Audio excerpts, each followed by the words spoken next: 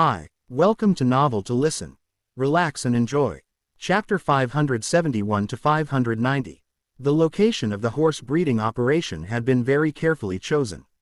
It was within a valley. During the autumn, the area was protected from the chilly, biting winds on all four sides, so the grass here was especially green and tender. A small pure creek crisscrossed its way through the area, and there were a few spirited horses leisurely eating grass by the side of the water with their tails idly swishing. Yu Xiaosao stood on the soft as carpet grass, and next to her was a pure date red horse that was gently butting her arm with her head from time to time. In the past, when Little Red had been sent to this stud farm, she had already been pregnant for 4 to 5 months. It had been almost half a year since she last saw her master. She used her pair of bright, watery eyes to stare at her master in an aggrieved manner, as if she was trying to ask why she had been abandoned for so long. However, at this time, Xiaosao's attention was taken up entirely by a little black colt who was next to Little Red. The little fellow, who hadn't reached 3 months in age yet, looked quite sturdy, and he had graceful and handsome lines. Perhaps it was because Xiaosao's body gave off the scent of mystic stone water, but this usually arrogant and proud little colt wasn't the least bit afraid of this new stranger.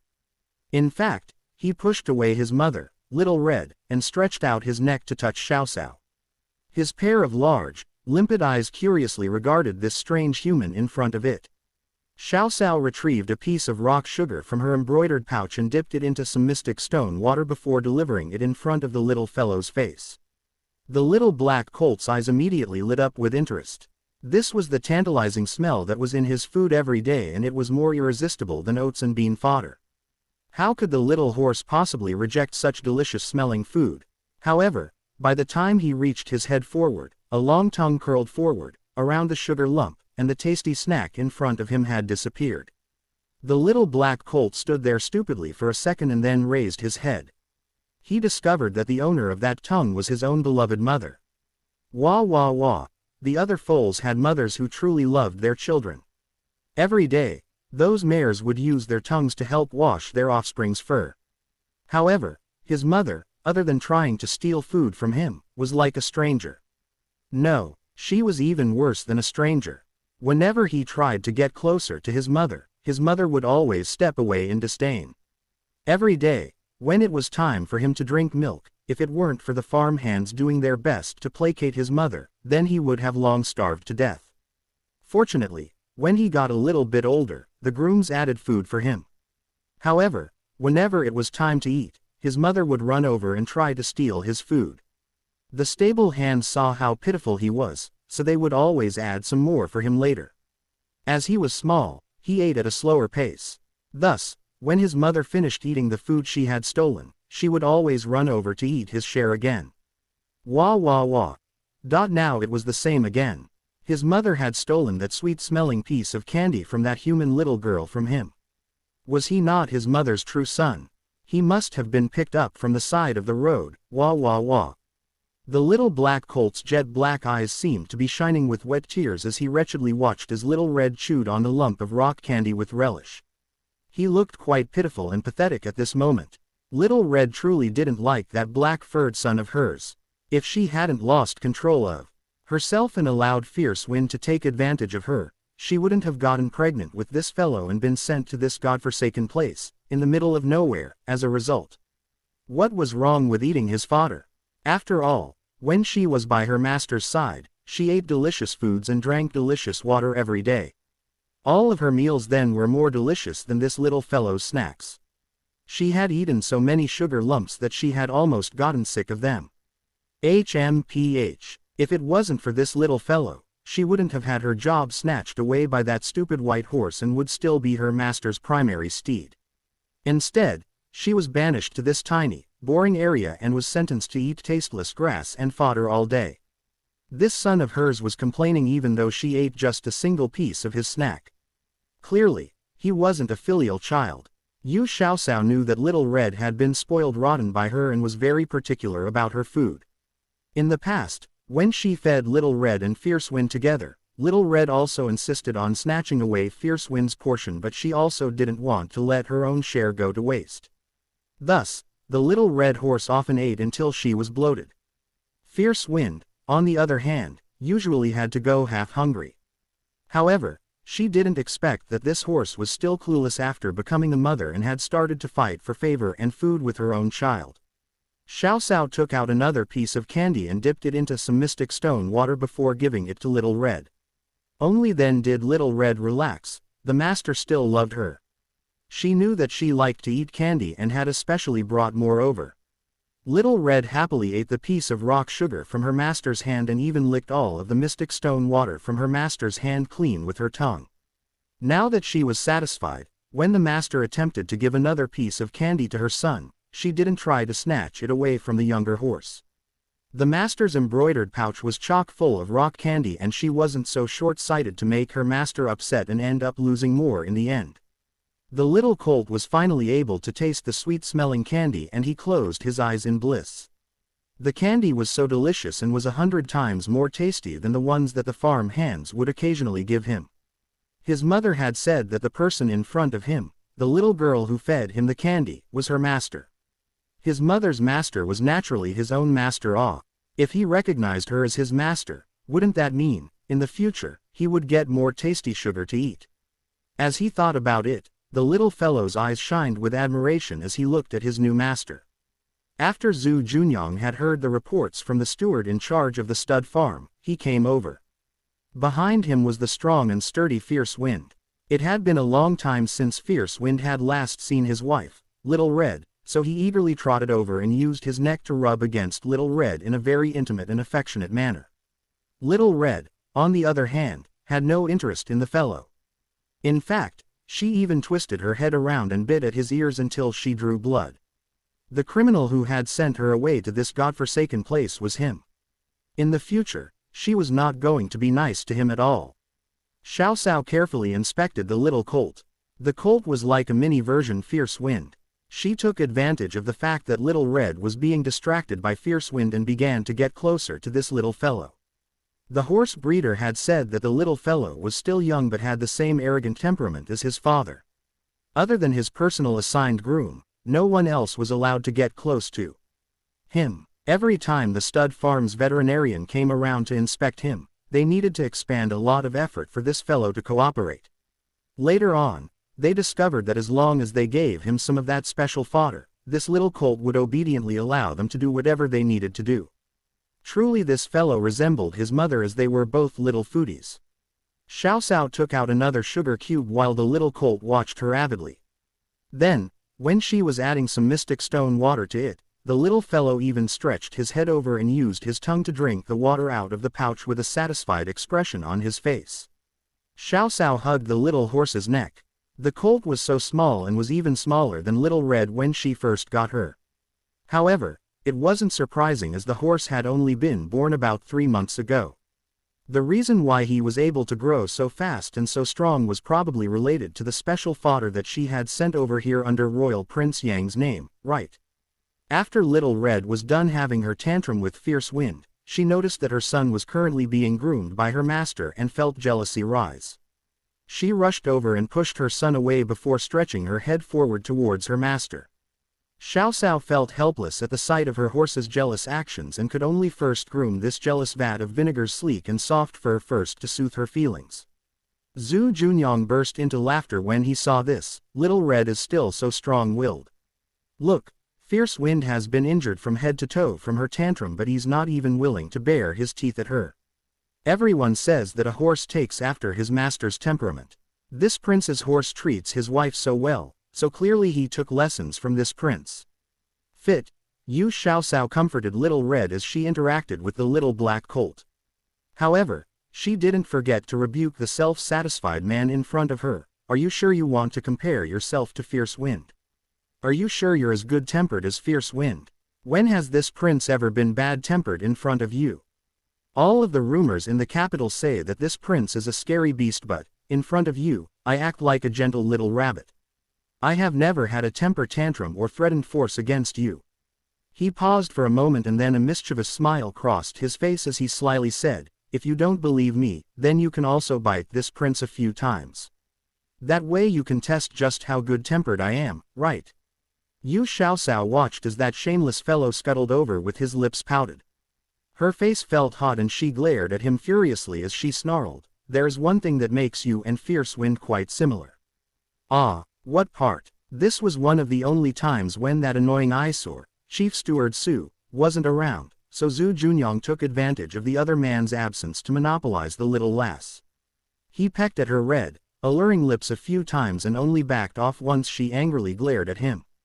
Yu Xiaoxiao retreated a couple of steps as she used the back of her hand to wipe her mouth.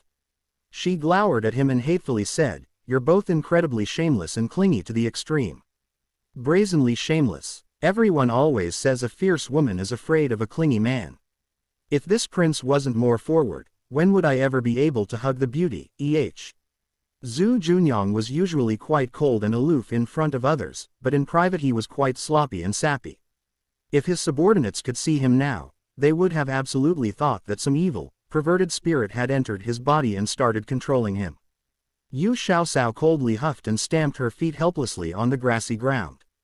Behind her were two horses, one large and one small, and then another one also came over.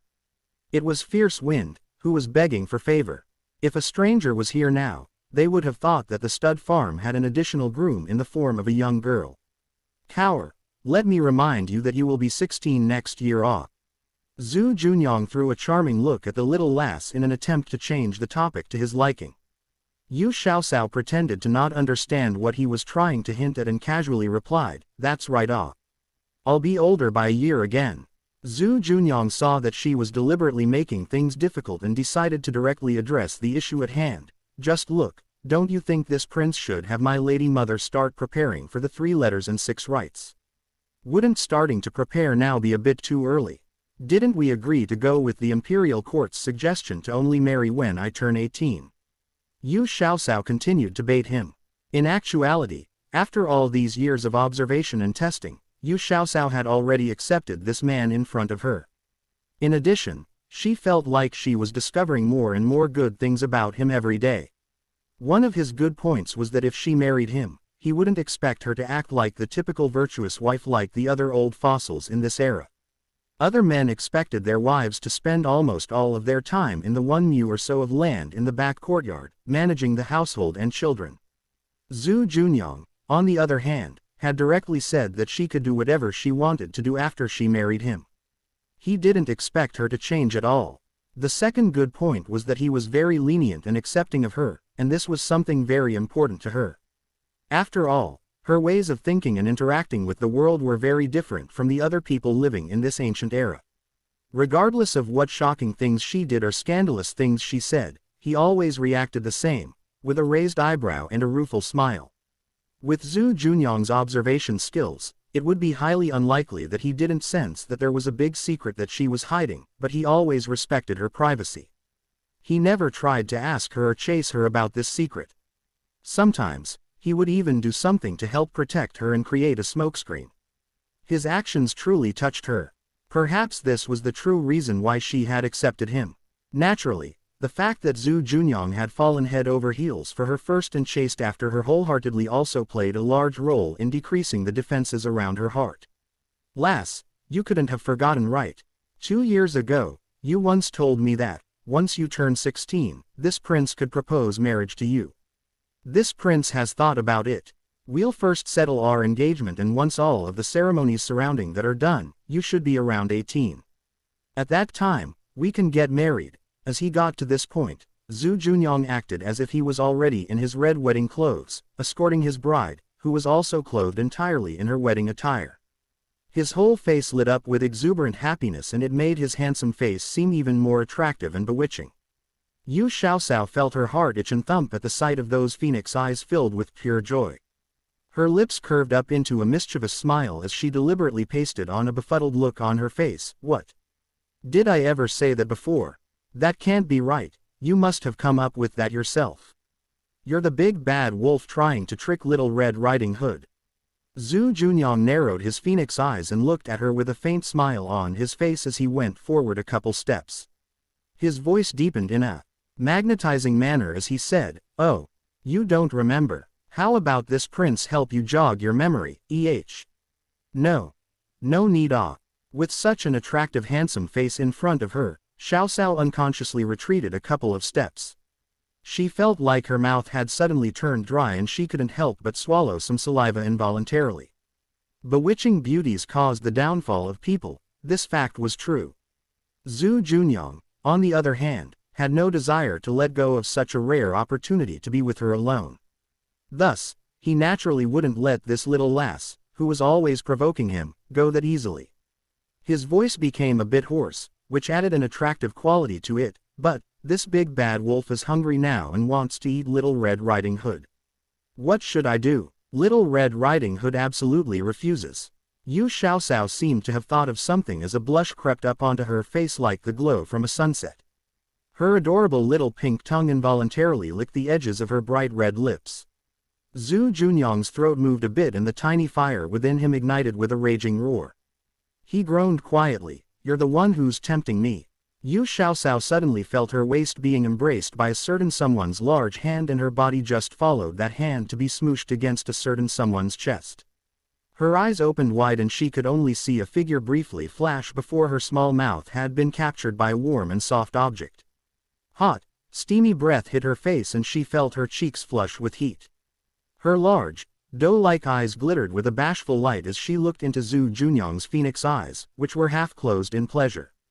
"Close your eyes." The warmth on her lips disappeared for a second and the eyes of the man in front of her shined with good humor. She felt her heart tremble and she obediently closed her eyes. Because of that, she was much more aware of the sensations that followed. The barrier of her red lips were easily bypassed by a lively tongue. Zhu Junyang's tongue entered her mouth and began to oppressively ravage her tongue and conquer the territory inside. They entwined together into a tantalizing dance and Yu Xiaoxiao started to feel her head spinning from breathlessness. Zhu Junyang sucked, nibbled, licked, and devoured her lips. The two of them were linked passionately between their lips and Yu Xiaoxiao clearly felt her delicate small body being embraced strongly against Zhu Junyang's tall and steady figure.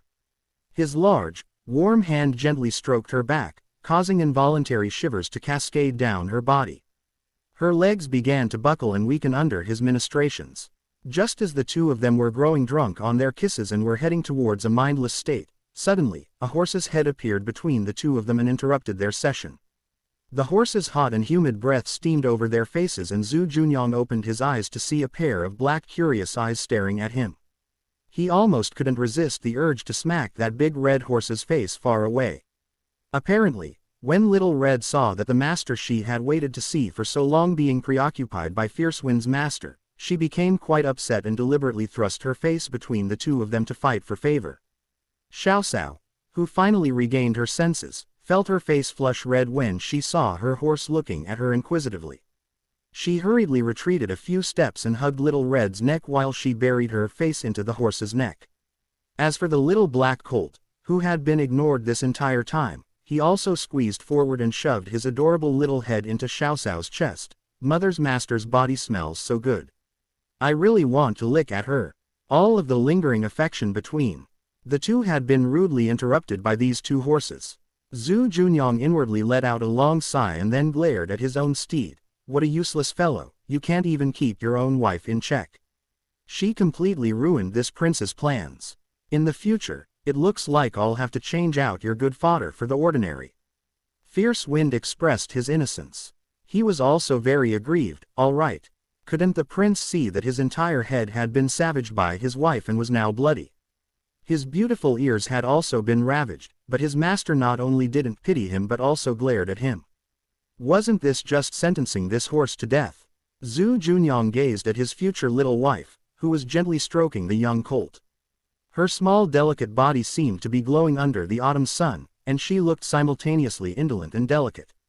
Her large almond-shaped eyes were slightly closed in pleasure and her bright red lips, which had just been thoroughly kissed by him, were curved up into a sweet smile.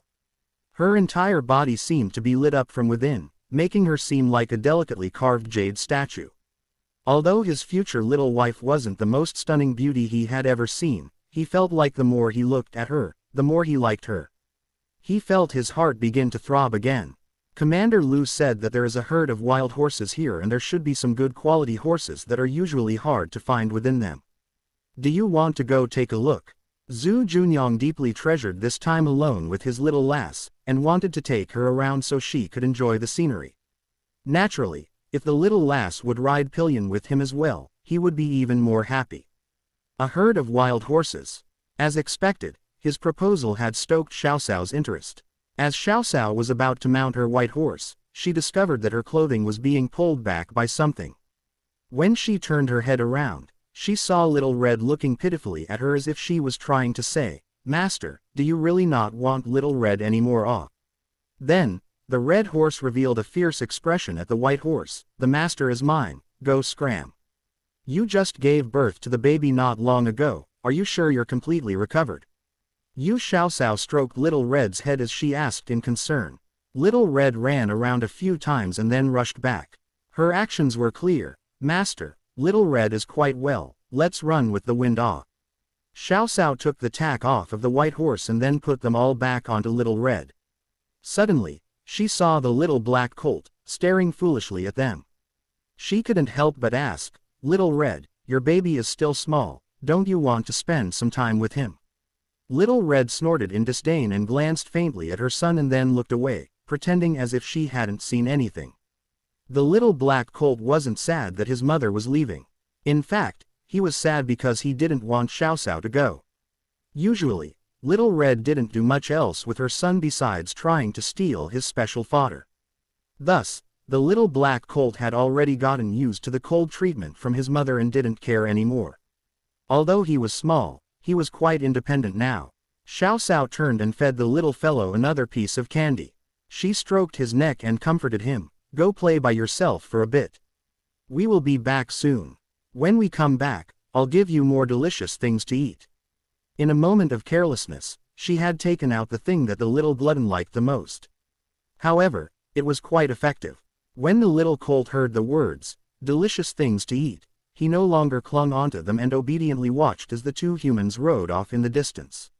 Only then did he start to stroll leisurely on the fields.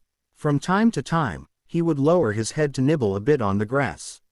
However, he would always spit the mouthful out in disdain. He needed to leave some space in his stomach for when his mother's master came back with more delicious food. The two of them galloped swiftly across the plains and enjoyed the feeling of flying through the air. Before long, they came out of the small ravine and arrived at the top of a small hill. Further down was a lush, green, deep valley. The climate inside this area was the same as that mountainous ravine near where Xiaoxiao lived.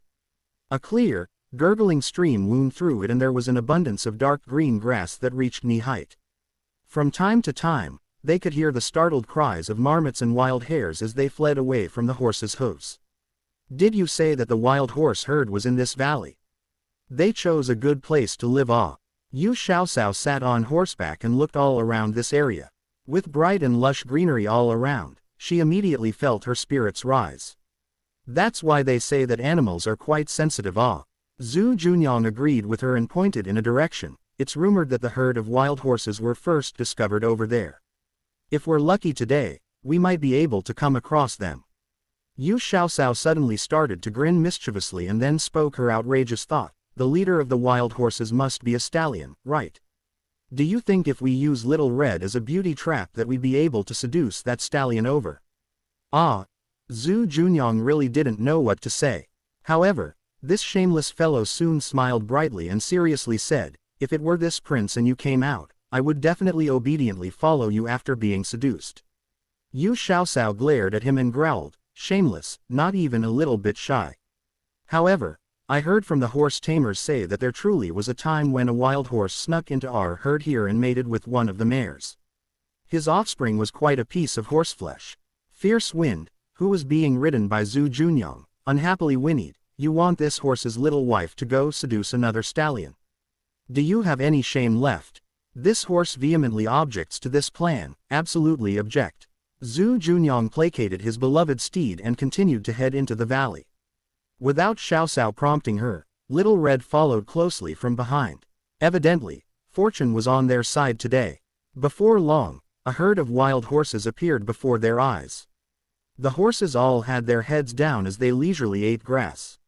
There had to be around 30 to 40 horses in this herd, so this was considered to be quite a large group of wild horses. Wow, that white horse is so beautiful. Ah, it's even better than my white horse, treading snow.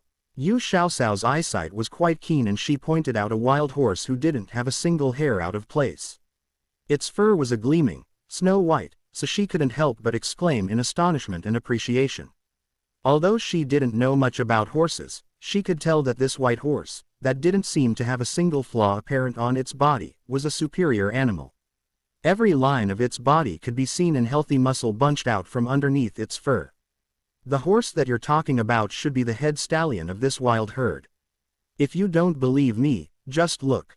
Zhu Junyang suddenly whistled shrilly, which echoed loudly throughout the valley. That white horse immediately raised its head and let out a loud, ear-piercing whinny which resounded throughout the valley. The other horses who heard this noise quickly stopped eating and all ran in one direction down the valley. The herd of horses bunched together and took off like the wind. Their long manes and tails billowed in the wind and they galloped off, one after another, sweeping off into the distance. They moved as one large group as they fled quickly. It was a moving sight that was both powerful and beautiful at the same time and also incredibly majestic. The flawlessly white head horse stampeded off with its long hair flying gloriously in the air. It made a magnificent figure as it arced through the air like a homing pigeon and gracefully swept away like a petrel. It easily took the lead position of the herd as the group thundered away on the grassy valley. Zhu Junyang, you scared off all of the horses. Yu Xiaoxiao pouted and angrily glared at the offender as she cried out indignantly. Zhu Junyang stretched out a long arm and brought the little lass, who was full of anger, from Little Red to ride in front of him. They headed in the direction where the horses fled as he laughed. Little lass, do you truly believe that we would easily be able to capture that head stallion today? Why wouldn't we be able to? Yu Xiaoxiao rubbed at the sugar lumps in her embroidered pouch. She had her golden finger off. She was quite sure that the horse wouldn't be able to resist taking the bait. Even if the head stallion was smart enough to resist the lure, that didn't mean the other wild horses in the herd would be able to. Zhu Junyang pinched her small nose and chuckled. For something like this, shouldn't we go back and discuss it first? After all, taming and capturing a wild horse isn't something that happens in a day. You need to give me some time to prepare. Yu Xiaoxiao silently digested his words. She realized that he was afraid that other people would start suspecting her if this had happened and felt a bit ashamed. Now that she thought more about this, she had been quite lucky these past few years. She hadn't encountered any people who noticed anything and tried to investigate more into her. Otherwise, she wasn't sure that she'd be able to keep her secret for this long. In the last 2 years, she hadn't needed to keep a low profile. With the Emperor in front and Zhu Junyang behind keeping her safe, she had become more and more blatant in her usage of her golden finger. Perhaps, during a time when she was unaware, trouble had already come knocking but had been pushed or scared away by a certain someone. After all, Royal Prince Yang's prestige and reputation were quite effective in the capital. All right then, you can go back and think of a good idea while I come up with a few different types of bait to see if we can lure that white horse over. When the moment comes, I'm sure the trap we set will be impossible for it to come out of. As she spoke, the little lass became excited and exhilarated again. Her intuition told her that the white stallion was absolutely a superior quality animal, on par with Fierce Wind. The stud farm required such a good specimen. The two of them galloped in the front while Little Red easily kept up with them from behind. Before long, they arrived at a set of buildings on the stud farm. These buildings had a special little courtyard built into it that had been prepared to allow them a place to rest. Although it was a simple dwelling, it was quite clean and comfy. The rooms even had a bunch of Kong beds in them, and, in the winter, they would definitely keep the dwelling warm and give it a sense of home. The 100 or so soldiers from the firearms camps that Zhu Junyang brought along had already been situated in the barracks in the back. Head steward Lu and Hu Xiaoliang had already gone into the small courtyard residence and ordered the servants there to stow away their luggage and do some cleaning. Yu Xiaoxiao's 4 personal maid servants were currently busying away in making the meal. Young miss, you've come back. There was a little horse outside that was hanging around for a long time and had just been led away by one of the trainers here. The little horse doesn't seem to be afraid of people and it kept trying to stick its face into this servant's pouch.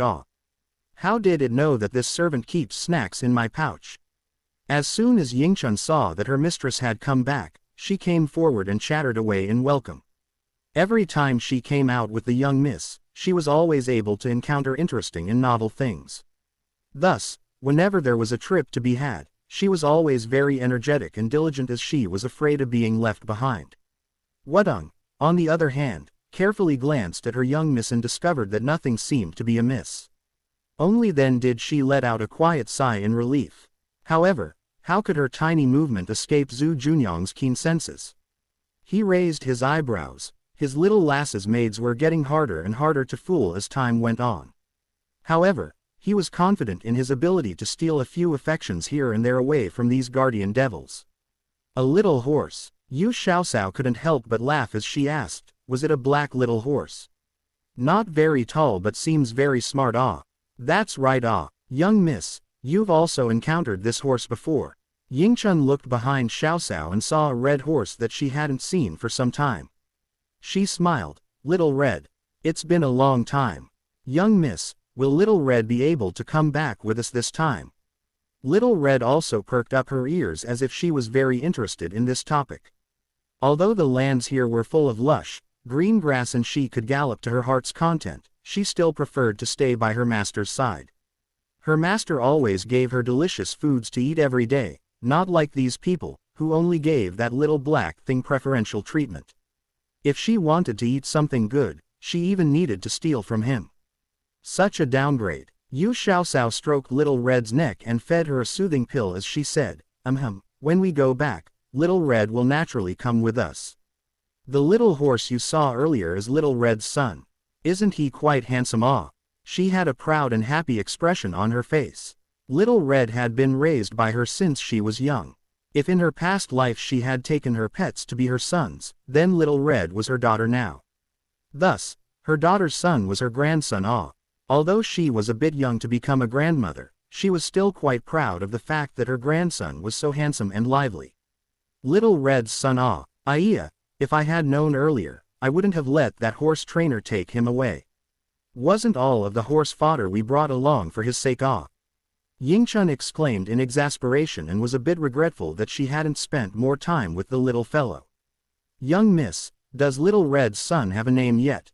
Will he also be coming back with us to the capital?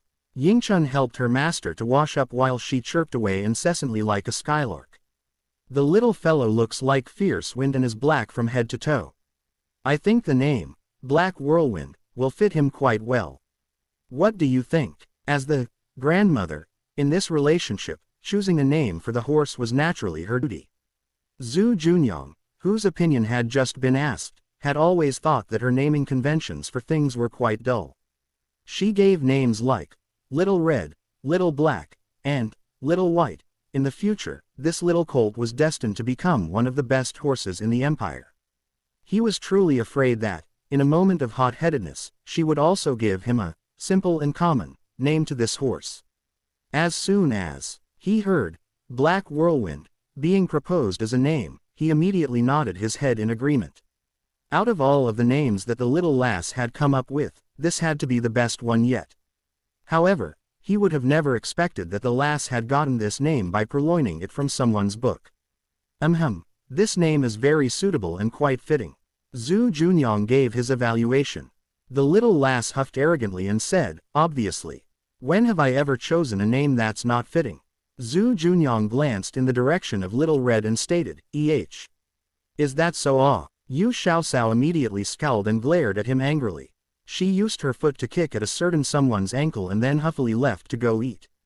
Earlier, when they were galloping their horses on the plain, she had lost track of time accidentally. By the time they got back, it was mid-afternoon and her stomach was rumbling in hunger. On the way back, she had even secretly eaten a piece of rock candy from the pouch she used to feed the horses. This maltose candy was actually made by her and she used malt and mystic stone water as the raw ingredients. Naturally, it was very tasty. Master, what do you plan on doing with the 3 people in the guest courtyard? After they finished eating their late noon meal, Commander Lu seriously asked Zhu Junyang for his opinion. Zhu Junyang raised his eyes and looked at him while he blandly asked, What is it? Something is off. Commander Lu had a slightly angry expression on his face as he growled out, "Master, you told me to carefully observe these three people, so I sent Li Zan, who is good at disguising himself and making discreet inquiries, to keep an eye on them. I didn't expect to find out that those three people aren't actually citizens of the Great Ming Empire and instead are from the Tuhire Hanbu tribe. The other two call the one who looks like the master, Great King. The other two are named Ajij and Della Sideng, and they seem to be his trusted aides.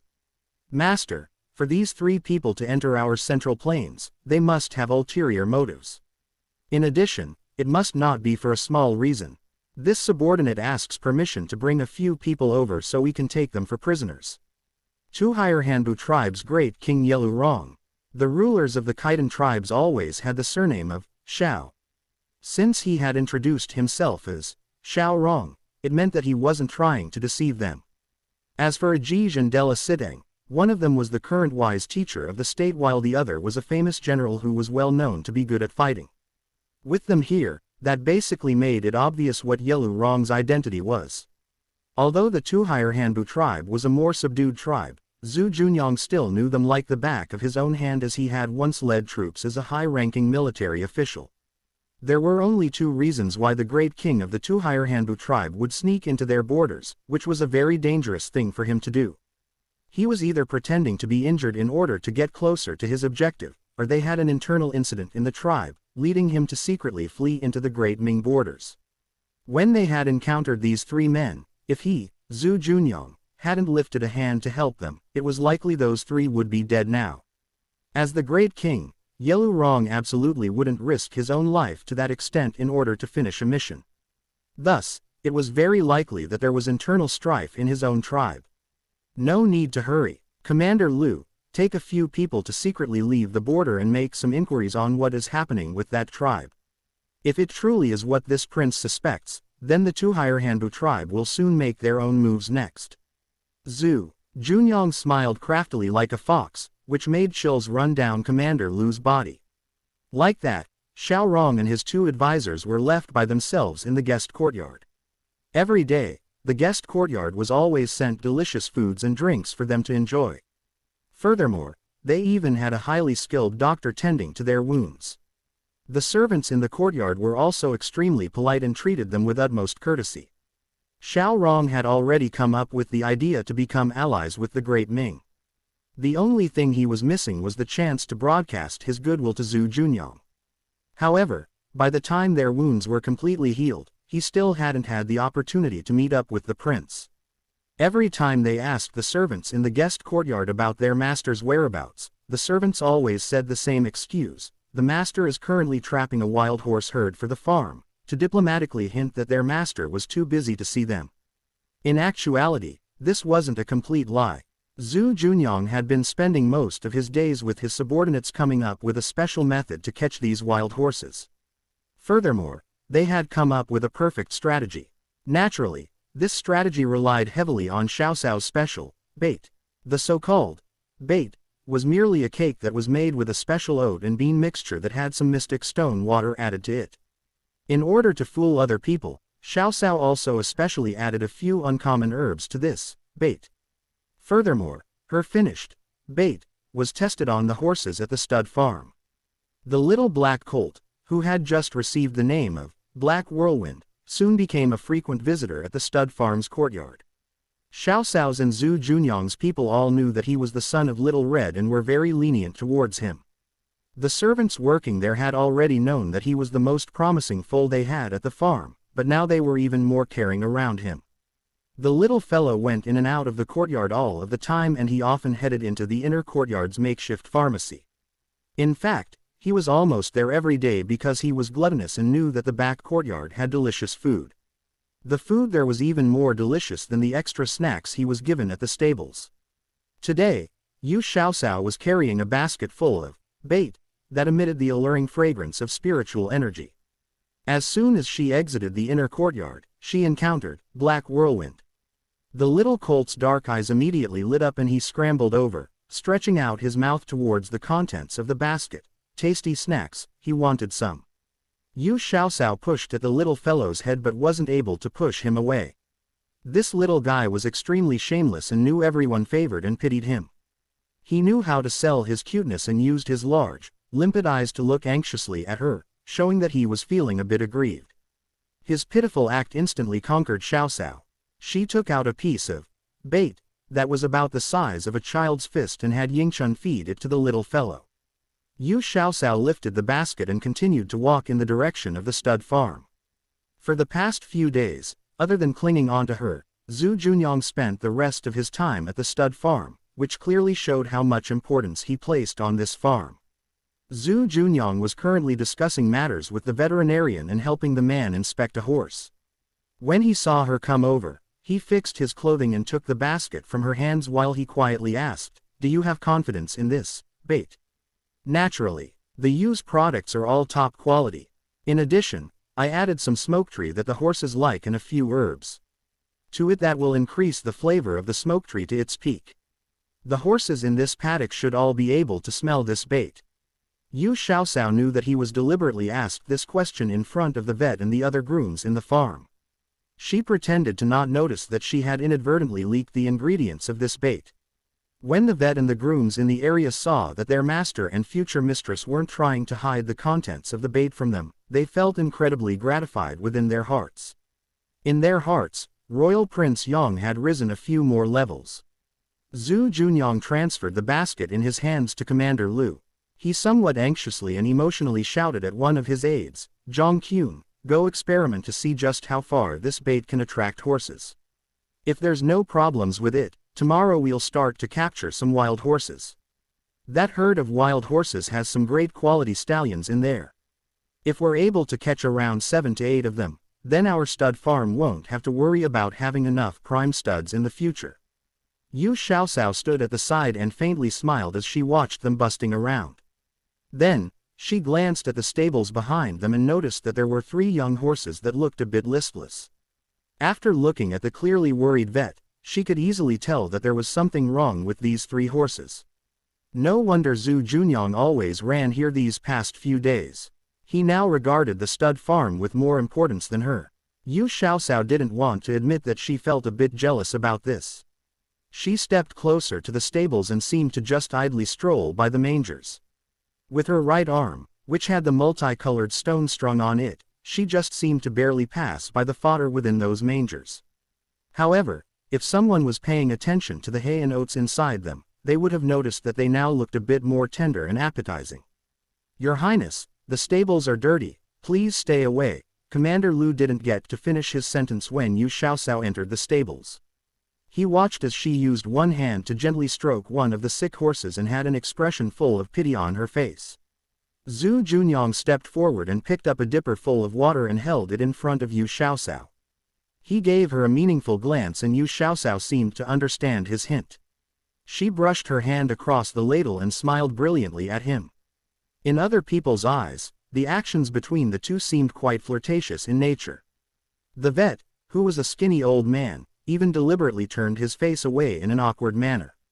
Out of the corner of his eye, he saw that the royal prince was offering the dipper full of water towards one of the sick horses and he reminded the prince, "Your Highness, this horse hasn't eaten or drunken any water for the past 3 days. Before he could finish his sentence, his eyes widened in shock when he saw the sick horse, that almost couldn't stand steady on its feet, energetically shove its mouth into the ladle. It guzzled the water down in one gulp. Ahem ahem. Wasn't this slapping his own face off? However, the awkward expression on the vet's face also held a gratified smile. The fact that the horse was willing to drink water meant that its illness was taking a better turn. Last year, when the stud farm was just being established, they invited Dr. Wang, who was a very famous veterinarian, to work there by offering him a lot of money. It could be said that he had been with the farm from its start and known what sort of difficulties it had gone through to get to its current expanse. Step by step, they had built up the farm with his help. Dr. Wang was able to recite the character quirks of every single horse living at the farm. In fact, every foal that he had helped to birth was like his own child and he cared for them very deeply. Consequently, whenever any horse got ill, he was the most anxious out of all of them and did his very best to help them get better. If he came across any he couldn't heal, he hurt the most out of everybody. This energetic little old man had no sons or daughters of his own and considered the stud farm to be his own home and the horses here to be his own children. Thus, when these two horses revealed the signs of sickness, he spent a lot of time observing them, diagnosing them, treating them. If it was under ordinary circumstances, these horses should have at least stabilized and gotten slightly better. However, in front of Royal Prince Yong, he had failed. Not only did the original two horses not get better, but there were also other horses now showing the signs of sickness. Was it a contagious illness? Could it be they had come across the hard-to-treat horse plague? How could it be? All of their symptoms were not related to the horse plague, but why weren't they getting better? Red Clouds is finally willing to drink water. Dr. Wang hurriedly squeezed through and pushed Xiaoxiao, who was crouching next to Zhu Junyang, aside. If it weren't for Zhu Junyang being swift of hand, the little lass likely would have fallen face first into a pile of nearby hay. Zhu Junyang's phoenix eyes flashed with a cold light, and it caused all of the other people around them to shiver in fear. However, Dr. Wang, who only had his head filled with thoughts about the sick horses, was completely oblivious to the prince's change in demeanor. Yu Xiaoxiao muffled her laughter. Apparently, there were even times when Royal Prince Yang's aura had no effect. Zhu Junyang smiled helplessly at her and knocked a finger on her head. He ignored her angry response and asked Dr. Wang, "Vet, can this horse still be saved?" "It can. It absolutely can get better." Dr. Wang seemed extremely excited. Red Cloud's condition now looked much better compared to how it seemed earlier that morning. Furthermore, the horse seemed interested in eating now too. Quickly bring some nutritious hay and fodder over. The special fodder had been brought over from the faraway capital, and it was usually used to add some nutrition to the foals who had just been born. Sometimes, in order to help the sick horses get better faster, they would also be given a portion. "Let me feed the horse."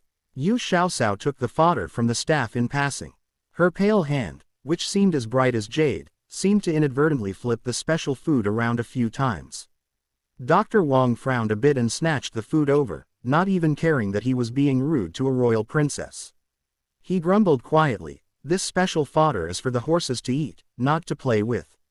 Commander Lu saw this crabby old man was being a bit unreasonable and hurriedly helped him to smooth the situation. "Your Highness, Dr. Wang has a straightforward personality and doesn't always think before he speaks.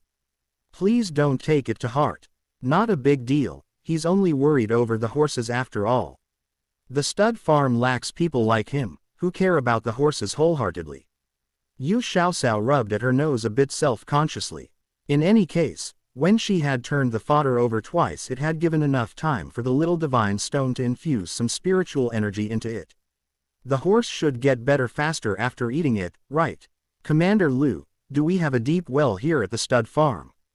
Do the horses drink well water or water from the creek?" Yu Xiaoxiao noticed that this red horse, which sort of resembled Little Red, had already started eating and pretended to just casually ask this question. Commander Lu pointedly looked at the grooms who were standing by the side. One of the fellows immediately replied, "The well at the farm has just been drilled, but the water from it is not of very good quality. The stream that runs through the pasture has water that comes from the snowmelt in the mountains, so it's considered quite clean and pure. Therefore, the vast majority of the time, we usually let the horses drink water from the creek." Yu Xiaoxiao frowned ever so slightly and glanced at Zhu Junyang. Without her saying anything, Zhu Junyang knew what she was thinking and immediately spoke to Commander Lu, "Is that well opening still available? Take this prince to look. Although the water from the creek is good, we don't know exactly where it travels through before it gets here. If our stud farm here ends up throwing a wrench in certain people's plans, they may decide to sabotage our water source. Wouldn't that be of great danger to our farm?" Commander Lu silently felt alarmed. The stud farm had just been started and certain tribes at the border were all watching them, waiting for a good show. However, if the farm began to prosper and threatened their advantages, it would be hard to say that they wouldn't try to sabotage this venture. Apparently, he had been too complacent. The well was located pretty closely to the stables and it was obvious that it hadn't been used recently. Weeds grew all around it and there was dust and dried up leaves at the mouth. Zhu Junyang suddenly held onto Xiaoxiao's hand and began to walk forward with her. When the other people saw this, they deliberately dawdled behind to give their master an opportunity. Xiao Cao crouched down near the well opening while the people behind them still dallied and looked around. Dr. Wang had been deliberately delayed by Commander Lu, who was asking him question after question. Xiao Cao lowered her upper body down to look at the bottom of the well. A gust of humid air hit her face, and she saw that the water inside was quite murky and the quality was only okay. She glanced in the direction of Zhu Junyang and met his inquiring eyes. The water quality looks quite decent, so it could be used. Yu Xiaocao hesitated for a moment while she linked up with the little divine stone. She stretched her hands towards the bottom of the well and a spark of golden light whizzed down. The water within the well immediately became clear and transparent, and even the moss and weeds around the well seemed to be a lot more verdant. Unless Zhu Junyang was completely blind, it'd be impossible for him not to notice such an obvious change. His eyes flickered slightly, but the expression on his handsome face didn't change one iota. It was as if the water within the well had always been this clear and clean. He only thought that the little lass's attempt at hiding her actions, which only made it more obvious that she was doing something, was a bit funny. The little lass evaded his gaze.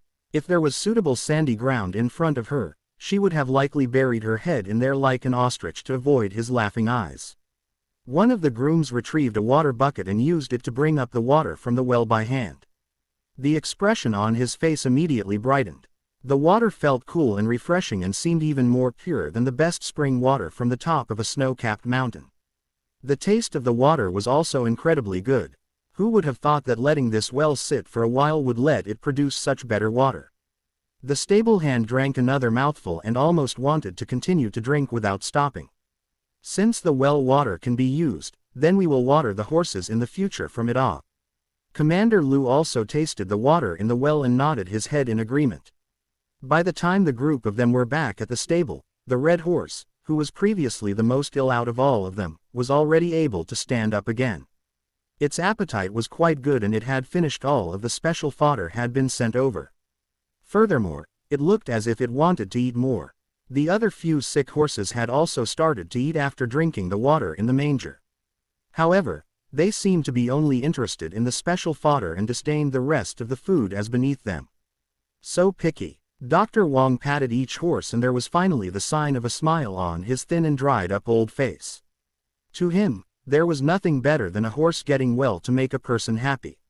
Master, Commander, Zhang Qun, who had been sent off to experiment with the new bait, ran back excitedly. This bait is quite effective at luring horses over. I tried a few times and found out that it has a range of around 500 meters. Any further and its effects decrease by about half. Furthermore, the horses really seemed to like eating this bait. When this subordinate tried to snatch a piece away from a horse, I was almost bitten by that animal. As long as it's effective. Lass, when you go back, go make a few more pieces of this bait. Tomorrow, this prince will take you out to lure some wild horses. Didn't you have your eye on that head stallion earlier, This prince will tame it for you to become a riding steed. Xiao Cao had done quite a lot today for the stud farm. She not only fixed the problem of catching the wily wild horses but she also helped heal the sick ones at the farm. He obviously knew it all had something to do with her. After all, he was pretty sure the little lass had done something with the fodder that was given to that very ill red horse. Zhu Junyang could long tell that the little lass was very interested in catching wild horses. As a reward, he was going to fulfill her wishes and take her out to play. The next day, at the crack of dawn, Zhu Junyang and Commander Lu split into two groups as they headed into the deep grasslands.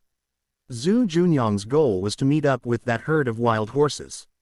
When they headed out, he only brought along a few trusted aides with him, among them included Hu Xiaoliang and head steward Lu. The last time they were out, although they had startled that herd of horses, the horses didn't feel threatened as they didn't show their faces to the animals. Thus, they headed towards that particular valley again. Zhu Junyang decided to set the trap not far from the opening of the valley. There were a few wizened old trees in the area with lush verdant branches that crisscrossed and acted as a perfect screen. It was the perfect hiding place for the humans. Not far from the trees, they set up the traps to capture the horses and they baited the traps with the special bait that no horse could resist. They had prepared several traps like this throughout the valley. Each one had a trusted aide guarding it. Zhu Junyang and Yu Xiaoxiao were sitting in ambush at the trap that was the deepest within the valley. Before long, the herd of horses began to move. The smell of the bait was really too attractive to them. Even with the warning of the head stallion, there were still some wild horses who ignored him to head to the trap in the outermost part of the valley. A few of the wild horses had already been lured over by the smell. The aides, who were next to the traps, hurriedly placed out some more bait as quietly as they could into the traps. If any horse got close, the person near the trap would add an additional piece of bait.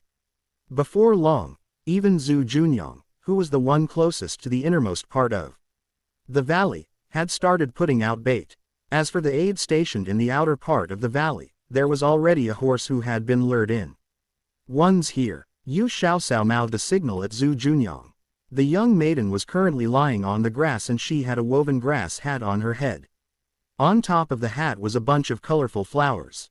She was a beautifully delicate young maiden to begin with, and now with that childish-looking hat on top, she looked even more lively and vivacious. As for the man next to her, Royal Prince Yang, who gave off an air of coldness and killing intent, he was also wearing the exact same flower grass hat on his head as well. If his subordinates could see him now, they would all exclaim that an illustrious man was ruined just like that. Zhu Junyang's phoenix eyes held a hint of helplessness in them. He really wanted to take off the silly-looking woven grass hat, but the little maiden next to him claimed that he looked very handsome with it on. She even stated that the hat suited him more than anyone else she had seen. He couldn't bear to not follow her ideas, so he rejoiced that it was only the two of them in the area. There was no third party to see just how foolish he looked right now. He looked in the direction that Xiaoxiao had pointed out and saw a plump and sturdy light buckskin horse slowly heading towards their trap. This buckskin-colored horse was probably second only to the head stallion in the herd of wild horses. If they were able to tame and train it well, it wouldn't be any worse than his fierce wind. Zhu Junyang immediately became enthused at the prospect and focused all of his attention at luring this horse over. It was getting closer and closer. The light buckskin horse was already within the vicinity of the trap and its mouth was already going into the carefully crafted noose. Suddenly, it raised its head as if it had sensed some danger nearby and retreated a couple of steps. However, the smell of the bait was truly too alluring. It was akin to the delicious scent of red braised pork to a person who had been starving for a long time. No matter how strong that person's willpower was, he or she would definitely be unable to resist eating that food in the end, so how could a mere horse resist this? The light buckskin-colored horse looked left and right and didn't see anything out of the ordinary, so it stepped forward again. It stretched out its long neck and grabbed the piece of bait, taking it out. It closed its eyes as it enjoyed the taste of the food. It was truly too delicious. In fact, it could tell that this food held the power to help it become more powerful and strong. If it was able to eat more, perhaps, in the future, it'd be able to challenge the head stallion and take over the herd. That way, it would become the leader instead. With its defenses completely obliterated by the tasty food, the light buckskin-colored horse stuck its head fully into the noose and began to eat the remaining few pieces of bait inside. Using this opportunity, Zhu Junyang pulled sharply on the rope, tightening the noose around the buckskin horse's neck. The startled horse let out a scared whinny and struggled fiercely to throw this rope off of it. Unfortunately, it was too late for the horse. It had already been tightly restrained by that strong piece of rope, and the person holding the other end of the rope was Zhu Junyang, who had a monstrous strength in his two large hands. The alarmed scream of the buckskin horse seemed to be a signal. Other whinnies from horses could be heard from the other traps. As for the horses that were luckily able to escape, the sounds of their frantic hooves thundering were soon heard. Royal Prince Yang could also hear the yells of his trusted aides. "Lass, look!" When Zhu Junyang turned his head towards the direction of where Xiaoxiao was previously hiding, he discovered that the slight and delicate figure of the little lass was nowhere to be seen. He had been too focused earlier at his task at hand that he couldn't even sense when the little lass had left. Fortunately, there was no one else around them, so he was quite sure that no one had tried to kidnap her. He tightened his grip on the rope. No matter how hard that buckskin horse struggled or jumped, it was unable to free itself. Zhu Junyang leapt up and landed on the back of the horse, using his two legs to grip tightly to keep his seat. As an arrogant wild horse, how could it possibly allow a human to easily ride it?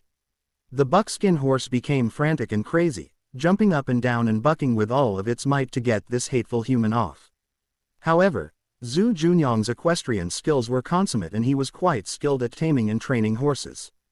It was as if he was anchored onto the wild horse's back. As he resisted the buckskin horse's attempt to buck him off, he scanned the area quickly, looking for any sign of Yu Xiaoxiao. Today, in order to hide herself better, Xiaoxiao had especially worn a set of clothing that was a light green color and also wore the woven grass hat. With that on, she pretty much melted into the environment. However, Zhu Junyang was still able to keenly spot where she was currently. That little lass had some guts. He didn't know when she managed or what method she used to get closer to the herd of horses, but the horses in the herd didn't seem to reject her at all. After the buckskin horse began to whinny and scream in protest, the herd of horses, which had previously been calm and idle, began to move. Worry entwined around Zhu Junyang's heart as he was afraid the horse's frantic movements would end up inadvertently hurting the young maiden. That was right. While Zhu Junyang had focused his entire attention on luring and trapping the buckskin horse, Xiaoxiao suddenly had an idea come to mind. She sprinkled some mystic stone water on her body and carefully left that hidden area with her pouch of bait. She slowly headed towards the wild horse herd step by step. As expected, when the members of the herd smelled the mystic stone water on her, they didn't reject her. Instead, there were even a few horses who stupidly stepped closer to her and used their noses to take a gentle whiff of her body. They almost started to lick her. Yu Xiaoxiao didn't want to get a face full of horse saliva, so she took out a bit of bait from her pouch that had been dipped in mystic stone water and carefully offered it to one of the horses next to her. She knew that wild horses were quite sensitive and was afraid that if her movements were too large, she'd end up frightening them. Fortunately, the horses were completely focused on the bait in her hands. A dun-colored horse inquisitively stretched out its mouth and chowed down on the bait in her hands. When the other horses saw that it was clearly enjoying the treat, they also headed over and begged for food from her. If an outsider had seen this, they would have never believed that these horses, that were willing to get closer to a human, were actually wild and untamed horses and not horses that were familiar with humans. What made Xiaoxiao even more happy was that the head stallion, the horse that had a flawlessly white coat, didn't seem to reject her getting closer either. The white horse seemed to have a more aloof personality. Although it was also interested in bait in her hands, it continued to quietly stand where it was while the other horses in the herd squeezed over. Its large, tranquil black eyes seemed to hold a bit of arrogance as it gently stared at Xiaoxiao. It didn't seem to regard her as a dangerous human and instead seemed to take her as one of its own. The scent of mystic stone water coming off of her body was able to transcend the limits of species and seemed to make any creature want to get closer to her. Xiaoxiao slowly stepped closer to the white horse carefully. When she saw that the horse didn't reject her attempt, she smiled sweetly at the creature and offered it a piece of bait. The white horse naturally took the offered food from Xiaoxiao's hands as if it was entitled to it. Xiaoxiao, who was biased, then fed the rest of the bait in her pouch to this flawlessly white horse. Although the white horse she had ridden here was quite beautiful, compared to this stallion, it was a mere slag. The white horse in front of her was the perfect example of what a horse should look like. She couldn't see a single flaw on it. The white horse ate her bait and now regarded her more intimately. When she took out a hand to pet its neck, it didn't refuse her advances at all. In fact, compared to her arrogant little red, it even seemed more gentle. However, its gentle side immediately disappeared when the sounds of alarmed horses began. As the leader of the herd, it stretched out its neck and trumpeted out an order while its hooves stamped on the ground. The other horses around Xiaoxiao also began to move around restlessly. As for the horses on the outside of the herd, when they heard the white horse scream out a warning, they began to flee in panic and run towards the deep valley. Yu Xiaoxiao was frightened into squatting down into the grass with her head in her arms, fearing that the horse's hooves would come down and trample her small body. Fortunately, the horses around her seemed to be worried about the existence of her petite self and avoided her, either unconsciously or consciously, when they were running. Zhu Junyang looked at the small figure that had rolled itself into a ball in the middle of the horse herd in panic and fear. The wild horses were fierce and difficult to tame. Dozens of wild horses galloped past her. If any of them trampled on her, the consequences could be unimaginable. How could he still care about taming the wild horse underneath him? He leapt from the horse's back. The harness on the buckskin horse was casually thrown away, and then he rapidly leapt off and ran towards the wild horse herd in the distance. He prayed to all the gods he knew to protect the girl that he loved so that she could get away from the wild horse herd without any injuries. He summoned all of the energy within and lightened his body, using all of his internal energy to go towards the soul figure in his eyes. His speed had already reached the limit. Even fierce wind galloping at its top speed couldn't match the prince's speed at this moment. The wind lifted his long hair and his eyes turned crimson with worry. His entire face seemed to be covered with a layer of 10,000-year-old ice. Faster, faster, he had to be even faster. However, the distance between the two of them was too great. Due to his sudden appearance, the horse herd galloped even faster. The trampled grass flew up high into the air, scattered onto the smooth dark hair of the lass, and then slipped down quietly. The lead white horse galloping in the distance suddenly turned its head and ran back against the horse herd. The cool breeze of the grassland blew through its handsome mane. The tuft of fur on top of its head shook up and down with its movement. Its muscles were tense, making it look strong and powerful. Just when Zhu Junyang was around 30 to 40 meters away from Xiaoxiao, he saw the white horse slam to a stop in front of Yu Xiaoxiao, similar to how Little Red invited its master for a ride every time.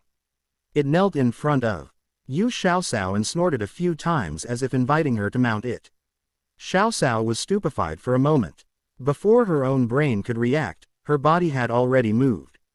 In a jump, she had leapt onto the graceful white horse's back. Lass. Zhu Junyang didn't know if he should cry or laugh.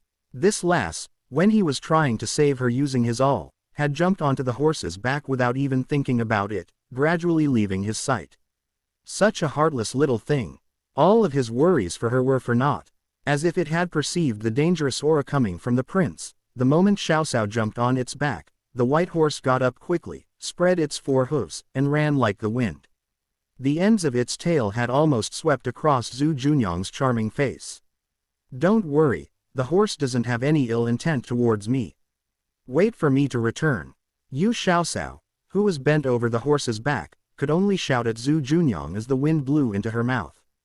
Fortunately, her riding skills were quite good. She clung onto the horse's back with her hands and feet wrapped around the horse like an octopus. Zhu Junyang wanted to continue chasing, but he was afraid he would scare the horse into taking the lass to a farther place. When they went back to the farm, he would have to give this bold lass a good spanking for not letting him worry so much.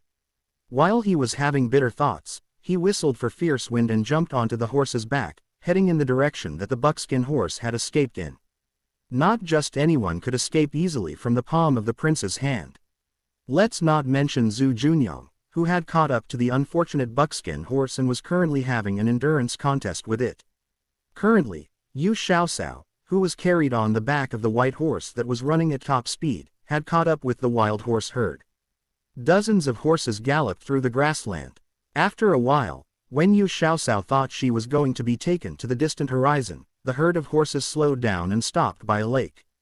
Yu Xiaoxiao jumped down from the horse's back and took off the water bag she carried around her waist. She took off the leather cap and gulped down some water.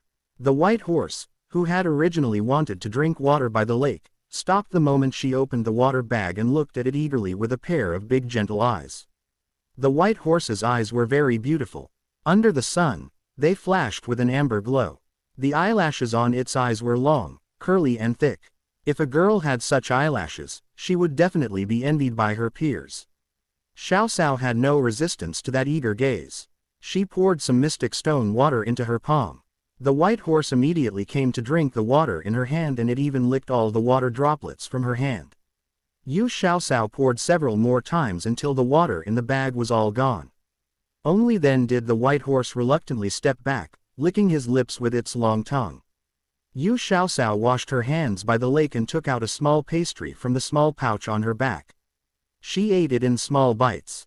When they left in the morning, they didn't know when they would go back. Each of them had brought along enough dried food to last for a day.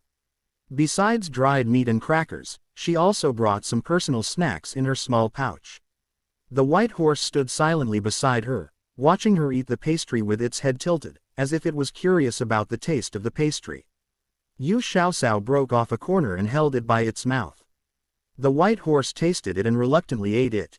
It was obvious that the pastries eaten by humans weren't as attractive as her special horse bait. Yu Xiaoxiao took out a sugar cube that had been made from mystic stone water from her small pouch, and the white horse ate it with relish.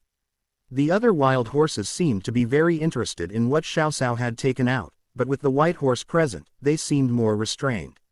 From time to time, they would look over and then return to drinking water or eating grass. Yu Xiaoxiao looked at the sky. It was already past noon. She had been caught off guard and brought here by the wild horse herd. Zhu Junyang watched her as she was taken away, and she didn't know if he would come find her after hearing her previous words. However, if they didn't go back soon, she didn't know how worried he and her servant girls would get if they didn't see her when it got dark. However, the horse herd had been running with her for so long. She didn't even know where she was and how to go back. Looking at the pouch beside her, the white horse was like a child begging for candy. Her eyes swiveled and an idea came to her mind. As the head of the herd, the white horse was the best in both intelligence and physical strength. She hoped that it could be 1/10 as smart as Little Red and could understand what she was saying. She got out another piece of rock candy and also took out a porcelain bottle from her chest pocket and dropped a drop of mystic stone water onto the sugar. By doing this, the plentiful and dense spiritual energy on the food was very attractive to the white horse. Even the other wild horses nearby risked being kicked and bitten by their leader to come this way. The white horse gave a long threatening hiss at its subordinates, staring menacingly at those who tried to snatch food from its mouth.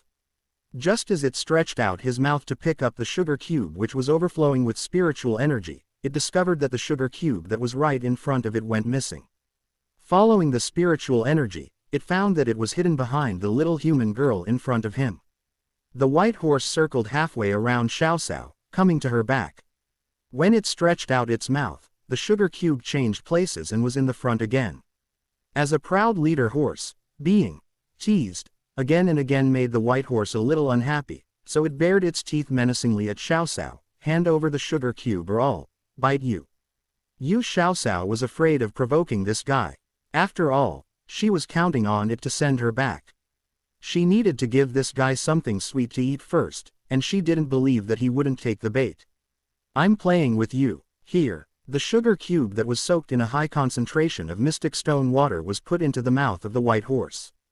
The horse's humanized expression instantly cooled. Its soft and beautiful big eyes narrowed into slits and the horse grinned, like the expression of an addict who was addicted to opium. After the sugar cube entered its mouth, the white horse felt a burst of vitality in its body and a very comfortable feeling all over. It felt even more wonderful than finally being exposed to the sun after climbing up from an ice cave it had fallen into. It felt that its physical strength was improved in an instant. Furthermore, its mind, which had previously been shrouded in a confusion mist, was now clear and seemed to be quicker than it had ever been. When the second piece of sugar cube appeared in front of it, the white horse's self-control had collapsed into broken bits. It could only think, eat, eat. Eat it and you can become stronger and command even more wild horses. I don't know if you can understand what I'm saying. You must know that I am not the same species as you. Just as the wild horse herd is your home, I also have my home and my family. Earlier when you took me, the person that showed up was my family member. Think about it, if you were to leave the wild horse herd, would you be willing? The white horse neighed as if responding to her words. You see, you don't want to leave your family. I'm the same. Right now, I want to return to my family member's side. Can you take me back? Of course, as a thank you, I will give you 2 more of these. If you agree, nod your head and cry out twice. Yu Xiaoxiao was like the wolf grandma tempting Little Red Riding Hood, luring the white horse with sugar cubes. The divine stone had said the mystic stone water produced by its power had the ability to enlighten slow-witted animals. She didn't know if that sugar cube would work. The white horse looked at her silently without any movement. Yu Xiaoxiao couldn't help laughing at herself. Little Red could understand some of her simple words because she had grown up drinking mystic stone water and eating grass that had spiritual energy. Animals with intelligence How could that happen overnight? Suddenly, the white horse came to her, grabbed the sugar cube from her hand, and quickly chewed and swallowed it. Then it seriously looked at her and nodded its head a few times and let out a long neigh, stamping its hooves rhythmically on the grass 3 times. Seeing her sluggish expression, anxiety flashed through the white horse's eyes and it called out again. Its hooves trampled on the grass heavily 3 times. Yu Xiaoxiao tentatively asked, "Do you mean? You want 3 more cubes?" The white horse's face showed a relieved expression, and it nodded its head. Yu Xiaoxiao didn't know whether she should cry or laugh. This horse has become enlightened and already knows how to bargain. As expected, it deserves to be called the foal of the divine steed. It's smart enough to say no. She thought about it carefully and decided that it wasn't too surprising. Her Little Red was originally an inferior horse breed. When she had come to Xiaoxiao, the power of the divine stone hadn't recovered as much as it did now. Although it had been years since they were together, and Little Red had been transformed into a fine horse, the old foundation was still there. The white horse in front of her was the best among a large herd of horses without the help of the divine stone's power. Furthermore, at this time, half of the divine stone's power had already returned and the spiritual energy was concentrated enough to transform a fine horse.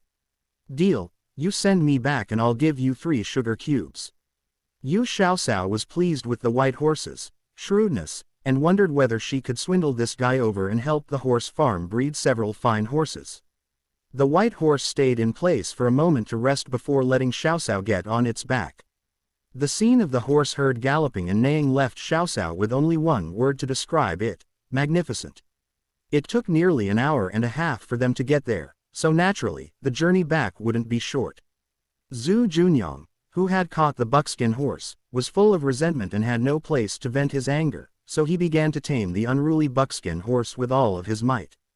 The poor buckskin horse had been thoroughly run over by the prince. In the end, its last trace of energy was squeezed out and it powerlessly laid on the ground, panting. When Zhu Junyang returned to the stud farm, riding a now well-behaved buckskin horse, he found the horse farm was facing a great enemy. The horses had all been rushed into the stable and the stewards of the horse farm had even invited the captain of the firearms camp to come to support them. Steward Yan, who had originally been the steward of a manor under the prince, was now assigned at the stud farm. This was because he had experience raising horses when he was younger. Thus, he had some insights into the habitual nature of horses and the management of a horse farm. He was promoted to the top and cooperated with Commander Lu in running things at the ranch. Today, other than the 100 or so officers and soldiers from the firearms camp, most of the other men had gone to trap wild horses. However, one after another, the grooms came back to report that wild wolves had infiltrated into the horse farm. Steward Yan immediately realized the seriousness of the matter. If something happened to the dozens of horses in the horse farm under his watch, then even death wouldn't be enough to wash away his blame. Almost all of the guards at the farm had gone out. He told the horse grooms to rush back to the horses and then he went to the firearms camp for help. So, this was the scene that Royal Prince Yong came back to. The stud farm has a wolf pack in it. Were the horses attacked? How many wolves are there? Has the farm suffered any losses? Zhu Junyang knew very clearly that the emperor placed great importance on these horses by the border. Otherwise, he wouldn't have been allowed to bring soldiers from the firearms camp to take charge of the safety of the ranch. Not only that, but the chief military instructor of the firearms camp was also sent in to take charge of the safety of the horse farm. Furthermore, even Yu Xiaoxiao had been ordered to come. The prince guessed that the emperor had some doubts about the lass's abilities and even had knowledge of her secret. Otherwise, how could he let a little girl accompany him to inspect the stud farm? It wasn't just the emperor who had this dream. Any military officer, who led troops, would dream of having a successful cavalry troop under his belt. Zhu Junyang was also the same.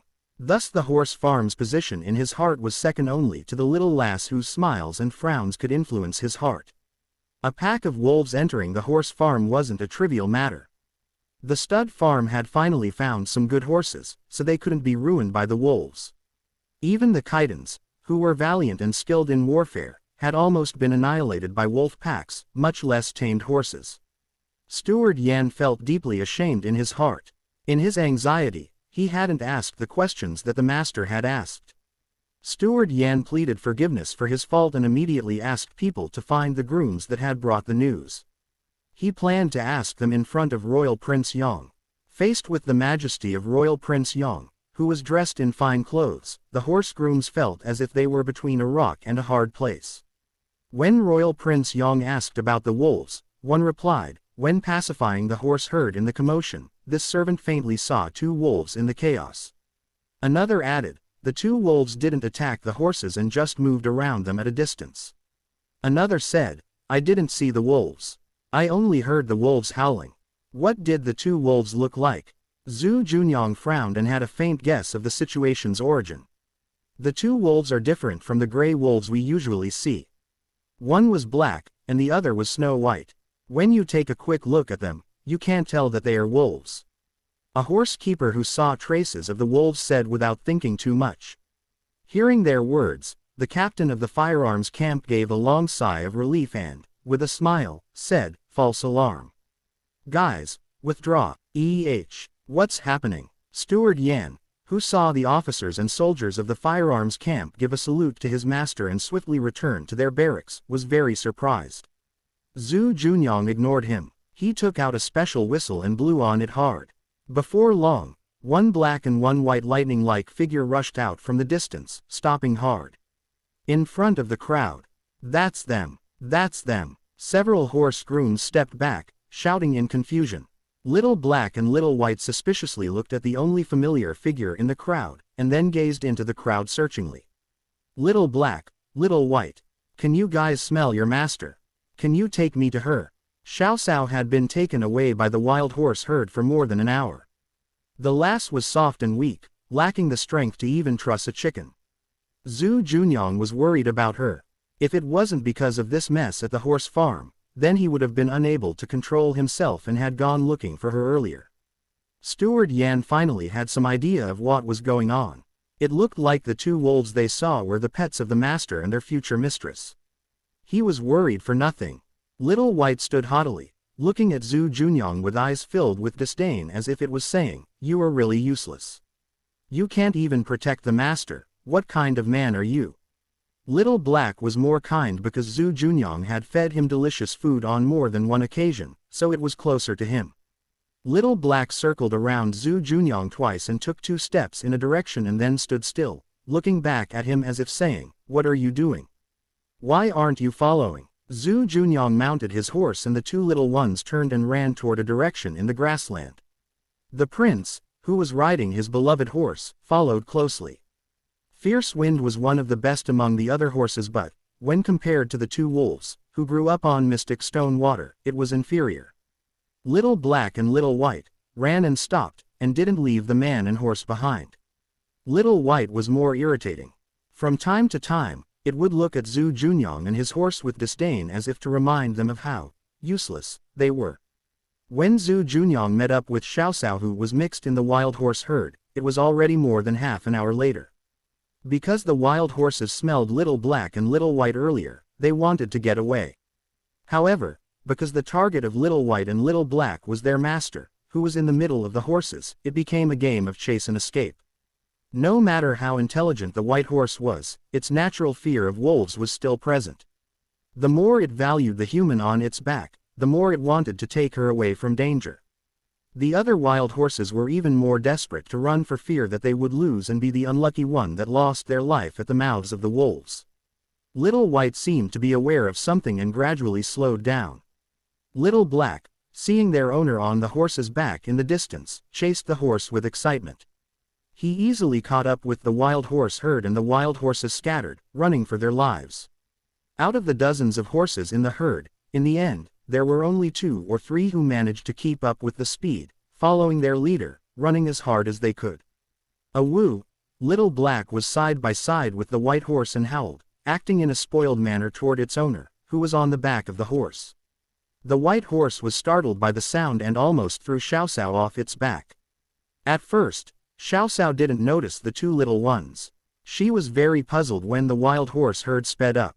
Particularly, the white horse, who showed panic, made her vaguely aware that there was danger coming. Thus, She very cooperatively lowered her body so the white horse could run faster. When Little Black appeared in her field of vision, she understood what was happening.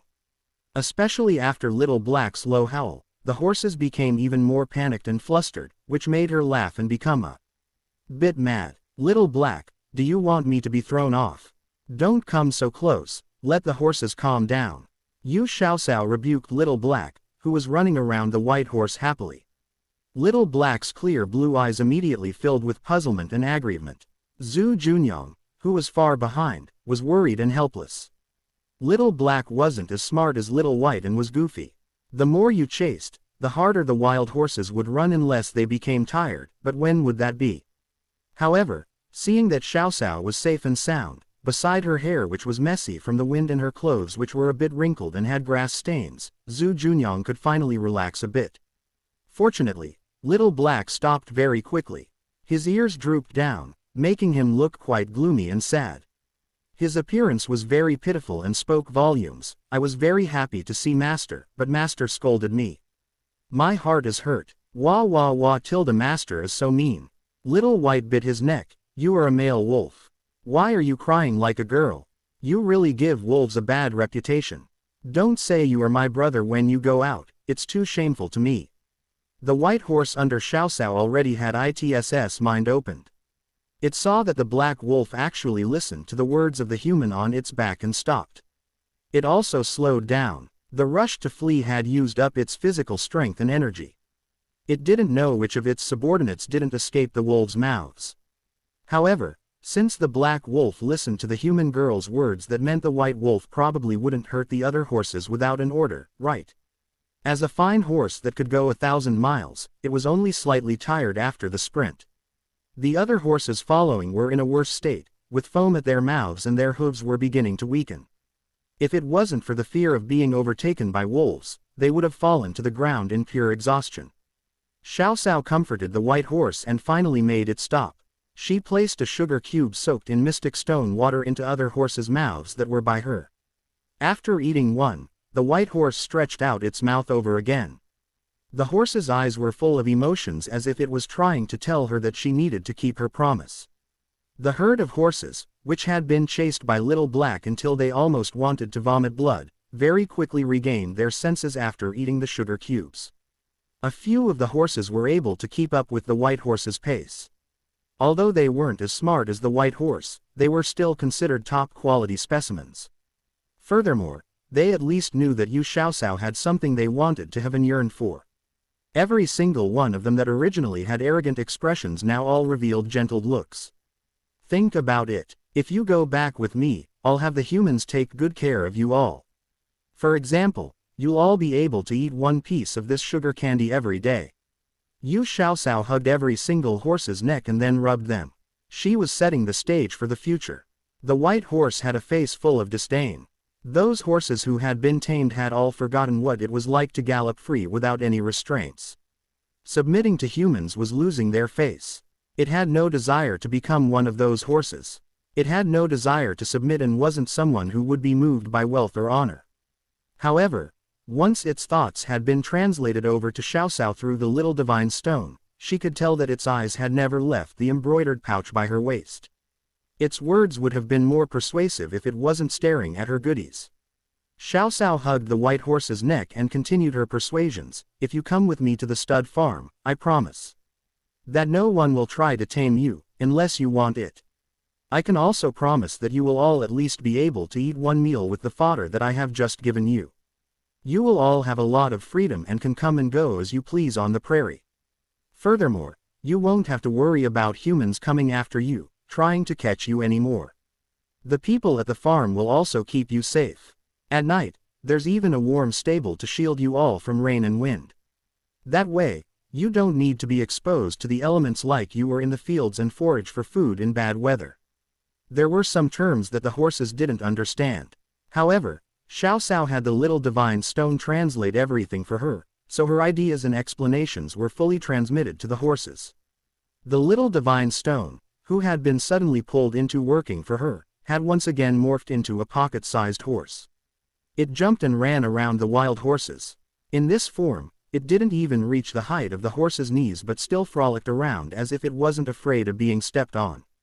It was quite obvious that the other 5 to 6 horses were starting to be tempted by her offer.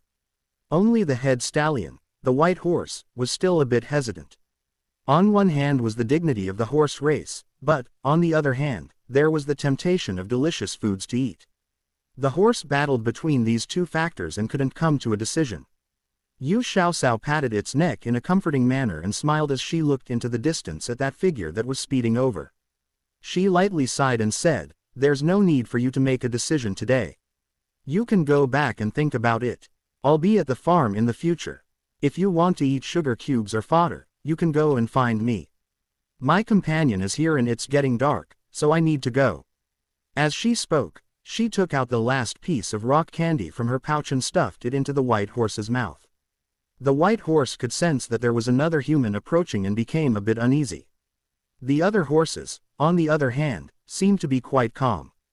Perhaps it was because they had only interacted with Xiaoxiao and had a decent impression of humans in their hearts now, so they weren't as skittish anymore. However, after a few seconds, the smell of a wolf came by again. Although the white horse knew that this little human girl had raised that black wolf as a pet, it wasn't willing to gamble with its or the other horses' lives. It used its neck to rub against Xiaoxiao and then began to run farther away. Before Fierce Wind could stop completely, Zhu Junyang leapt off of his horse and bolted towards that slender figure. In the next moment, Xiaoxiao had been tightly embraced into his warm and sturdy chest. She grinned and was about to return the hug when she discovered that her butt had been hit a few times. "Ah!" Xiaoxiao screeched in alarm. It wasn't because her butt hurt a lot nor was she trying to gain sympathy from him. It was because the attack had come too suddenly and she was feeling embarrassed by the process. Zhu Junyang had been startled by her scream and thought that he had hit her too hard by accident. He hurriedly bent over to take a look at her bottom. However, could a virtuous maiden's butt be checked by just anyone? Yu Xiaoxiao quickly used her hands to hide her butt and retreated a few steps. She looked at him warily and shouted, "Stop! What are you trying to do? Are you going to do something perverted?" Zhu Junyang noticed that she was quite nimble in her retreat, so it looked like there was nothing wrong with her butt. He immediately became angry and huffed a few times before he began scolding her again. "You're still okay scolding this prince, ah? Do you know just how worried I was when I saw you in the middle of that wild horse herd? Do you know just how close you were to being trampled into a meat paste by those stampeding horses? Do you know just how this prince has felt for this past half day while looking for you? Hitting you on the butt a few times is just a light punishment. Tell me, are you wrong or not? Will you do this again in the future?" "All right, I admit that I was too impetuous this time. Next time, I won't dare." Yu Xiaoxiao was very apologetic. After all, when the wild herd had run off at that moment, there was a split second when she thought that she was going to lose her life under their hooves. Fortunately, it wasn't the time for her to die yet. After traveling around a bit with the wild horse herd, she managed to make it out alive and well. Zhu Junyang saw that the little lass's shoulders were slumped and her head down, as if she was truly regretful of her previous actions. His heart immediately softened, but he didn't let his words show that he had already excused her. HMPH. If you're ever this impetuous again, then it won't just be a matter of getting hit on the butt a few times. Do you know how we punish the servants who make a mistake in the residence? I don't know. Yu Xiaoxiao was like a student who had made a mistake and was being scolded by her teacher. She stood there obediently and listened. Their pants get pulled down and they get hit with a plank in front of everyone. Zhu Junyang was trying to scare her. However, the image of the little lass with her bottom bare suddenly came to his mind. His nose heated up and he almost had a nosebleed right then and there. Yu Xiaoxiao wrinkled her nose and raised her head to look at him accusingly. "Are you sure you want everyone to see your future wife's bare butt? Of course I don't." Zhu Junyang suddenly felt like he was someone who had just crushed his own toe with his own rock. He hurriedly stated, "This prince will only have the two of us in private while we pull down your pants and hit your butt." Such a pervert. Yu Xiaoxiao glared at him fiercely and turned around to bury her head into Little White's fur in an attempt to make him angry. Earlier, when Little White saw that his master's butt was being hit, he had already made preparations to attack. Even though the man was very familiar with the master, he was still alert to any problems. Little White was clearly very loyal and was obviously much more reliable than Little Black, who was stupidly watching everything. When Little Black saw that his master had her face buried in his brother's fur and was stroking him, he felt quite envious and also came over to join in on the fun. He threw himself onto his master and Little White. Although this fellow was a bit foolish sometimes, he still knew that when he was playing that he needed to put most of his weight on Little White and not Xiao Cao. Now sandwiched between the two, Xiao Cao could feel their fur tickling her and her silvery laughter echoed out and filled the air. Zhu Junyang pushed aside Little Black, but he didn't try to do the same with Little White because earlier, when he was hitting the little lass's butt, there was a split second where he felt that if he was violent towards Xiao Cao, Little White would have tried to bite him. After dragging the lass off of Little White, he pointed at the white horse, who was standing not too far from them and said, "That wild horse seems to be observing us right now. Did you have any gains after staying with the horse herd for half a day?" "Of course, I gained quite a lot. The fact that the head stallion even allowed me to ride him is the most obvious gain. However, if we want to tame him, we still need a bit more time and work. When we get back, gather all of the employees at the stud farm together to have a meeting. You need to tell them that if they see any wild horses getting closer to the farm, they are absolutely not allowed to make a big fuss or try to catch them. They should just pretend that they're not there." Yu Xiaocao didn't think there was anything wrong with her ordering Zhu Junyang, the head of the stud farm, around. This particular habit of hers had been allowed by this man for a long time. Royal Prince Yang, who usually seemed quite cold and aloof, was very obedient and accommodating in front of his lass. Even the extremely important horse farm and the subsequent cavalry unit was behind him in importance compared to his lass. When the emperor found out later, he couldn't help but make fun of the prince. The emperor quipped that while other heroes had a weakness for the charms of a beautiful woman, Zhu Junyang was a hero who had a weakness for the tears of a silly little lass. At most, Xiao Cao could be considered a delicately pretty young maiden. Compared to some of the other young maidens in the capital, who were immensely talented and had stunning good looks, Xiao Cao was, at most, a common appetizer. However, who would have thought that his cousin would be unhappy by this comparison? In fact, the prince even rudely interrupted him and expressed that he just liked this type of appetizer paired with his meal. Thus, he didn't need the emperor worrying about them. Zhu Junyang didn't have anything against Yu Xiaocao's proposed idea and plan. He only asked her out of curiosity, "What's the reasoning behind all of this?" "The wild horses in the herd are all, for the most part, free horses. They're very similar to free people. Without a reason, why would any person sell themselves to become a servant and, thus, the property of someone else? Anyone in that circumstance would resist. Horses are the same. By using special horse feed and the sugar cubes as bait, we can lure them into the stud farm. As long as the ranch allows them enough freedom, these horses will soon find out that living at the stud farm doesn't mean that we will deprive them of their independence and dignity. As time goes on, they will realize that the horse farm and the humans there aren't as scary or horrible as they thought. Thus, they will gradually become intimate with the place." She paused for a moment before continuing, "Perhaps the ones in this generation will never be able to be ridden or tamed by any of us. However, their descendants will be born at the farm and grow up there. They will feel a sense of belonging then.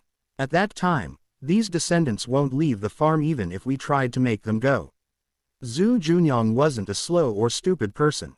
In fact, he was thinking even further ahead in the future, quite brilliant. At that time, when the wild horses spend time with the mares on the farm, wouldn't that mean we have a good supply of strong stallions for the stock? This truly solves our problem of finding good quality horseflesh to introduce to the bloodlines here. Such an incredibly awesome idea. Just where do you get these ideas of yours? Such a great plan and stratagem for the future of the stud farm, as expected of someone this prince likes.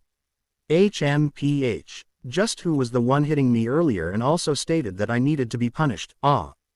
Yu Xiaocao crossed her arms around her chest and she jutted out her face. If she had a tail, it likely would have been perked up into the air. Zhu Junyang walked over, and before she could react, he attacked her butt again. However, this time, he didn't hit her butt and instead started massaging it. The feeling of her soft and bouncy butt against his hand made him feel quite delighted. He remembered to placate the little lass by saying, "This prince was only worried about your safety. Although the stud farm is important, you are still the most important thing in my life. There's nothing in the world that will be able to displace you from the position in my heart." Stinky pervert. Yu Xiaoxiao had to admit that she had been moved by the handsome fellow's terms of endearment. Her heart started to race as she stared at that incredibly attractive face that no woman could possibly resist. His phoenix eyes gazed at her with deep emotion. Naturally, if this fellow's hand wasn't on her butt, she'd be even more moved. Where did this fellow come from? Is it one of the descendants of the wild horses? At this time, Zhu Junyang noticed a golden-colored, pocket-sized, adorable little horse. He also felt that it didn't seem quite right. Even a foal who had just been born would be larger than this little creature. The little fellow looked quite small and exquisite, and every line of its body showed that it was a top-quality horse. In his eyes, this odd little fellow was even more intelligent and spirited than the white-head stallion and had a more pure and noble bloodline. Yu Xiaoxiao hadn't thought of a good explanation for him about the little divine stone when the sight in front of her stunned her to silence. The little divine stone unexpectedly began to openly transform in front of Zhu Junyang from its horse shape into its usual golden kitten shape. It also deliberately glanced at Zhu Junyang, who was thunderstruck, with its pair of golden eyes, and then arrogantly jumped onto Xiaoxiao's shoulder. Its whole demeanor showed that it disdained the world beneath it. The expression on Zhu Junyang's face changed a few times. From the faint golden glow coming off of the kitten, he remembered the golden ray of light that had appeared when Xiaoxiao was at the stables and was waving her hand at the feed and water troughs. It wasn't hard for him to guess that the little lass's secret was minutely linked with the mysterious golden kitten in front of him. You need to hide it well. You absolutely cannot let other people see it transform. The first thing that came to his mind was the little lass's safety. If he could, he would rather destroy this golden kitten and allow Xiaoxiao to live a normal person's life than have her have to live a life with other people coveting and trying to steal her divine item. Do you think this divine stone is an idiot? Do you think I'd easily appear in front of other people? The little divine stone's voice was full of disdain, and the little kitten moved into a more arrogant position. It can even talk. Did this prince hear wrongly? It was talking to me, right? Zhu Junyang was once again frightened by what had happened and was actually stuttering for a moment. The little divine stone sneered and turned its attention over to Xiaoxiao. Are you sure you want to be with him? No plans on changing to someone else. This fellow is stupid beyond measure, so what part of him is worthy of you liking him? There wasn't a single person, in his entire 20-odd years of life, who had ever accused him of being stupid before. When he was a child, he had been adorable and cute with a quick and clever mind. As he got older, some people stated that he had an odd personality while others stated he had an explosive temper. There were even some who stated that he was extremely temperamental. However, the only thing that people didn't say was that he was dumb. He didn't get angry by the stone's sarcastic remarks. Instead, he stretched out a hand in an attempt to grab the little golden kitten so he could inspect it to see just what it was. As his hand reached over, the little divine stone didn't try to avoid or dodge it. Instead, in that moment, before the prince's hand touched it, it transformed into a beam of golden light and shot through the prince's fingers and landed on Xiaoxiao's other shoulder. It reformed itself into its golden kitten shape. What is it? The look in Zhu Junyang's eyes became cold. He was afraid that this odd little thing would harm his little lass. In all of the stories talking about magical items, didn't they all mention that there were some things that relied on sucking the life energy of others to improve their cultivation? His little lass was always so thin and weak. Could this odd object be sucking out her life energy? Would it decrease her lifespan? One had to admit that Royal Prince Yang had quite an imagination that was better than most authors of Xuanwan novels.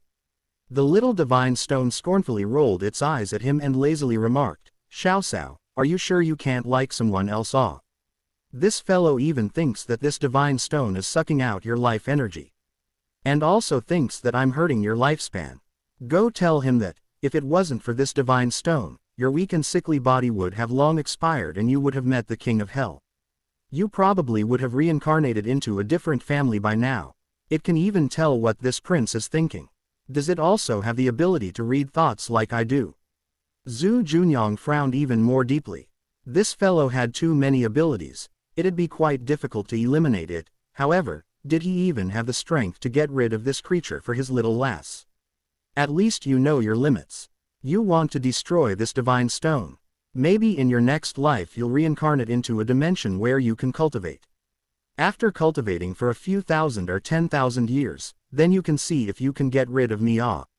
The little divine stone lazily yawned and lost its desire to shoot sarcastic remarks at the prince. It transformed into a beam of golden light and went back into the multicolored stone on Xiaoxiao's right wrist. Recently, it had hit a bottleneck on its cultivation progress. After all, the goddess of spirits chains were not so easily released. Zhu Junyang had personally seen that weird thing had gone into the multicolored stone that Xiaoxiao always wore on her right wrist. It was a pretty unassuming, small-colored stone. It wasn't made out of jade or another precious gemstone, and it wasn't shaped in any pleasing manner. The only thing it had going for it was that it was colored a bit brightly. After Zhu Junyang became certain of his feelings, he had thought that the reason why his little lass always wore that tiny colored stone strung on some red string was because her family was poor but she still liked to dress up. Because of that, he had especially picked out a gold bracelet embedded with jade stones on it to give to her. At the time, the little lass had looked quite happy with the gift. However, as soon as he turned around, she had placed the bracelet into her jewelry box where she also hid her other treasures, and the bracelet never saw the light of day again. Later on, no matter how expensive or how beautiful the bracelets he sent her were, she would at most wear them for a couple of days and then leave them in her jewelry box. She still continued to wear that small colored stone that was strung on a red string on her right wrist. Now, he knew that the reason why she only wore this stone was because it hid such a secret. "Lass, are you sure that this creature won't harm you?" Zhu Junyang had seen the little lass wear the stone for many years. Although she was quite thin, she had never gotten sick. Furthermore, all of her family members were quite healthy and strong. Her parents were in their 30s but they looked around 10 years younger. Her godparents were in their 40s but they were more energetic and lively than people in their 30s. Furthermore, her godparents managed to have the miracle of having a child in their old age and had given Xiaoxiao a younger brother. Even the people around her seemed to have health benefits. His lady mother was a perfect example. Was this truly all related to this little stone that looked so unassuming? When Yu Xiaoxiao found out that her man was merely worried about her, she revealed an incandescent smile and hurriedly reassured him, "Don't worry, It not only won't harm me but it also gives me benefits." In her heart, however, she castigated the little divine stone for being a meddler. What was it trying to do by appearing so suddenly? It actually even changed forms right in front of Zhu Junyang. How was she ever supposed to explain something so unimaginable? Fortunately, Zhu Junyang was only worried about her safety and didn't ask her more about the stone. Otherwise, she really didn't know what she was going to do. Was it better to skim over this event or just tell him everything? Should she tell him that the original owner of this body had died early and that she was a lonely soul from hundreds of years later that took over? Or should she tell him that her soul had traveled through the millennium with the help of the multicolored stone for the sole purpose of meeting him? Zhu Junyang had quite a bit of courage, so he shouldn't be scared by this, right? PSH. Being cautious is truly a good character trait, but there's a line between being cautious and being a coward. This divine stone has been observing silently for a long time. Although this fellow's outer appearance doesn't give one the confidence of reliability, his actual character is quite different. You truly hit the jackpot with this one. The little divine stone couldn't help but sigh over this. How did this lass manage to come across one of the only good men in this world? Was it because that it, as the divine stone, had brought her good luck? Do you dare to say that more clearly? Yu Xiaoxiao couldn't resist the urge to roast the divine stone a bit but didn't expect that she would actually say that out loud. "Are you talking to this prince? Or are you talking to that fellow?" Zhu Junyang continued to long-windedly lecture again to take care of herself and avoid getting hurt by that stone spirit. Stone spirit was the name that he had given to the little divine stone. Yu Xiaoxiao apologetically waved at a hand at him to tell him to wait a second, and continued to listen to the little divine stone's earnest thoughts. Since you've decided on this fellow, that means, in the future, you will be spending the rest of your life with him. Are you planning on hiding this secret from him for a lifetime? Do you think you would be able to hide it all? This fellow is a lot more shrewd and astute than you, a feeble-minded lass. Do you really believe that he hasn't sensed that something was off in all these years? In the past 2 years, you've become less and less cautious for the sake of earning money and lost your head. Do you really think he's that stupid that he doesn't suspect something? Even if this divine stone, didn't appear today, he's already around 80 to 90% close to the truth at this point. The little divine stone lightly sighed. It didn't know whether it should consider itself fortunate or not for being stuck with this type of troublesome master. On one hand, it was lucky that it didn't encounter a master who had extreme ambitions and wanted to use its powers to snatch the throne. Although this little lass used it like a little hamster slowly accumulating wealth, she also used its abilities to benefit the common people of the great Ming Empire. Those medicinal pills and tonics had cured many people and also saved a bunch of commoners from ailments that weren't easily treated in this medically backward society. Furthermore, her high-yielding crops had benefited an even larger percentage of the people, allowing them to gradually pull themselves out of poverty and starvation. As for the variety of fruits and vegetables she grew, this all increased the diversity of options for the people's diets in the capital. All of these things allowed the stone to gradually regain its previous cultivation while also obtaining a lot of merits and good karma. It was as the Buddhists said, everything in the world has karma. In this strange and desolate dimension, it couldn't easily throw off its shackles. The more virtue it accumulated, the more it would end up helping it in the future. How could it not rejoice that it had been stuck with a kind-hearted and foolish little girl? As for the flip side, how should it describe it? In order to regain its cultivation, it could only help its master, who didn't have much ambitions beyond earning money, in doing some small things here and there. The thing that affected its spiritual strength the most was helping its master in some way or another. The more help it gave, the more it recovered. However, if it could only help its master with some trivial matters, how long would it take before it finally regained all of its strength and was able to break through the shackles and return to the dimension where the goddess Nuwa lived? Just thinking about its snail-like speed made it want to cry bitter tears. Everyone says that men are fickle creatures, so who can guarantee that he won't change in this lifetime? Yu Xiaosao interrupted the stone's silent lamentations and muttered in a slightly melancholy tone. Having been unceremoniously ignored this entire time, Zhu Junyang was keenly able to hear her grumbles. Apparently, the little lass had been silently criticizing him this entire time with that stupid stone. He raised a hand and knocked on her forehead. His gloomy voice had a hint of solemnness to it. Don't worry. There are so many men around you, staring at you as if you're their prey. How could I possibly bear to change my mind?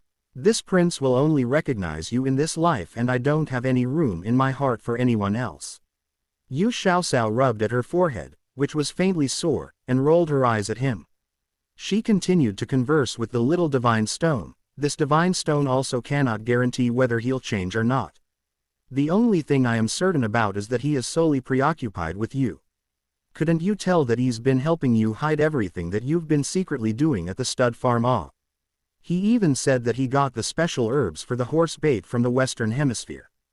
Just watch. This time, when we get back, he will definitely say something to take suspicions off of you about the wild horses being willing to come to the ranch. In fact, he might even take on that responsibility himself. Yu Xiaosao touched her nose and smiled in embarrassment. I'm the one who's thinking too much. I can't, for the sake of some unknown future, relinquish the happiness I have in front of me now. Wouldn't that be too stupid of me? However, if you're truly worried that his heart will change in the future, this divine stone has a constant till death talisman. At the time, I had stolen it from the god of talismans in the heavens.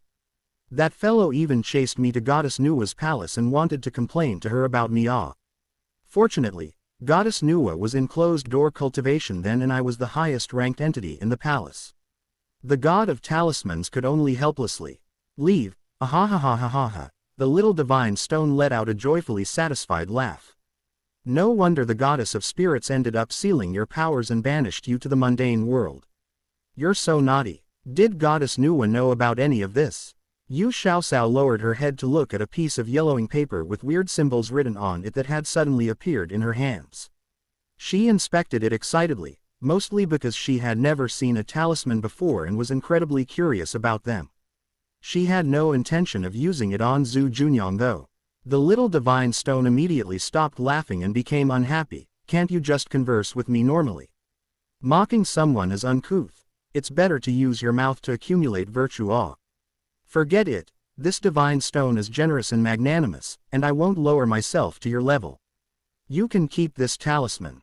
If there's ever a day that he changes his mind, you can slap this talisman on his back.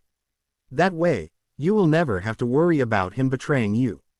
If that day really did come, perhaps it meant that their fate together had come to an end, right? If he was only loyal towards her because of the effects of the talisman and not of his own will, was it even worth it to keep such a person by her side? Zhu Junyang had also noticed that a piece of yellowing paper had suddenly appeared in her hands. The paper even had some odd-looking designs on it painted on with red ink. His intuition told him that this wasn't something that was going to be good for people. Furthermore, the little lass was looking at it intently with a quite serious expression on her face. What is that? Did that rock give it to you? Will it be dangerous to you? How about you give to this prince for safekeeping? I have a healthy body and I'm not afraid of anything. Zhu Junyang was the most worried about her safety and always considered her perspective. Yu Xiaoxiao picked up the paper talisman and waved it a couple of times in his direction. She lightly laughed and asked him in a probing manner, if I told you that this paper talisman will make you loyal to me for the rest of your life, such that you will never change your mind, do you think I should paste it on you or not? This prince has no intention of ever changing my mind. There's no difference whether or not you put it on me. If you really are feeling insecure, then put it on. However, Zhu Junyang revealed a slightly worried expression. Yu Xiaoxiao felt her heart fall and she inhaled sharply before she asked, but what? Do you regret what you've said in the past? Of course not. Lass, you just like to overthink things too much. Zhu Junyang rubbed her head gently and laughed. This prince is only worried about whether such a thing is reliable or not. Okay. What if it turns me into an idiot or an unthinking puppet? At that time, you can only cry until you have no tears left in you. It's definitely reliable. It's an item from the world of immortals, so its effects are guaranteed. Yu Xiaoxiao was linked to the little divine stone, so they were in the same boat together. The little divine stone absolutely wouldn't lie to her.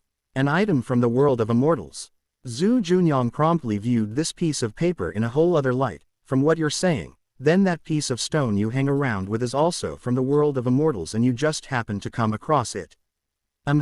Its cultivation and powers were sealed by God and it was sent down to our mundane world of mortals to temper itself and accumulate virtue. Only then will it be able to break out from its shackles and return to its true form.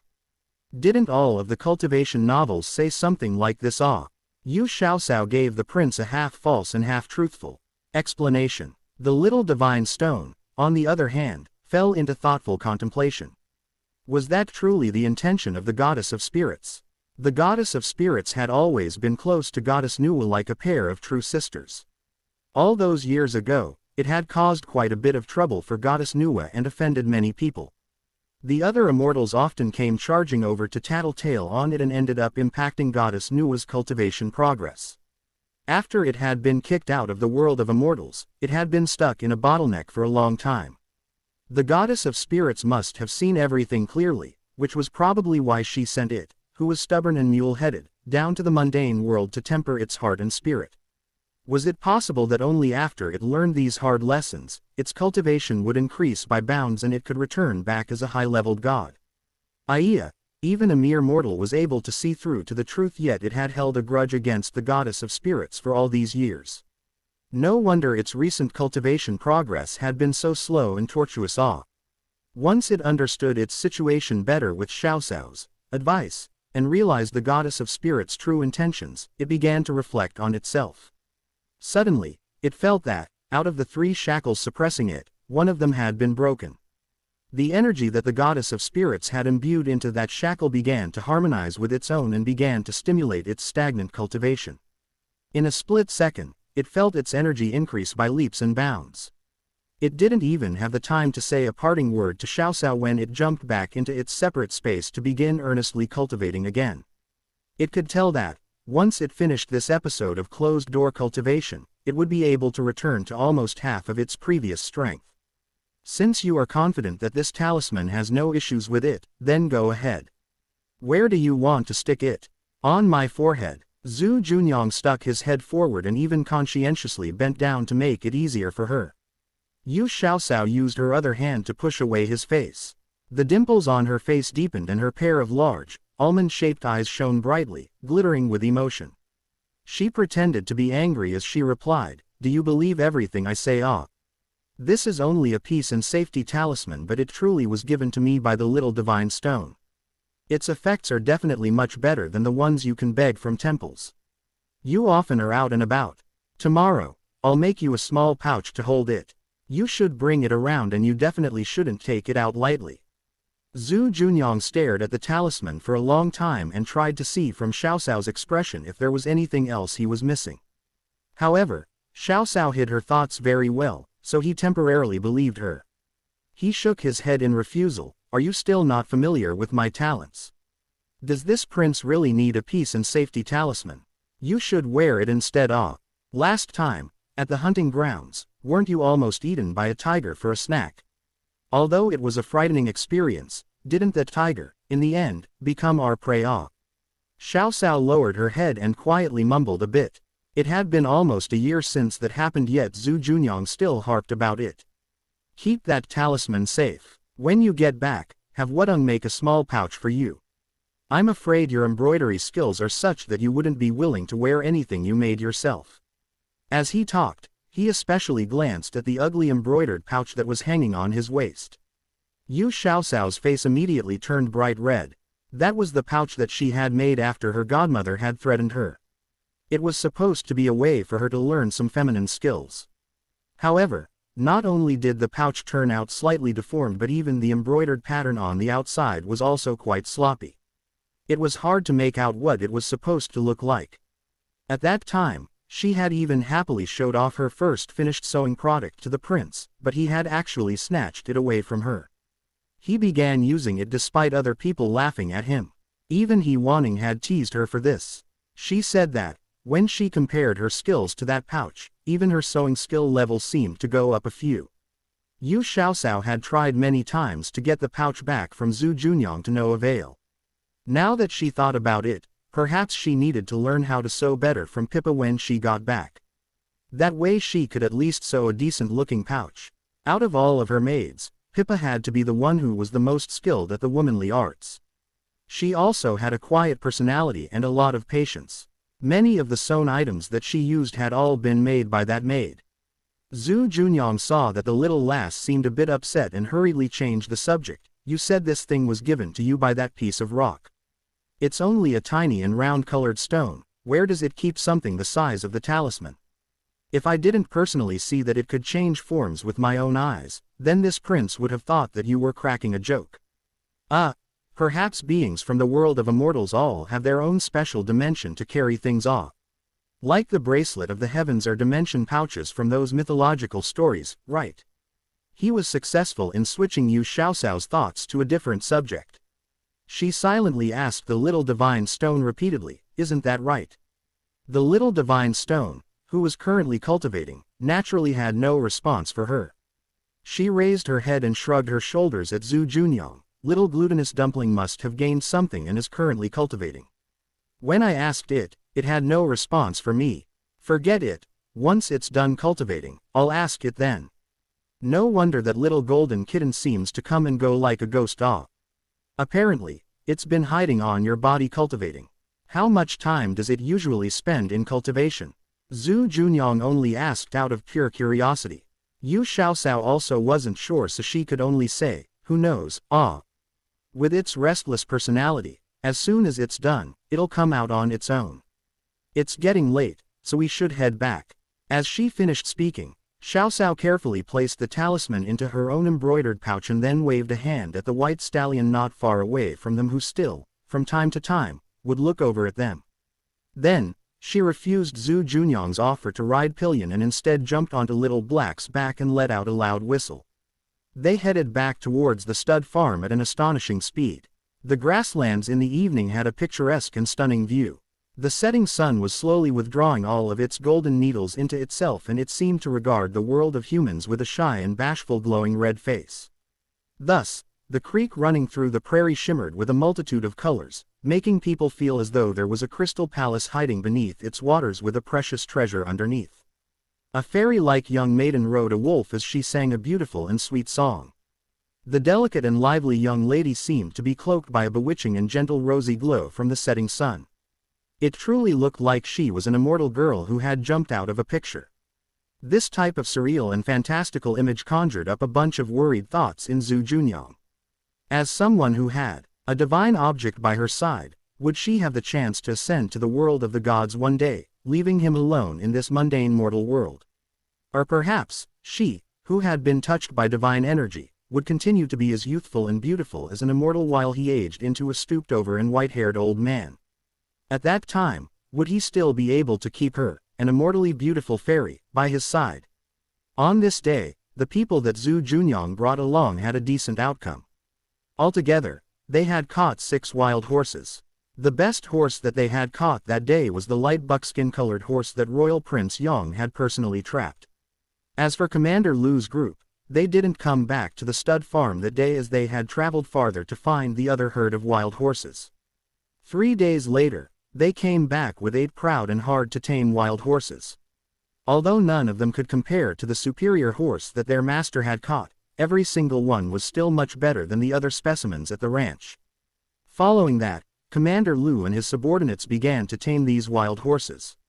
Taming a wild horse wasn't something that could occur in a day or two. Fortunately, Commander Lu and his men had learned from the experts on how to tame horses properly after they first arrived here.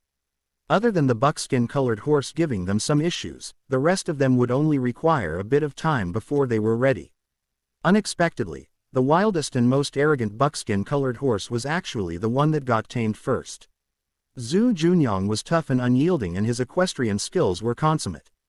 In addition, that day he was extremely worried about Xiaoxiao and poured his entire temper on this unlucky horse. The tricks and strategies he used on that light buckskin-colored horse had left an impression on the animal. Thus, whenever the horse saw the prince, it was even more obedient and gentle than the other horses at the farm. Under the absolute suppression and power of another, what was the point of being a proud and arrogant wild horse? Could pride be eaten? Yu Xiaoxiao, on the other hand, pitied this poor horse as she was part of the reason why it had been dominated so thoroughly by the prince. Every time she went to the stables, she would always bring some tasty snacks and special feed for it. Whenever the horse saw her, it acted like it was seeing its own mother. However, once it saw the fiendish shadow that was inseparable from her, it immediately held its back and didn't dare to make a loud noise.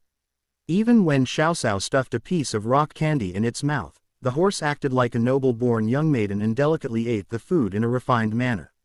On the days that Zhu Junyang didn't come along, it would happily circle around Xiaoxiao, acting spoiled and using its mouth to gently pick at her embroidered pouch full of treats. It would even use its tongue to wash Xiaoxiao's face and was actually more servile and flattering to her than Little Black.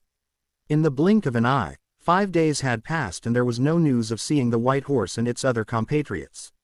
Yu Xiaoxiao felt a bit disheartened by this. Were her special tricks useless in front of this extremely hard-to-encounter divine steed? She thought for a bit and wondered if it was because she hadn't added enough mystic stone water to the sugar cubes at the time. Yu Xiaoxiao, who wasn't particularly good at concealing her inner thoughts, always had a hint of worry on her face due to this. Zhu Junyang didn't want her to become depressed and anxious over something that was his responsibility, so he decided to take her out for an outing to relieve some pressure. He knew his lass liked the feeling of a successful hunt, and the feast that came afterwards. About a few hundred kilometers east of the stud farm, there was a mountainous area that one of the outside tribes called Janulan, which to them meant White Mountain. It was said that, on the highest peak in that range, the snow there never melted. On clear and sunny days, one could see the distant white cap of the mountain, which explained how it got its name. The people from the outside tribes who had been hired to help train the horses at the stud farm said that there were a lot of animals in that mountain. Many hunters longed to go there. However, the fierce beasts in there were incredibly vicious. Oftentimes, during blizzards, they would descend down the mountain and hurt people. Consequently, no hunter would dare to go into the mountain on his own unless they absolutely had to make a living. Since people very rarely entered deeply into this area, there should be a lot of valuable medicinal plants available, secondary to the plentiful prey. Wasn't the Northeast also known for housing the three treasures? Other than ginseng, the mountains also had reishi mushrooms, many prickle, schisandra, Mongolian milk vetch, and other medicinal herbs. The little lass was well acquainted with using these herbs and also liked to come up with new pills and medicines to treat and heal people. She should be very interested in gathering wild medicinal plants, right? As for the fierce beasts, he was confident in his own abilities to protect her completely. It was the perfect opportunity to obtain some beautiful bear and tiger pelts to be used to create a splendid mattress for the little lass. He still remembered that during the autumn hunt, the little lass was very interested in tiger pelts. She also took quite a few tiger bones back as well and used them to make some bone-strengthening medicinal wine. All of the influential officials scrambled to buy some. In fact, the capital now had a saying, 1,000 taels of gold may not be enough to buy the Yu family's medicinal wine. Sure enough, as soon as Zhu Junyang outlined his proposal to her, Yu Xiaoxiao grinned widely. Her pair of large, pure eyes shone like the stars and they curved up in joy in the shape of the crescent moon. Her glowing little face seemed to beam with happiness. At this moment, the young maiden seemed to be imbued with a halo of light that struck a person's heart. If it weren't for that maidservant named Wudong by her side, glaring like a fearsome tiger, Zhu Junyang would have long pulled the little lass into his arms and kissed her silly. Yu Xiaoxiao had no clue that the man next to her was already getting wolfish thoughts, stalking her closely. Her heart was very clear. The mountain range that Zhu Junyang was talking about was likely called the Stanovoy Range in the future. It was a famous mountain range and, in this time period, hadn't been damaged by people. Thus, there were likely a lot of animals and rare plants to be found there. The Northeast's ginseng was quite well known. If she was lucky and came across some wild ginseng, she could use it with some mystic stone water and create some medicinal wine and cuisine that could elongate a person's life. Didn't her maidservant Yangliu want to open a restaurant that was even more famous than Junsho Restaurant? They could take an alternate route and open a restaurant that only made medicinal cuisine to nourish a person's body. The first floor could be the consulting area. They could hire a few famous doctors to take people's pulses and then, after observing every guest's constitution and body condition, recommend some medicinal wines and cuisines. The teas they served to the guests would all be nourishing teas and the wines would all be nourishing medicinal wines. The medicinal food served there would all have the ability to nourish the body. What were the rich most afraid of? Naturally it was to die before they spent their money. There were so many rich merchants, high-ranking officials, noble families, and descendants of the imperial family in the capital. Thus, she didn't have to worry about this new business of hers becoming popular or not. Zhu Junyang waved his long-fingered hands in front of Yu Xiaoxiao a few times.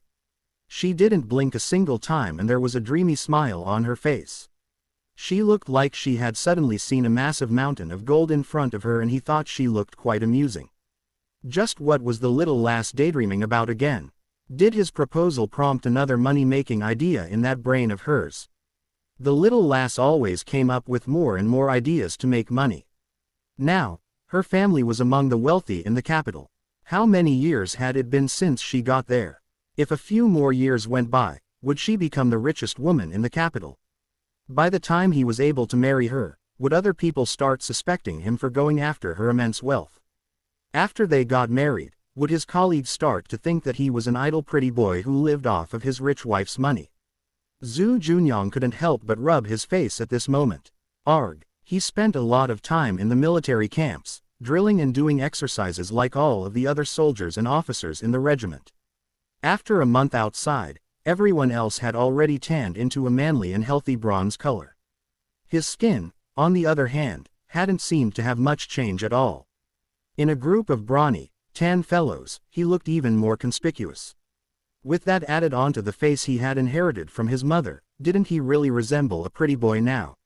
Stop touching your face. You're the most beautiful in this entire world, okay Yu Xiaoxiao finally exited her blissful daydream and saw that fellow, who was as pretty as a peacock, touching his handsome face in a narcissistic manner. She flatteringly complimented him. However, all she got in return was that pair of alluring phoenix eyes glaring at her. She had complimented him for being beautiful, but he wasn't the least bit grateful. If someone else had complimented her in that manner, she, an old maiden, would be incredibly happy that she'd forget what direction north pointed. Yu Xiaoxiao silently cursed him. Suddenly, she inquired, "When we're gathering medicinal herbs and hunting, will Sir Su come with us Sir Su, Sir Su. Just who is he to you to make you always think of him Zhu Junyang's jealousy immediately exploded. He had had enough recently. As long as Chief Steward Su was around, that lass's eyes would always give off glowing sparks whenever she saw him. The gleeful look in her eyes was even more bright and dazzling than when she was counting money. He couldn't help but sourly think from time to time that if Chief Steward Su wasn't an eunuch with that type of awkward status, would she also fall in love with him at first sight? And treat him lovingly and wholeheartedly?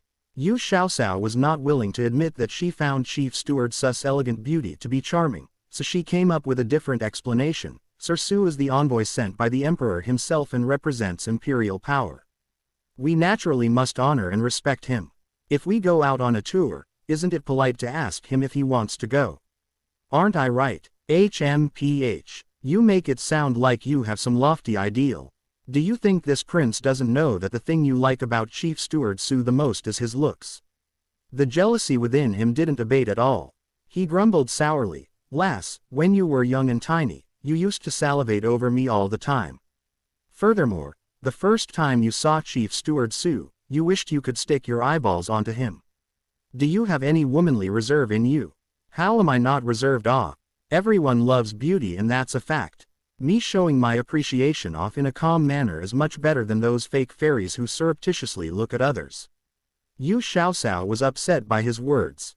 He made it sound like she was woefully smitten. Zhu Junyang didn't get any consolation from the lass and instead got pushed back by her confidently instead. Even more jealousy bubbled up within him as he clucked his tongue and exclaimed, "Then tell me. Let's pretend our status and positions are the same. If this prince and Chief Steward Su stood in front of you now and you could only pick one person to admire, who would you pick?" "Obviously I'd pick." Yu Xiaoxiao almost blurted her answer out, but when she saw that bewitching handsome man in front of her pretend to act as if he was unperturbed but actually was very interested in her answer, she deliberately elongated her answer. She watched as he listened so intently that his muscles almost bulged out. She sniggered and didn't give the answer that he was hoping for. "Obviously I'd pick the most handsome one out of you two." So shallow. This was the first time Zhu Junyang had lost confidence in his own looks. He coldly huffed and then continued to ask, "Then tell me, between this prince and Chief Steward Su, which one is more your type?" "You're asking a girl so directly. It's so embarrassing." Yu Xiaoxiao covered up her delicate little face and pretended to be bashful.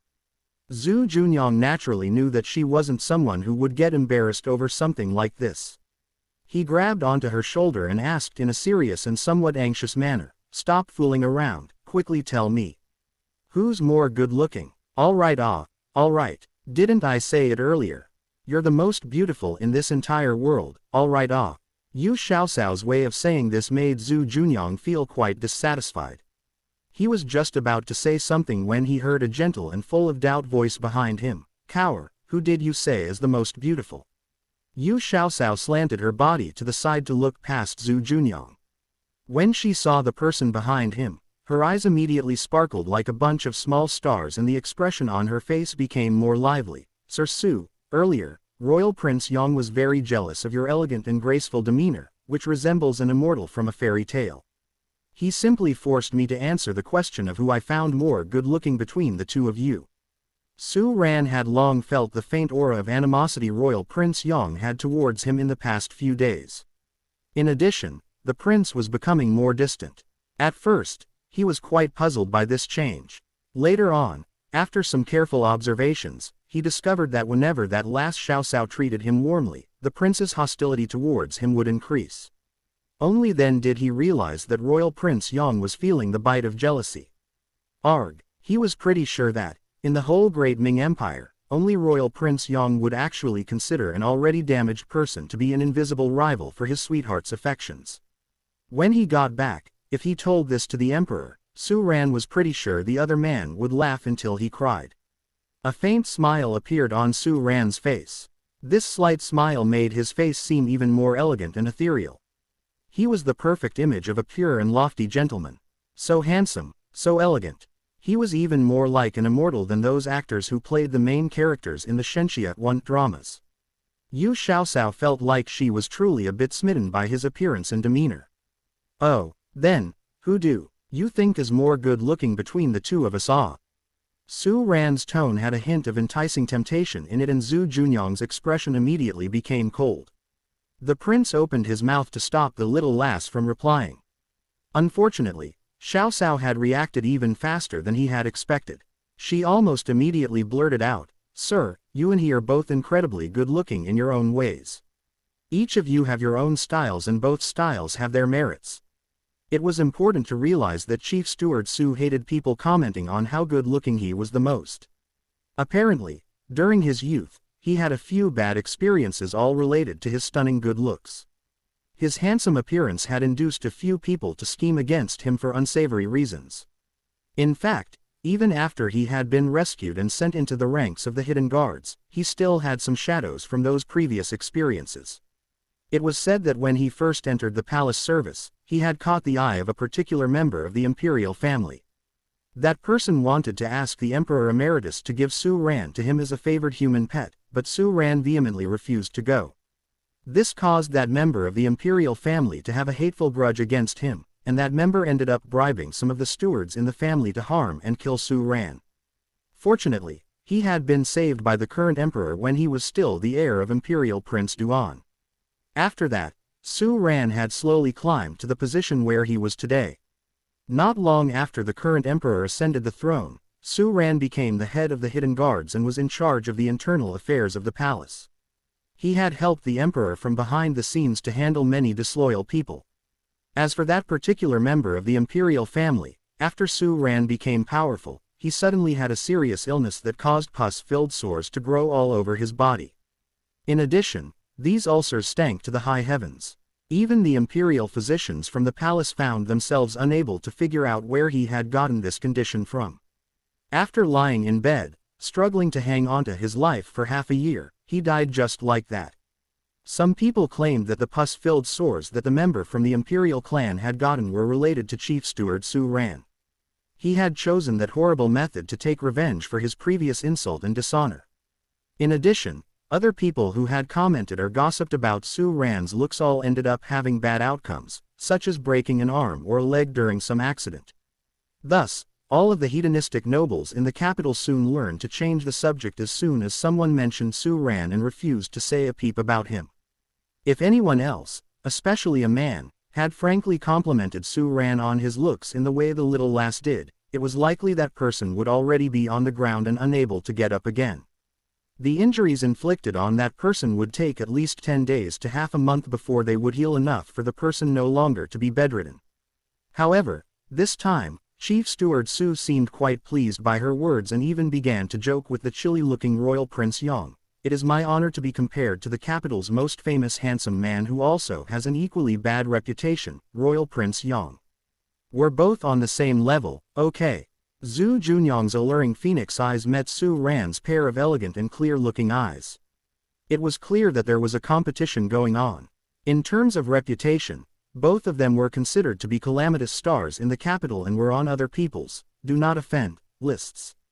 However, Royal Prince Yang's bad reputation was mostly on the surface.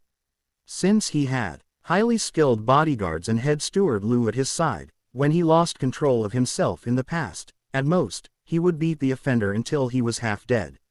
He had never actually taken an innocent life. Chief Steward Su Ran, on the other hand, acted entirely on his mood at the time. If he thought someone was an eyesore, then he was always able to find a way to torment a person to death without leaving any clues behind. After all, his title as the head of the hidden guards wasn't just for show. Consequently, the people in the capital were much more wary of him. In terms of bad reputation, his was much more warranted than Royal Prince Yang's. However, I thought I heard someone earlier mention that you were planning on going into the mountains to gather herbs and hunt game. I'm quite interested in this, Cower. Do I have the honor to come along as well? Su Ran wasn't too noble to have some petty moments. He obviously knew that Royal Prince Yang didn't want him to come along, so he insisted on following along. The more he could make the other man unhappy, the happier he became. Of course, I was just about to ask you earlier to see if you wanted to come or not. Yu Xiaoxiao deliberately pretended not to see the rivalry that had appeared between the two men and giddily promised. She was incredibly happy to allow his request. Su Ran felt incredibly satisfied within his heart when he saw the dark expression on Royal Prince Yang's face. He smiled even more brightly and said, "Then we are in agreement. As soon as you decide to head out, just send someone to let me know. I'm going to go visit that little fellow Black Whirlwind. It should be at the front courtyard begging for food right now." Zhu Junyang felt like there was a blazing fire within his heart and the heat from his anger was about to ignite his temper. However, when he looked at his lass, who had a face full of innocence, he couldn't bear to let out his temper to her. Yu Xiaoxiao felt that it was simultaneously amusing and a bit pitiful at the same time when she saw steam coming out of his ears. She thought it was a bit pathetic that this outwardly handsome and elegant man had actually been run around in circles by her because of his inexperience with emotions. She needed to soothe him down quickly, so she stepped forward and batted her eyes in a bashful and timid manner. She glanced at his stunningly handsome face and said in a saccharine tone, "Little Jun, Jun Yang Yang tilde tilde tilde don't be angry tilde tilde. Speak like a normal person." Zhu Junyang had no temper left after hearing her ridiculous words. Little Jun, Jun Yang Yang, just what were these nonsense names? However, bubbles of happiness immediately began to surface within his heart. Jun Yang Yang tilde the person who I really like the most is still you, my handsome little Yang Yang tilde tilde. Yu Xiaoxiao's voice was so sweet that it was almost at the limit. At this point, that outwardly cold but inwardly passionate handsome man in front of her had his ears turn bright red from her antics. Wudong, as her personal maidservant, also felt goosebumps rise throughout her body after listening to her master's corny statements. She couldn't help but rub her arms after hearing all of this. Zhu Junyang no longer cared about the irksome third wheel, Wudong, and put his arms around the little lass's slim and tender waist. He pulled her against his body and lowered his head to gaze deeply into her eyes as he questioned in an uncertain manner, "Is that true? Is this prince truly the person you like the most?" Yu Xiaoxiao decided that, based on this handsome man's recent actions, she could give him a taste of sweetness. After all, this fellow would definitely show up at her residence to propose marriage at the end of the year. Right now, they were basically considered engaged at this point. She reached her hands up to hug his neck and her little face became a bit flushed. She glanced at Wudong and saw that her maid seemed to have turned away in embarrassment before she hurriedly stood up at her tiptoes and gave her handsome man a quick kiss on his warm lips.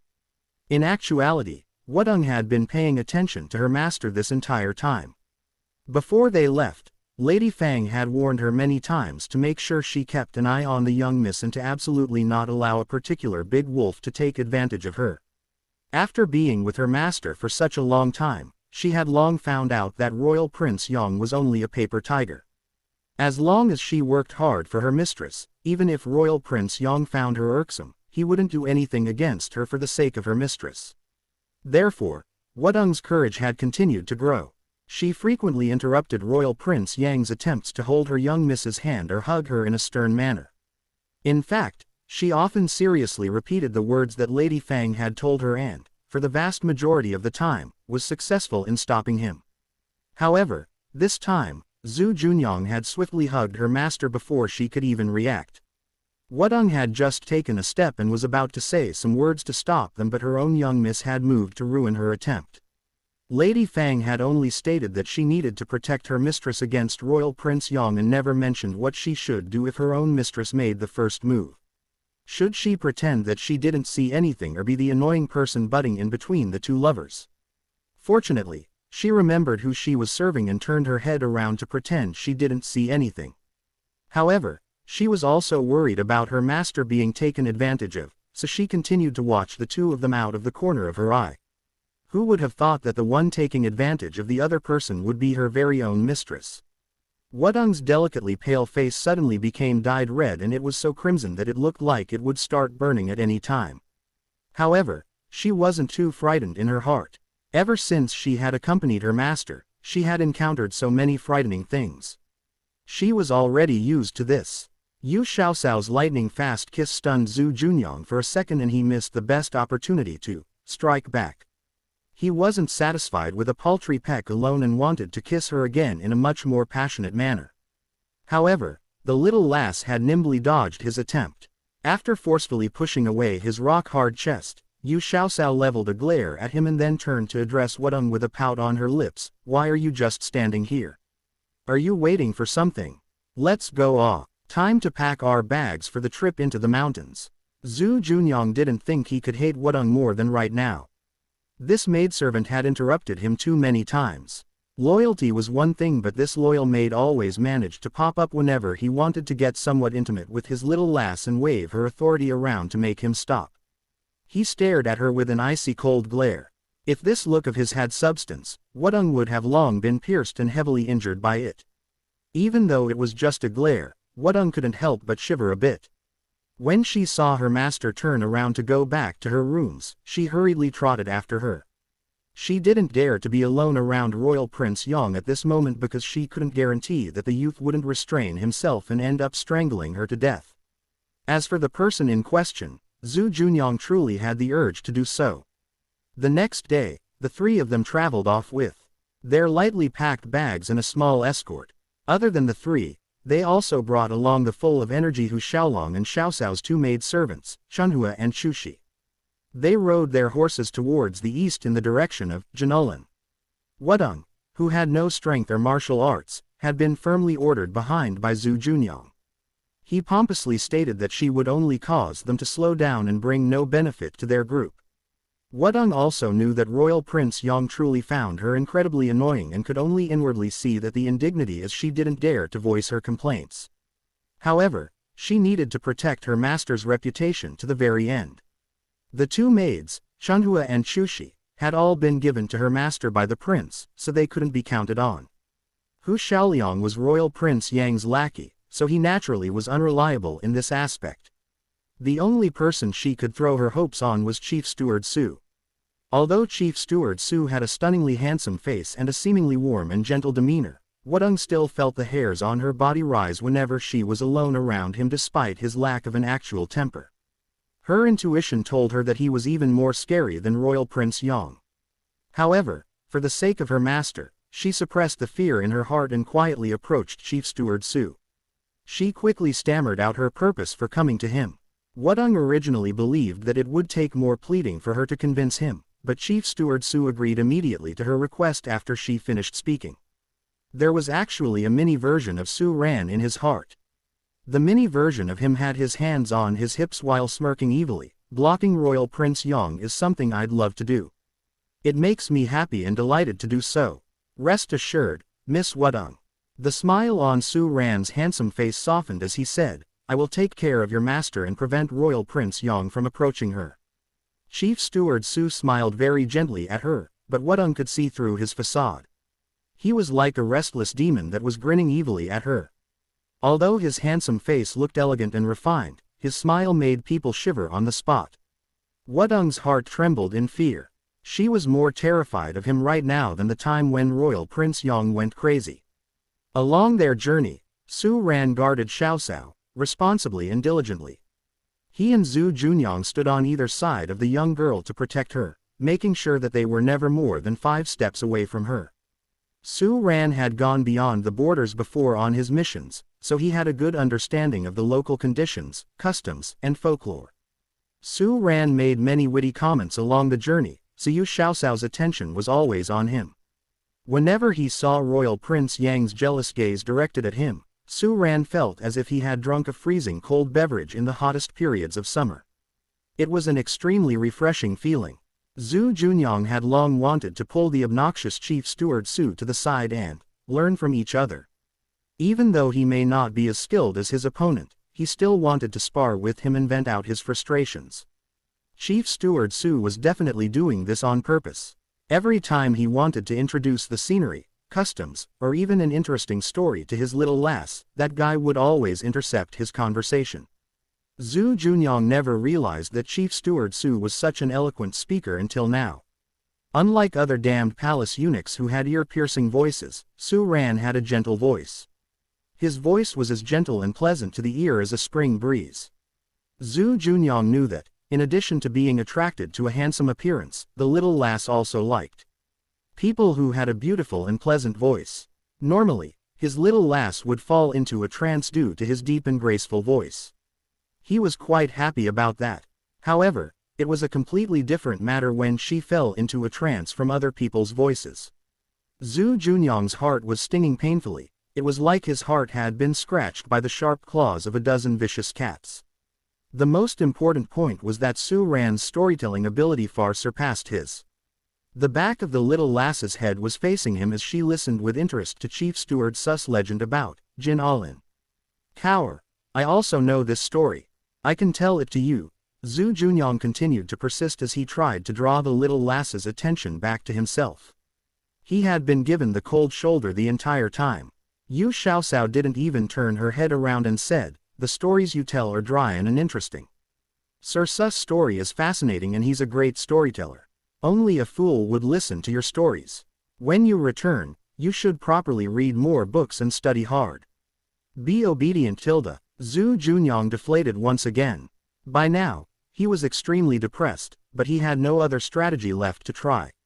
Suddenly, an idea hit him, and he interrupted their storytelling session, and said, "Cower, didn't you want to see my skills?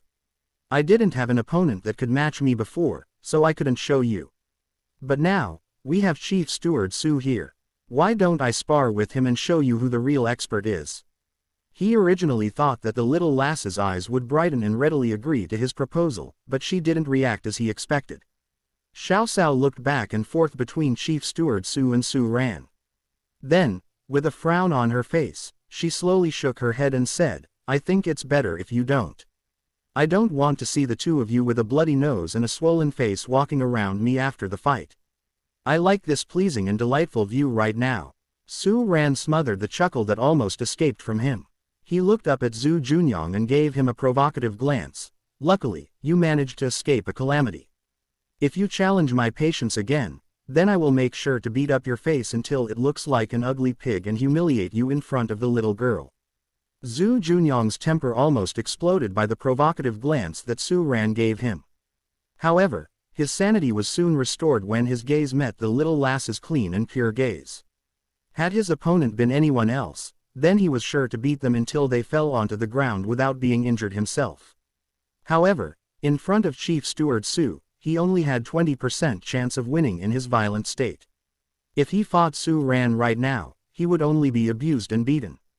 Alas, he couldn't beat him in either material arts or literature. Did he really have nothing that could compete against Chief Steward Su? On a certain evening, while they were spending the night in a grove, Zhu Junyang set up a tent and a thick sheepskin mattress for his little lass with the help from his imperial bodyguard, Hu Xiaoliang.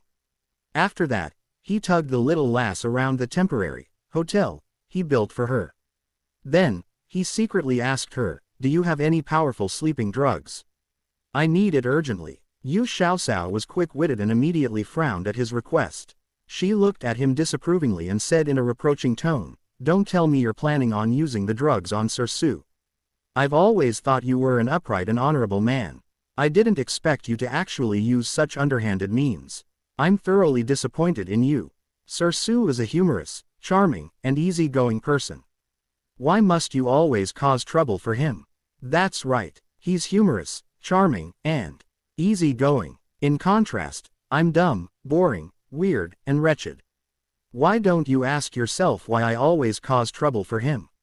If you treated me better and paid more attention to me than him, then why would I trouble myself to cause him trouble?" Zhu Junyang's lowered voice was brimming with rage and grievances. Yu Xiaosao found the situation to be quite funny, but she still felt sorry for him. She cupped Zhu Junyang's beautiful face that was brimming with anger with her hands. She sighed softly and said, Why are you so insecure? Think about it. You are Royal Prince Yong, a proud son of heaven, with a royal background and high status. You are also highly valued by the Emperor. You are tall in stature with an appearance that can even rival the celestials in heaven. In contrast, I am just a small girl from a farming village. I just know some money-making methods. My appearance is not extraordinarily beautiful, and I have an odd character and a weird temperament. In other people's eyes, I'm the one who climbed up the social ladder. I should be the one clinging onto you. So, how did you become the one who started becoming worried about losing me? That's because I care about you. I care more about you than you care about me. You're a little lass with no conscience. Zhu Junyang gnashed his teeth as he said, I have been waiting for you for years, but have you ever promised me anything? Have you ever given me a precise answer to my feelings? You always act so ambiguous around me. Tell me, are you just treating me like a dog that you can play around with any time? That's because you're stupid. Since there was no one else nearby, Yu Xiaoxiao was unrestrained with her words. Do I act like a loose girl in your eyes? If I didn't acknowledge your feelings for me, would I have let you touch my hand from time to time? Would I have let you hug me and kiss me when other people aren't looking? If you dare to say no, then this young lady here will clear your scores and give you all zeros during my observation period. I will set up a household headed by a female in the future and live alone for the rest of my life. When he heard the anger in Xiaoxiao's words, Zhu Junyang immediately softened his approach. He smiled and carefully said, Fine. It's all my fault for being too stupid. I failed to interpret your actions, so I should apologize to you. Please don't be angry. You know that I'm relatively slow in this respect. If you had told me this earlier, then my mind would have been put to ease and I wouldn't have carelessly become jealous. Furthermore, you were acting very friendly towards Chief Steward Su compared to me before. As a man, it's natural for me to feel uneasy and it's impossible for me to control it. I called you stupid as a joke, but it turns out that you really are stupid. Don't you know that the closer two people are, the more casual their interactions become? For example, I act cute and flatter the Emperor Emeritus, the Emperor, and the Empress from time to time. They are our superiors, so we need to coax and amuse them to appease them. Sir Su is a special correspondent sent by our superiors to accompany us on the mission. Should I follow your example and give him the cold shoulder too? When I first met Sir Su, I felt that we got along quite well. The way I treat him is no different from the way I treat my elders and nothing more. Zhu Junyang muttered softly, Chief Steward Su is only a few years older than me. He's at most in his early 30s, and he has a youthful appearance. How would I have known that you treat him like an elder? However, he recalled that Xiaoxiao was only 11 to 12 years old when she first met Chief Steward Su, who was 27 to 28 years old. In the past, wasn't it common for people at the eunuch's age in rural villages to have children around Xiaoxiao's age? His face blushed with shame at those thoughts. Okay, now that we've cleared things up, you won't act uncourteous towards Sir Su again in the future, right? Yu Xiaoxiao squeezed his flawless cheek. Oh, his cheeks felt nice to touch. This bold little lass, except for the time when he was still an infant, who would have ever dared to squeeze his face like this? Her soft and supple small hands cupped his cheeks, warming them up. The little girl's almond-shaped eyes sparkled when she pinched his cheeks. In addition to their ambiguous position, the two people were alone in the tent, causing Zhu Junyang's eyes to darken. If you kiss me, I will listen to everything you say in the future. Zhu Junyang puckered his lips at Xiaoxiao. His puckered lips looked like a chicken's butt. I don't want to. I have just deducted 10 points from your observation period record book. I have extended the observation period, so all intimate actions will be prohibited in the future. That includes holding hands. Yu Xiaoxiao pushed away his handsome face that was inching towards her face. Don't do that. I have already reflected on my actions and corrected it in time. The Ancient One said, if you realize your mistakes, then you can correct them. There is nothing better than acknowledging and changing after realizing your mistakes. Give me a chance to change. There was a small hand that covered his face and pushed him back. But he continued to push forward, and as a result, his handsome facial features were squished together into a deformed appearance. It was ugly to the extreme. Young Lady Yun said, you should be punished if you make a mistake. You can't haggle over your punishment. Step aside. Do you think you can do whatever you please because Wudong is not here? Yu Xiaoxiao was strict. Zhu Junyang blinked his charming phoenix eyes at her incessantly and even looked at her flirtatiously. He looked at her affectionately and said, "Let's take advantage of her absence and kiss me. Just once would be enough for me." Yu Xiaoxiao acted like she was not someone that could be seduced by beauty and said, "We absolutely cannot do that. Who are you to me? How can I allow you to kiss and do as you please with me? After the new year passes, I will send someone to your family to propose marriage. After that, you will become my special someone. But before that, why don't you let me have a small taste of you?" Zhu Junyang pestered her shamelessly. He only had one goal, to get close with her. "Do you think I will agree to your proposal just because you asked? You have yet to pass your observation period and your observation period has been extended. As for how long it will be extended, it will all depend on my mood." Yu Xiaoxiao refused to yield even an inch to him and planned on properly teaching this guy a lesson. Zhu Junyang pondered for a moment and then put on an act like he was an abandoned and heartbroken puppy. When Xiaoxiao let her guard down, he suddenly wrapped his arms around her delicate, soft, and slim body, confining her two arms on the left and right side of her body. He smiled slyly at his success and said, "I've caught you.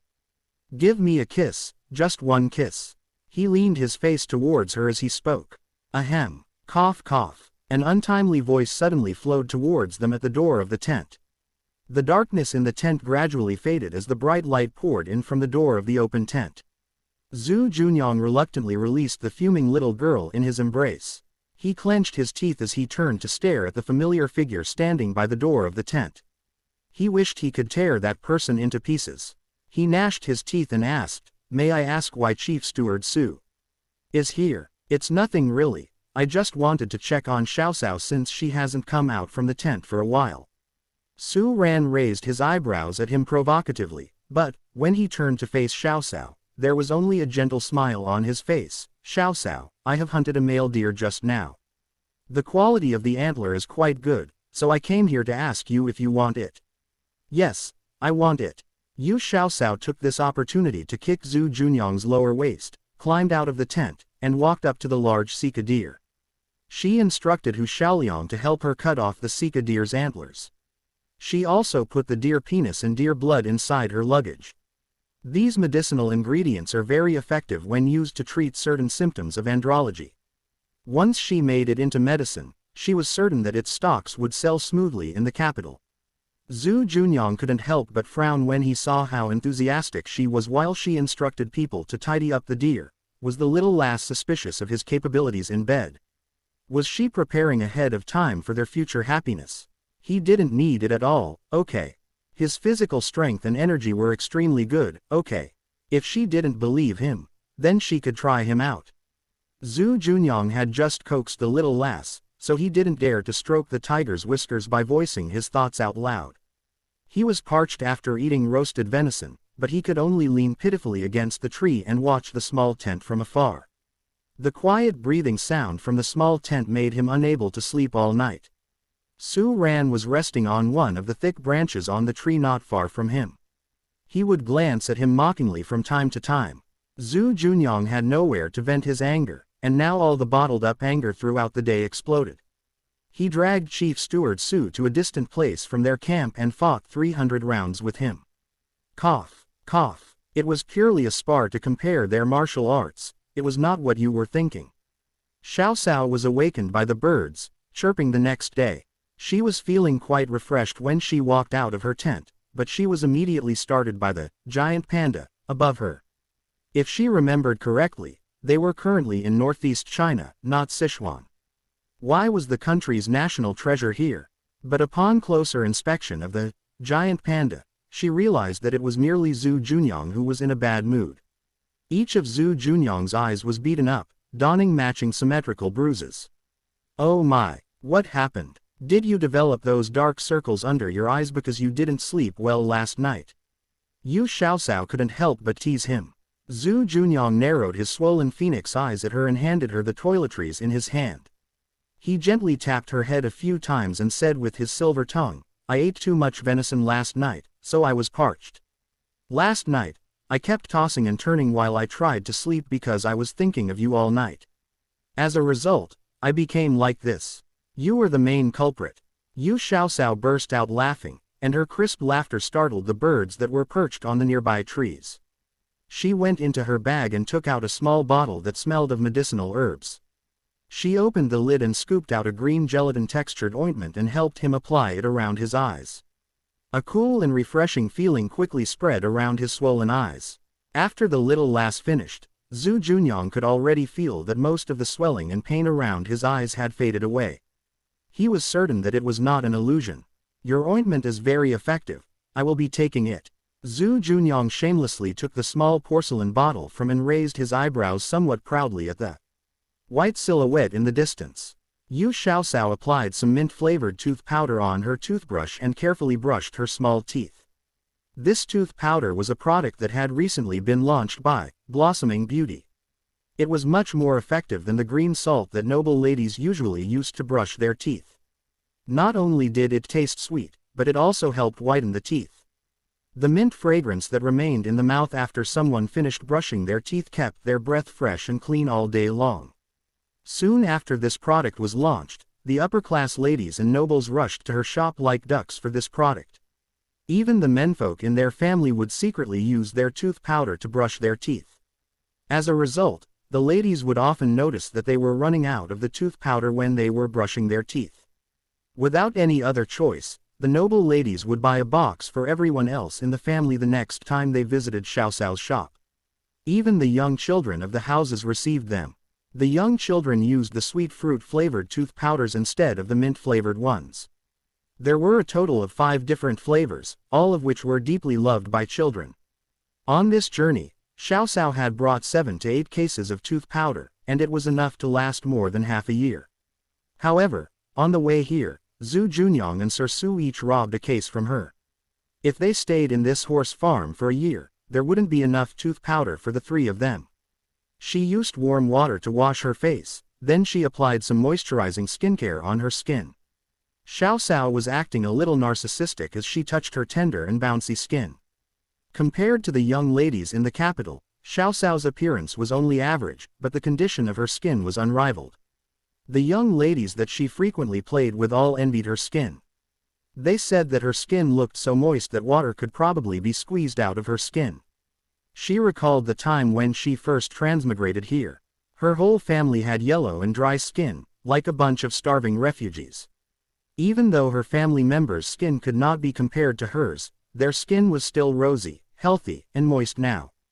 The daily maintenance of one's skin was very important. Little lass, do you have any skincare products that are suitable for me? When he saw how his little lass's skin was almost transparent under the morning sun, a sense of crisis abruptly arose in Zhu Junyang's heart. He touched his face. Although his face was not rough, it was far inferior compared to the little lass's skin. He was already 7 to 8 years older than Xiaoxiao. If he didn't take good care of his skin, would he be mistaken as the little lass's father if they went out together in the future? Yu Xiaoxiao was calmly drinking the fragrant and sweet glutinous rice congee and chewing marinated cucumbers. But when she heard his question, she almost choked on her breakfast. She forced herself to swallow the congee in her mouth and looked at him like she had just seen a ghost. Jun Yangyang, are you being possessed by a lonely spirit from the wild?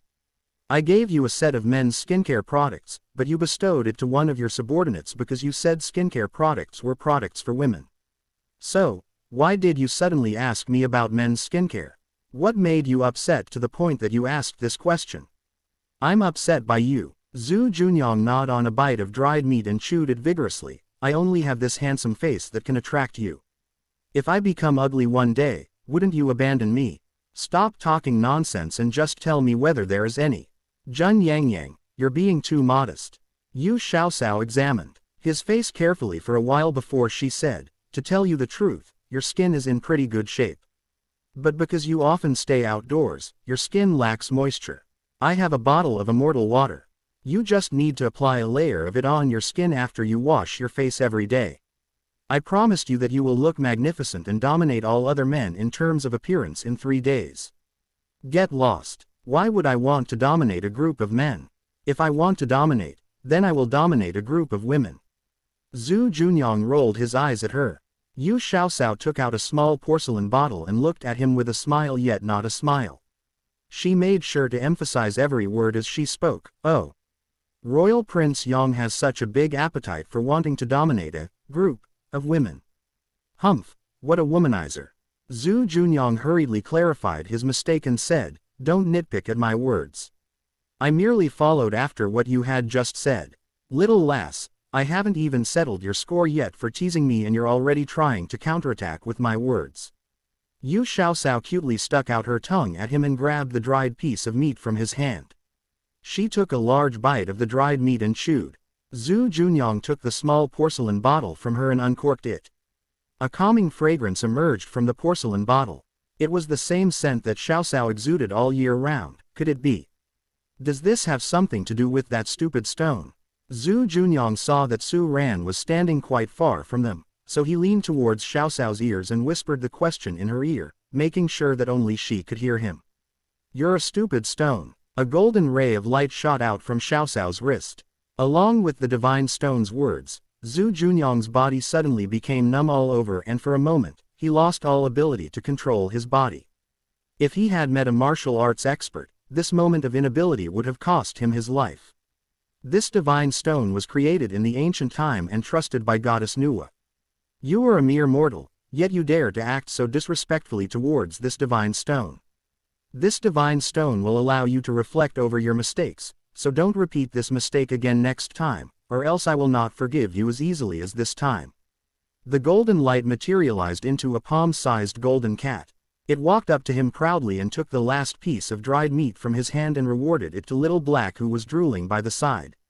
Since they were hunting deep in the mountains, how could she not bring Little Black and Little White? They were able to single-handedly fight a tiger, and together, the two of them can even fight against black bears. Su Ran walked towards them with a bowl of rice.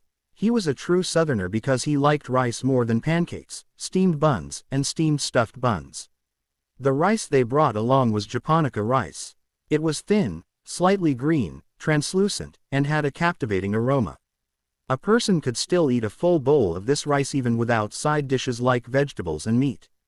This type of rice was known as green essence rice in ancient times. It was actually produced by one of the ordinary provincial counties around the capital. Perhaps it was because of the county's geography and climate, but the japonica rice could only be grown there. However, the japonica rice they brought along their trip was produced in the imperial plantation. It was able to successfully grow there thanks to Xiaoxiao's handiwork. Not only did the japonica rice grown by Xiaoxiao taste better, but it also had great health benefits. Unfortunately, the japonica rice grown in the imperial plantation was only offered as a tribute to the imperial court and was not sold to the public. In the rice market, people could only buy ordinary japonica rice. The food produced by the imperial plantation was used to supply the masters in the imperial palace, and the majority of it was used as rewards to be bestowed upon meritorious officials of the court. As for meritorious officials of the court, there were two of them present on this trip. With official Yu and Royal Prince Yang present on this journey, they will never lack japonica rice. When she saw the jade pearl rice, Yu Xiaoxiao suddenly had the desire to make onigiri. Inside the cooked rice, she added dried meat, crispy melon, ham and some nuts to it. The combination, when chewed, felt very tasty and rich. For Su Ran, this was the first time he had eaten something so novel, and he ended up accidentally eating too much. Thus, he had to walk around the vicinity later to aid in digestion. Zhu Junyang also thought this method of eating was quite interesting and tasty. In the future, the army could add on ready-made onigiri as another type of ration to their supplies. Onigiri contained both rice and other ingredients. As long as you heated them up a bit, they could fill the stomach, and they also tasted quite good. After traveling for another day, they finally arrived at a tiny village at the foot of the wild and flourishing mountain. The word, tiny, truly wasn't an exaggeration. The village only had around 7 to 8 families in it, and they were all hunting families. In the winter, wild and vicious beasts often came down to attack the villages around the mountain. Thus, right before it was about to snow for the first time, the villagers would all move about 50 kilometers away to live in town. When spring came again, only then would they come back to their village and begin their planting. Spring was the season for all of the animals to breed and flourish. Thus, the hunters all had an unspoken rule to not hunt animals that had babies with them, were young, or those that were heavily injured. The fall was the busy season for the hunters. At this time of year, all of the prey was plump and numerous, with glossy fur and high-quality meat. Furthermore, the animals moved around quite a bit at this time, so it was more convenient to encounter them on a hunt. Yu Xiaosao and the others arrived at this somewhat shabby-looking small village. Inside the village, there were only the old, young, and women left behind. All of their adult men had gone into the mountain to hunt. Although the hunters only dared to hunt on the outskirts of the mountain, the forest in that area stretched for hundreds of kilometers. Thus, the men only came back to the village once every 10 to 14 days. When the elderly and women in the village saw the group of people with their large horses, splendid clothing and imposing demeanors, they knew that they weren't ordinary folks. Even their bodyguards and maidservants were dressed in such a way that showed that their masters had an extraordinary rank. Thus, these villagers only dared to watch them from afar and even made sure to keep their children and grandchildren close by, in order to avoid inadvertently offending these noble personages and bringing disaster upon themselves. Although the elderly and women had curiosity written on their faces, there was no sign of timidity among them. After all, these were all the families of tough hunters. Even the women and elders were able to pick up weapons and fight when needed. Out of the entire group, Yu Xiaosao looked the most harmless. Thus, she volunteered herself to negotiate with one of the villagers to use their home as a temporary resting place for them. She headed towards the largest residence that was in the village and had a bright and warm smile on her face. She spoke genially towards the elder and child, who stood in front of the doors and said, "Old grandfather, it's nice to meet you. We're merely passing through the area and it's getting dark. We would like to rest at your gracious abode. Do you think we'd be able to?" The old man's hair and beard had gone completely white with age, but his body was still strong and hale. His back was straight and his complexion was ruddy with health. There was a scar running across his forehead that he had most likely gotten from a hunting injury in his youth, but it didn't make him look scary. The young boy next to him looked to be around 10 years old and also looked quite strong. The boy held a hunting knife in his hand and had a wary look on his face. The old man observed her minutely. He saw that the young maiden in front of him had bright and pure eyes with a brilliant smile on her face. He returned a genial smile and said, "You all are here to hunt, right? I won't hide it from you. Every year, our village will get a few noble guests like yourselves who are here to tour the mountains and hunt game. If you noble folks don't mind our crude situations, then please stay here." Grandfather. The little boy didn't seem to welcome them at all, as the expression on his face showed that he rejected them. It would be hard to blame him. After all, not everyone was easy to get along with. Generally, the more noble and highly ranked the people were, the more issues they had. Last time, when they had housed some noble young maidens and masters, those people regarded everything around them with obvious disdain. They even claimed that the food that was served to them was only fit to feed pigs. The people in front of them looked a lot more difficult to get along with than their past guests, especially that man who was dressed entirely in black riding on a black horse. That man had an expression on his face as if everyone owed him a couple hundred taels, and his eyes were like knives. He didn't even dare to meet that person's eyes. As for the man dressed entirely in white, although he had a smile on his face, the smile didn't reach his eyes, so he clearly wasn't someone to tussle with either. Out of the 6 people in this group, only the young older sister in front of him seemed easy to communicate with. His grandfather was already of an advanced age and his mother was sick in bed. He truly didn't want to serve these people and end up not even getting a word of gratitude back. The old man lowered his head to look at his young grandson and rubbed his head. These noble folks had headed towards their residence as soon as they entered the village. If they refused them without a good reason, wouldn't that end up offending them to their detriment? That being said, he had lived for many years and had a good eye for people. Instinctually, he could tell that this group of people weren't the type to throw around their wealth and rank for no reason or bully the common people. "Honored, noble guests, please head inside," he commanded his young grandson. "Take these guests and their horses to the stable in the back of the residence. Make sure their animals get some fodder and water. There's no need to trouble this young fellow. Just tell me the general direction of the building. We brought along fodder for our animals. Yu Xiaosao wanted to minimize the amount of trouble they caused for these people, so she tactfully refused the old man's good intentions. The little boy sneered slightly and muttered quietly, "What do you mean by troubling us? You may have brought your own fodder along, but did you also bring your own water too?" Xiaohu. The old man reprimanded his grandson and smiled apologetically at Xiaosao and the others. When he saw that they didn't look angry, it confirmed his initial impressions of the group. Jin Xiaohu puffed up his cheeks and reluctantly led them towards the shed for the animals. His family's residence looked very similar to the residence Xiaosao's family had in Dongshan village prior to their upgrades. It was a decently sized courtyard residence and had a 5-room main building. The 2 side courtyards contained 3-room buildings. The shack sheltering their draft animals was on the left side from where they first entered, and there was already a strong and hale-looking donkey hitched in there. After the group of 6 horses had all been led into the shelter, the originally large and spacious shack seemed much more crowded now. That large donkey had been squeezed into the corner by Fiercewind and Little Red and regarded the other strange guests timidly. Hu Xiaoliang retrieved the fodder and fed the horses until they were full. Little Red still acted spoiled towards Xiaosao and managed to beg a few pieces of rock candy to eat. When it saw Fiercewind staring at it pitifully, it magnanimously gave the black horse a piece of candy to eat. As for the large donkey on the side, who was salivating over its leftover fodder, Little Red revealed a look full of disdain at this country bumpkin. "How is it? You've never had anything like this before, right? As for me, I've eaten this since I was young and sometimes feel sick of it." They left Hu Xiaoliang there to take care of their picky horses. Yu Xiaosao and Zhu Junyang had been invited to enter the living area. The old man gave them a brief tour of the residence, introducing the various parts of the house.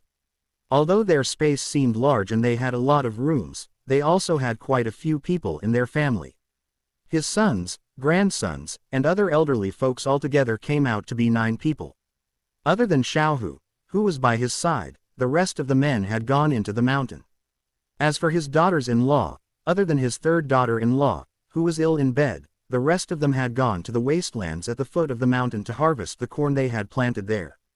Last year, his eldest son had waited in line for a whole day and night at the grain store in town in order to buy the corn seeds that were rumored to produce 1,000 caddies per mu during harvest. After they finished their summer harvest, they followed the instruction booklet and planted the corn seeds. Although the land at the foot of the mountains was a bit infertile, the corn that grew out of it didn't seem to be affected by the poor quality soil. Clearly, this type of crop wasn't very picky. Their about 1 mu of land had all grown very well and the corn ears were quite large and plump. Although he didn't have much experience in planting crops, he could tell that the yield from this crop wouldn't be very small. They had just reached the harvest season, but all of his sons were in the mountains. Fortunately, his daughters-in-law were all hard workers. As soon as it was light out, they set out to the fields to harvest corn.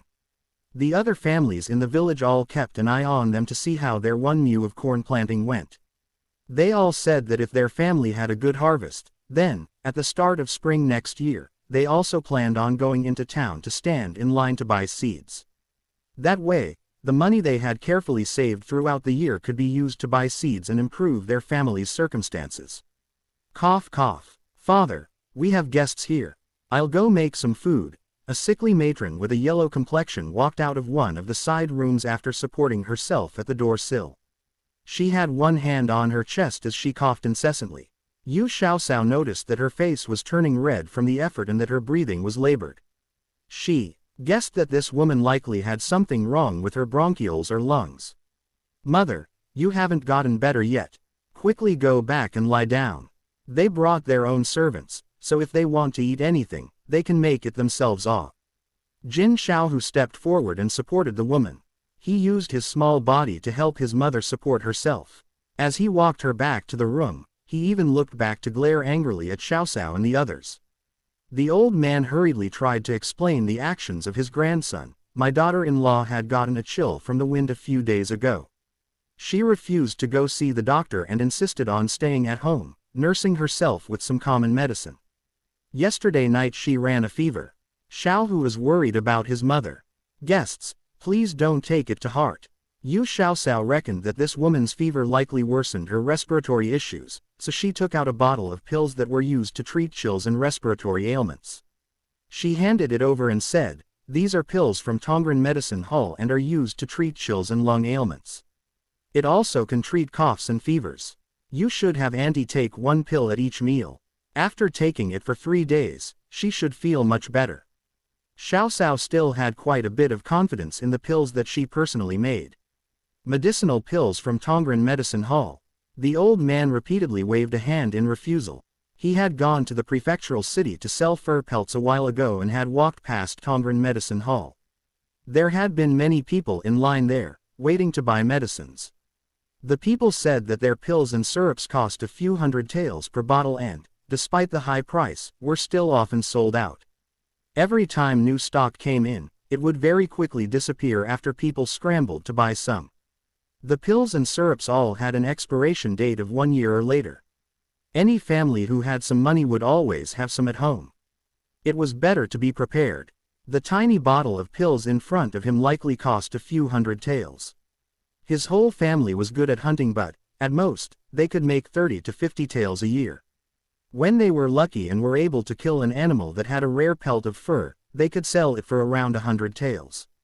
Their whole family would need to save money for many years before they could afford to buy such an expensive bottle of pills. "We were fated to meet by chance, so please take it. Just take it as our rental fees for the next few days. Auntie's illness should not go on any longer without being treated properly. Otherwise, a small illness could become much more serious." Yu Xiaoxiao stuffed the bottle full of pills into the old man's hands before asking, "Old sir, where will we lodge tonight? We should unpack our luggage first and then begin to make food. I'm not going to lie to you. We've been camping outside for the past few days and we've started to long for some properly cooked food." The old man saw that she was sincere in her actions and didn't try to refuse anymore. He handed the bottle of pills to his grandson, who was already impatient to leave. As soon as Jin Xiaohu got the pills, he didn't even say a word of thanks before running into the room where his mother was resting to retrieve some warm water before giving her medication. Old man Jin shook his head and solemnly thanked them before he brought the whole group to the 3-roomed building on the east side.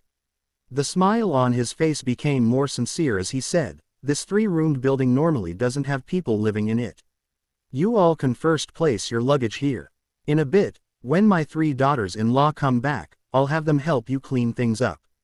Xiaohuzi, quickly go to the back courtyard and pick some vegetables so we can start the fire and help the guests make food." No need. We will do things ourselves." Without waiting for Xiaoxiao's command, Chunhua and Chushi began to clean up the rooms. The east building had 3 rooms. Zhu Junyang and Su Ran were assigned to one, Xiaoxiao and her 2 maid-servants were in another, while the last one was for Hu Xiaoliang, who had gotten lucky this time and had his own room. When old man Jin's 3 daughters-in-law came back with baskets full of corn on their backs, they had already finished cleaning and organizing the 3 rooms. The beds had been made with their own bedding and Yu Xiaoxiao took her 2 maid-servants to the kitchen to begin cooking. They made a large pot of preserved meat with rice and stir-fried some old string beans with stewed meat. In addition, they also made simmered eggplant casserole, stir-fried old cucumbers, and spicy and sour cabbage. The portion sizes of all of the dishes were quite large and was enough to feed their group as well as old man Jin's family. After all, they couldn't just make the host family wait to eat just because they borrowed their kitchen, right? When she saw that old man Jin's 3 daughters-in-law had to haul back giant baskets of corn after working an entire day in the fields, she instructed Hu Xiaoliang to bring 2 of the more gentle horses to help them bring their harvest back. After getting their host's permission, she picked out some more tender ears of corn from their basket and boiled them to eat. The sweet smell of cooked corn lured Xiaohu, who had been taking care of his mother this entire time, out of the room. He sidled by the kitchen and lightly sniffed the air with his nose. Not only did the smell of tasty preserved meat hit his nose, but he also identified a new, sweet and savory odor. It made the saliva pool in his mouth. Yu Xiaoxiao took out a just-cooked ear of corn from the pot and waved it in the air to cool it a bit before she beckoned the young boy over. "Xiaohu, come here and try your family's corn. See if it tastes good or not." When Jin Xiaohu found out this corn was planted by his family, he didn't try to be polite and took the corn back to the room. Mother, are you feeling better? It's already been 2 days since you last ate. Eat some corn to fill your stomach first. In a bit, I'll go help eldest aunt to make supper. Corn. Xiaohu's mother had slept a bit after taking a pill and now felt much better. Her chest no longer felt as tight as before and she already had an appetite again. She took the ear of corn from her son and asked, "Did you eat any yet?" That noble young maiden boiled many ears, so I'll go grab some more later. Eat this first, okay. This is the corn that our family grew and it smells quite delicious. It must be good. Jin Xiaohu secretly swallowed down his saliva and coaxed his mother to eat. Xiaohu's mother broke the ear in two and handed him half. She only began to gnaw on the corn in her hands after she saw him happily eating his share. The corn was soft and tender underneath their teeth. The more they chewed, the tastier it became. Even Xiaohu's mother couldn't help but eat bite after bite. After she inadvertently finished her portion of corn, she finally realized just how delicious it was. Mother, it looks like noble guests that are here this time aren't the same as the ones we had last time. Although the man dressed in black doesn't look like someone we should offend, their servants haven't tried to bully or walk all over us. As for that young maiden who has skin as white as snow, she doesn't have any of the airs or arrogance of a noble family's young miss. She even personally went into the kitchen to make food. I peeked in there earlier and saw that she made a lot of food. There's a layer of preserved meat on top of the rice they cooked and they also made big portions of the other dishes. The spread is even better than what we eat during the New Year's. After Xiaohu finished eating his corn, he took his mother's finished cob and threw it into a corner in the courtyard. There were hens over there and they clucked excitedly over the new food. The fact that they just gave us these medicinal pills for free shows us that they're not bad people. We're only a mere hunter's family and have nothing of worth for them to covet. These people must have good hearts, so we must remember their kindness. Xiaohu's mother gently stroked her son's head and smilingly advised him. Then, I'll go see if the traps we set earlier have any game in them. If they do, should I give them to the guests to add to their meal? Jin Xiaohu no longer felt as resentful as he did earlier towards Xiaoxiao and the others. However, he still felt a bit conflicted inside. However, as soon as he exited the room, he discovered that the courtyard had an additional 2 giant, monstrous animals, one black and one white wolf. Or were they dogs? One of them had a still twitching roe deer in its mouth while the other had a gray bird. Are these 2 animals your pets? Jin Xiaohu watched as those 2 placed their caught prey in front of the maiden dressed in pink like they were presenting treasures. Then, the 2 large creatures lay down in front of her, acting cute and begging for pets. Their actions didn't suit their large and ferocious-looking exteriors at all. Yu Xiaoxiao raised her head and saw that Jin Xiaohu had a face full of bewildered alarm and also a bit of anticipation. She grinned at him. That's right. Don't judge these 2 foolish ones by their appearances. Without their owner's command, they won't harm anyone. Especially Little Black, he's the good-natured one of the 2. You can pet him if you like. The stupid roe deer that Little Black brought back suddenly jumped up from the ground and began to scramble around the courtyard in a panic. Little Black violently jumped over and used one claw to powerfully press the roe deer onto the ground until it couldn't budge. Only after that episode did Jin Xiaohu discover that the prey that these 2 brought back didn't have a single injury on them. As for the dusty gray bird that had been brought back by the white wolf, it was still calling out on occasion. Oh ho, it's a hazel grouse. The sky has hazel grouse meat while the ground has donkey meat. Miss, you all are quite lucky today. Old man Jin had gone back and forth 2 times to help his family move the corn, and they had finished harvesting about 1 emu's worth of corn. The corn had been piled in the courtyard. Old man Jin made a quick estimate and was pretty sure that their harvest had exceeded 1,000 catties. This year, they would be able to save quite a bit of money that was normally used to buy grain during the winter. Yu Xiaoxiao had Zhu Junyang help to prepare the roe deer and hazel grouse meat. Then, she swiftly cooked up a pot of hazel grouse soup and stewed up a pot of roe deer meat. During the mealtime, she only served up enough food for their group and sent Chunhua and Chushi with the remaining food to give to the Jin family. Old man Jin attempted to refuse but saw that they sincerely wanted to give the food to them. He thanked them a few times and ended up taking their gift. There was savory preserved meat steamed on top of rice, a large basin of roe deer meat, a basin of hazel grouse soup, and a few different vegetable dishes. The Jin family couldn't bear to make this much food during the New Year's. "Grandfather, they have given us both medicine and food. Do you think there's something they want from us?" Jin Xiaohu gnawed on the roe deer meat as he mumbled out his question. "What could they possibly want from us?" Old man Jin was also a bit puzzled by their guest's generosity.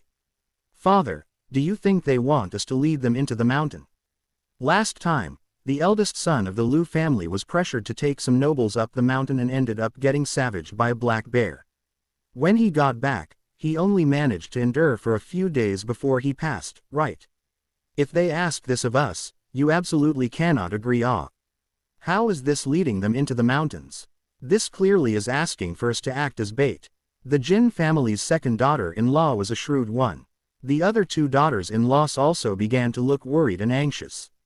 They probably wouldn't, right? Do you think they really resemble those other people? Old man Jin placed down his bowl and chopsticks as he pondered over this. "Father, how are they not the same as the others? To the rich and powerful, are we, commoners, even people to them? In my opinion, we need to be careful of suspicious folks bearing gifts as they are sure to be ill-intentioned, they likely have ulterior motives." His second daughter-in-law coldly huffed and picked up a piece of roe deer meat to chew on angrily.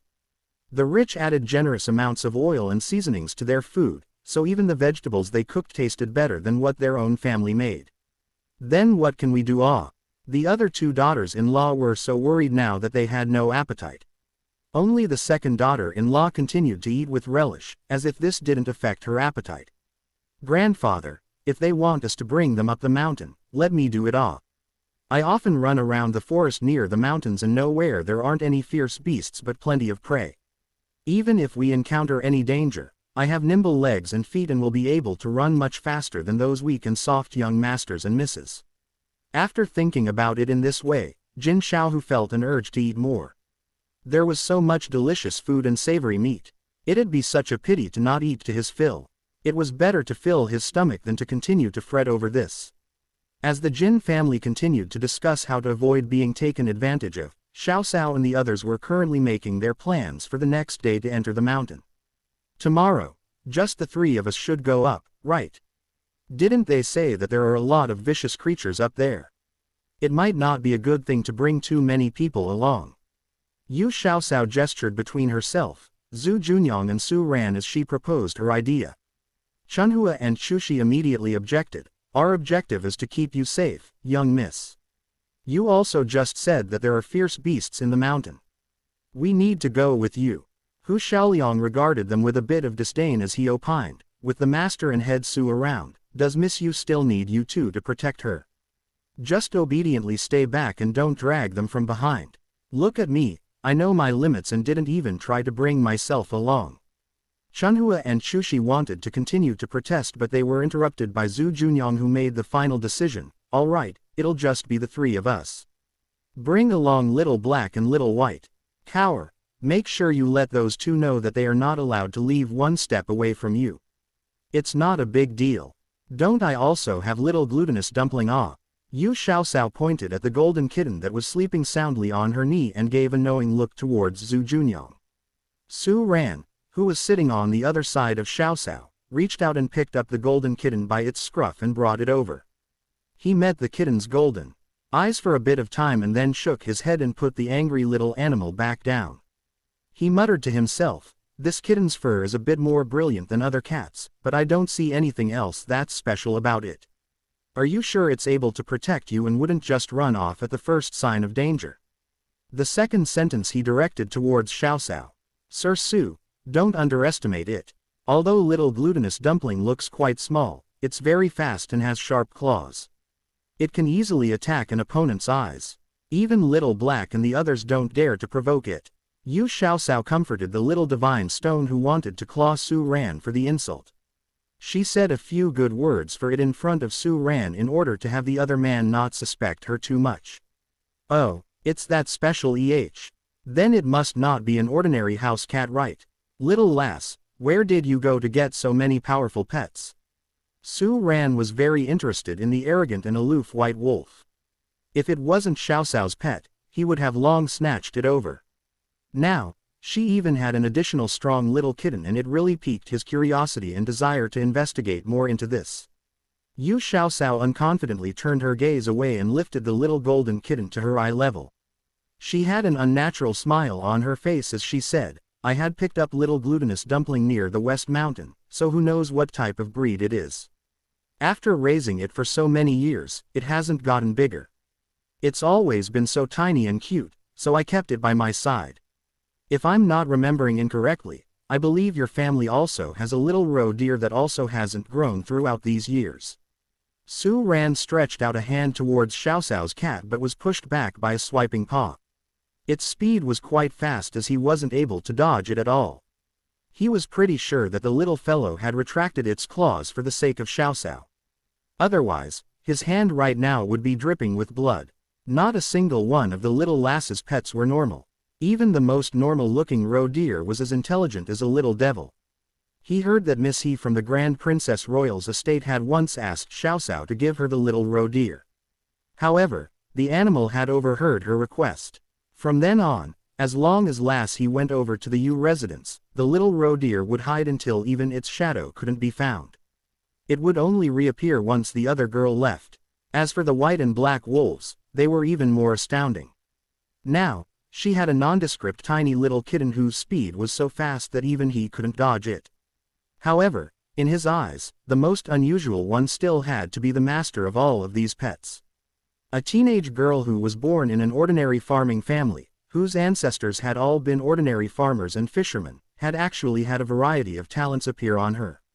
She knew how to improve crops to make them high-yielding, grow vegetables and fruits in greenhouses, manufacture medications, concoct medicinal cuisines, brew wine, cook food, make pastries and frozen desserts. It was also said that the little lass was talented at cultivating flowers. Any families in the capital who had a good relationship with the Fang family, if they liked growing flowers, then as soon as their flowers started to wilt, they would send it over. Every time when those flowers went back, it was as if those plants had received a second chance at life and had eaten a miracle medicine. Out of all of her abilities, other than farming and raising vegetables, the rest had very little to do with her farmer's family background. None of these other things would be something that a normal girl from a farmer's family would ever encounter, let alone become proficient in. If one started to investigate the little lass more closely, one would find that there were too many incongruencies.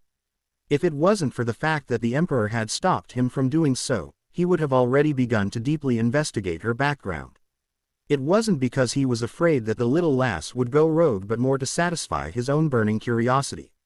It seemed like the emperor already knew just what type of secret the little lass was hiding, which was why he especially told him to not examine her closely.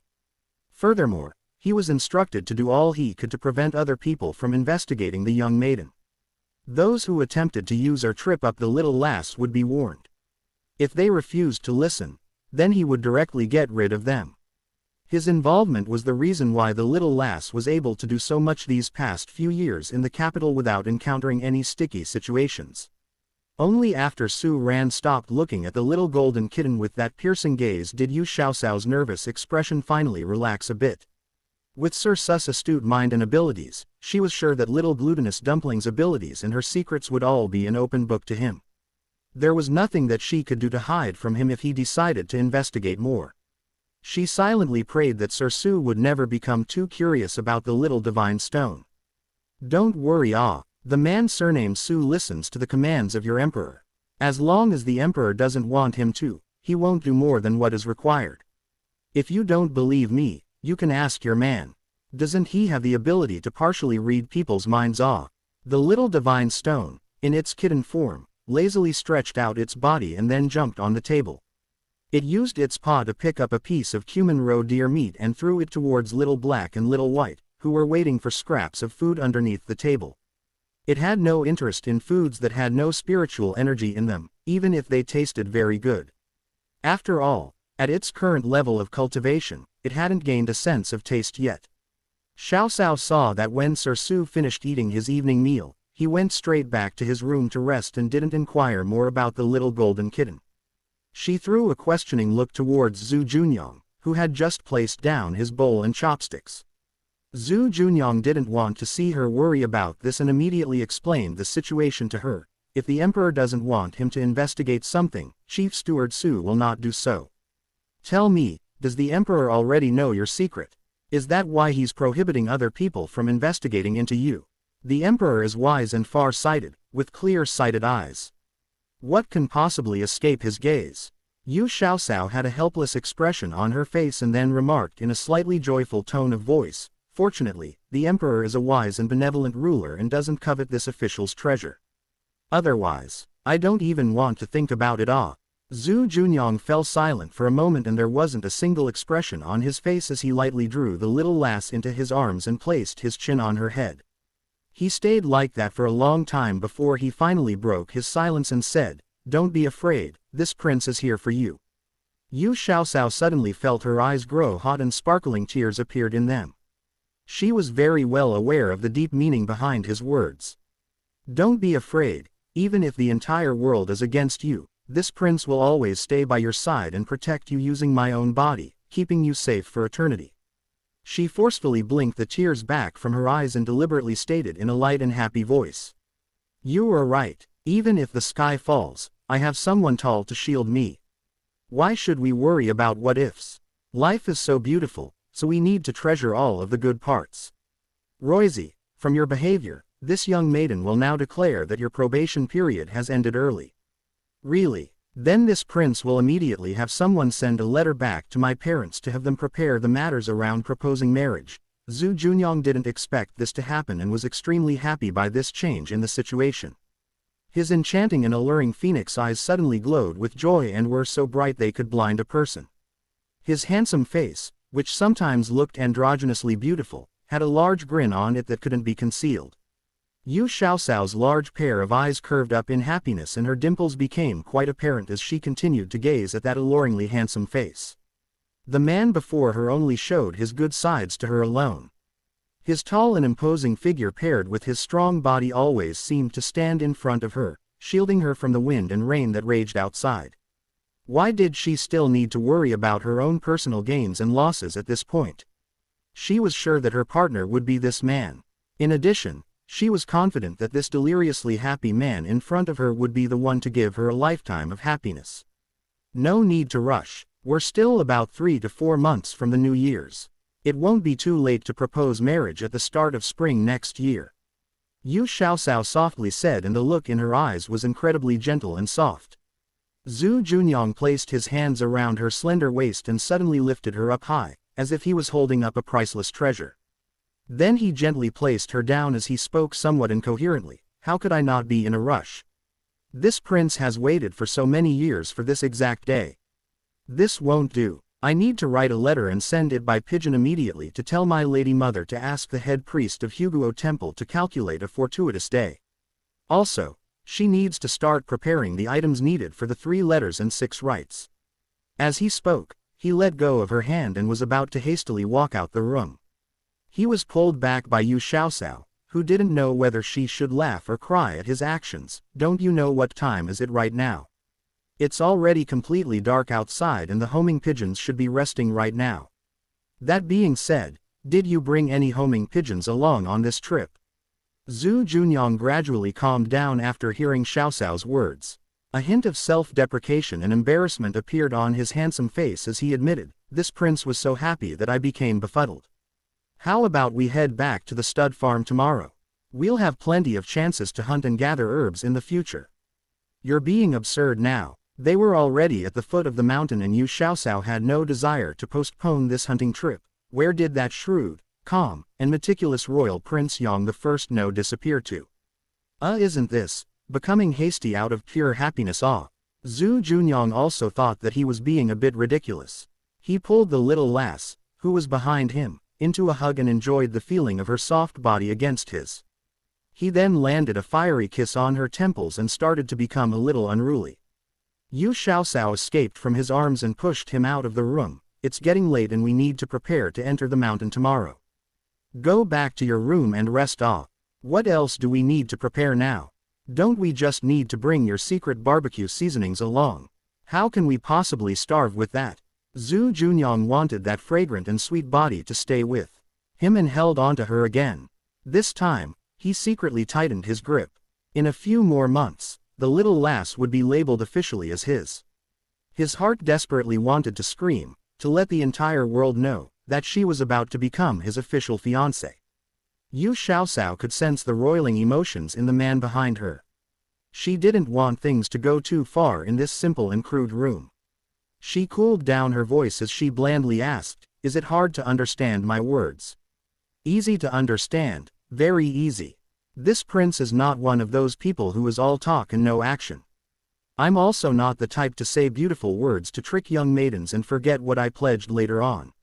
I still remember that men need to follow the 3 injunctions and 4 virtuous things to do. They are: the man must listen and obey his wife's commands. When the wife goes out, the man needs to go as well." Zhu Junyang sensed that the little lass was feeling a bit uneasy and hurriedly recited the standards of the optimal man to her. Yu Xiaoxiao couldn't take it anymore and burst out into laughter.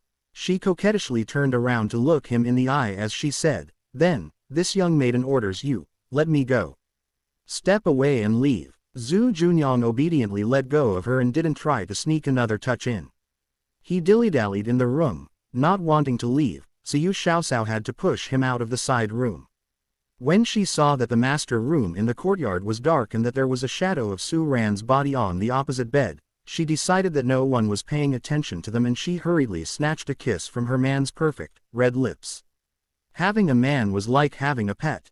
If you didn't give them some treats now and then, they wouldn't listen to you. Her actions were quite unexpected but extremely welcome for Zhu Junyang. However, his greedy heart still felt like the kiss was over too quickly. He didn't even get to taste her when it ended. It happened so quickly that it felt like just an illusion. The moon was out tonight and shone brightly. The watery light from the moon shone on the little lass's snow-white face and seemed to make her skin glow. He felt like he could never get enough of her delicate brows and eyes. His eyes became extremely gentle and soft as he stared at her, as if he was gazing at a rare and precious treasure. He lightly held the young maiden's face and bent over to get closer and closer to those red lips that seemed as tender and lovely as a flower. Cough, cough, cough, cough. Suddenly, the sound of heavy coughs could be heard from the neighboring room, followed by Su Ran's clear voice. "Royal Prince Yang, do you prefer sleeping at the head or the tail of the Kong bed?" During the 9th month, the lands near the northern border already had cold and chilly mornings and evenings. Old Man Jin, who was quite hospitable, had lit up the Kong beds in the east courtyard's 3 rooms. Su Ran had earlier sensed that there was someone who wanted to act like a hungry wolf on the other side of the window. It looked like that bad wolf was trying to take advantage of a certain young maiden. Since he had agreed to that maidservant Wudong's request, then he needed to complete his task. Thus, he found an excuse to butt in on someone else's wicked conduct. Zhu Junyang's lips were only around 2 centimeters away from Xiaoxiao's and that unexpected voice had cut off his desire. His handsome face momentarily darkened and regrets surfaced up within his heart. Why did they have to bring such an irksome fellow along on this trip off? Chief Steward Su was truly too indiscreet, right? Zhu Junyang was absolutely sure that this fellow was interrupting them on purpose. Yu Xiaoxiao muffled her laughter and looked like a little squirrel eating a pinecone. When she saw the alluringly bewitching face in front of her face, she knew that he was quite upset with nowhere to vent his temper. She felt her heart soften, so she gently hugged him again before rising up on her tiptoes and giving a quick kiss on his attractive lips. The tight look on Zhu Junyang's face seemed to relax a bit and he bent down his body to swiftly return a kiss. His voice sounded deep and slightly gloomy as he hoarsely said, "You must be tired after traveling hard these past few days, right? Go rest early. Tomorrow, if you're still tired, we can rest another day before heading up." "No need. My body is perfectly fine." Yu Xiaoxiao had gulped down a cup of mystic stone water earlier and the vast majority of her exhaustion had disappeared. "The kitchen has hot water, so you should have Xiaohu bring some over to soak your feet. It really helps in relaxing you. Also, I'll brew some tea for you and, in a moment, I'll have Chunhua bring it over. Don't drink too much tea at night. Otherwise, you'll have trouble sleeping." The little lass chattered on, just like a young married wife incessantly reminding her husband just before he left. Zhu Junyang thought that this was quite a novel experience for him and didn't want to let her go. Finally, Xiao Xiao managed to pull herself out of this beautiful man's trap and pushed this fellow back to his own room. As for Su Ran, who had been in his room this entire time, he had seen the sticky sweet actions between the two of them. However, he didn't try to interrupt them at all. The little lass and royal Prince Yong were a young couple in love. There was no need for him to act as an annoying bystander. If he turned a blind eye to all of this, it would pass quite soon. The next morning, Yu Xiaoxiao woke up very early to make breakfast. Like before, she made enough breakfast to feed her entire group as well as the Jin family. There was a pot of thick congee, soft and tasty steamed white buns, and Xiaoxiao's preserved vegetables made from her own secret recipe. Although it was a bit simple, everyone ate the food with relish. Old Man Jin had already concluded that this group of rich people was different from the last lot. Although the two men in the group were more cold, they didn't stand on ceremonies and demand ridiculous things. Nor did any of them look down on them for being common peasants. The delicate young maiden who loved to smile was especially cordial to everyone. She didn't seem to have any of the innate arrogance of a young miss from a noble family. These people were generous to others and never made them feel like they were conferring a great favor when they gave a gift to others. It felt like they were being honored and respected instead. He had seen the noble guests packing their luggage. Just as they were about to leave to head to the mountain, he warned them out of the goodness of his heart. There are many fierce beasts deep in the mountain, so you all must be very careful. I would advise you to avoid going too far into the forests and instead spend more time on the outskirts to get some hunting done instead. Zhu Junyang nodded his head at the old man.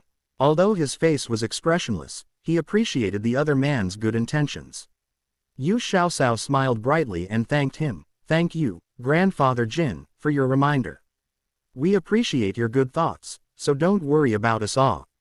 I left some fodder for those horses we're leaving here, so I'll have to trouble Grandfather Jin and Xiaohu to help us out and make sure they get fed every day. Not a problem at all. Please be at ease. We promise that we will take good care of your horses. Old Man Jin solemnly nodded his head and almost saluted them. Xiaoxiao saw that the two handsome men were done packing their bags and were ready to go, so she picked up her own bag and turned to wave goodbye to their hosts. She grinned. Make sure to dry out the newly harvested corn when there's a nice day. After the kernels are dry, you can stone grind them into cornmeal, which can be added into flatbread or used to make steamed buns. It tastes best if you mix it with some white flour as the texture and mouthfeel is great. I left 2 bags of white flour in the kitchen. Just take it as our thanks for keeping an eye on our luggage and feeding the horses. Before Old Man Jin and his grandson could reply, she scampered away to chase after the 2 tall men, one who was dressed entirely in white while the other was dressed entirely in black. Chunhua and Chushi both carried a bundle on their backs and followed her closely from behind. Grandfather, we've encountered some generous people. My mother, after taking the medication they gave us last evening, didn't cough for the entire night and also didn't have any issues breathing either. She slept very well. Jin Xiaohu had already retracted his thorny exterior a while ago. He stared at the group of 6 as they left and his gaze held a bit of gratitude in it. At this time, a few of the other villagers came over to ask about the new guests. The 2 of them vaguely replied with minimal details about the noble guests. How could they tell them exactly what had happened? If they told the other people that these people were kind-hearted, not arrogant, and generous, wouldn't those villagers who liked to take advantage of others come out of the woodwork and cause issues? Later on, the topic of the conversation went to their family's harvest of corn. When the other villagers saw how much corn they had in their courtyard, they all became quite envious and expressed the desire to buy seeds from them. Old Man Jin remembered what his eldest son had told him and hastily explained to the other villagers that it was best for them to buy corn seeds in town next year. The seeds from their harvest may not necessarily maintain the high yield. Some of the villagers didn't believe him, so Old Man Jin could only sell them some seeds. As for the other people, they decided to wait like their family and go into town next year and buy corn seeds from the grain shops. Later on, those villagers found out that planting the corn seeds they bought from the Jin family on the same type of land with the same type of management resulted in vastly different yields from those who bought seeds from the grain shops. Only then did the villagers believe his words and regret their previous decisions. As for Xiao Xiao's group, not long after they left the village, they had entered the start of the mountainous forest.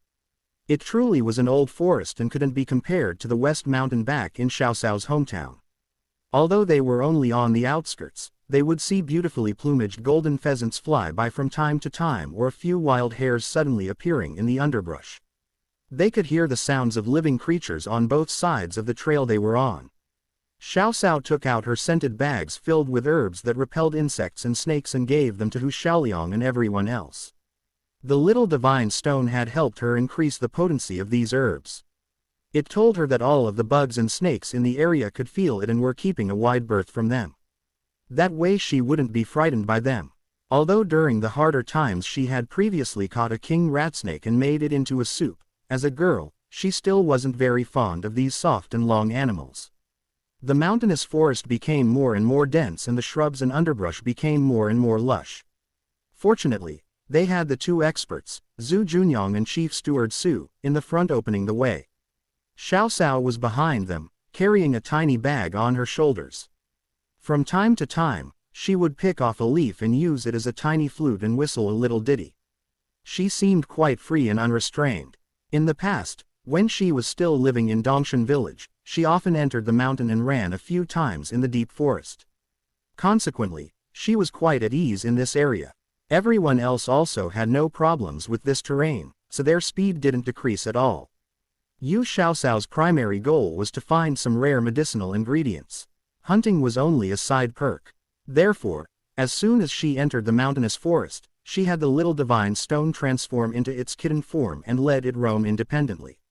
Since some extremely rare medicinal herbs that were on the older side had their own spiritual energy, the little divine stone would be the best to find them as it was very sensitive towards spiritual energy.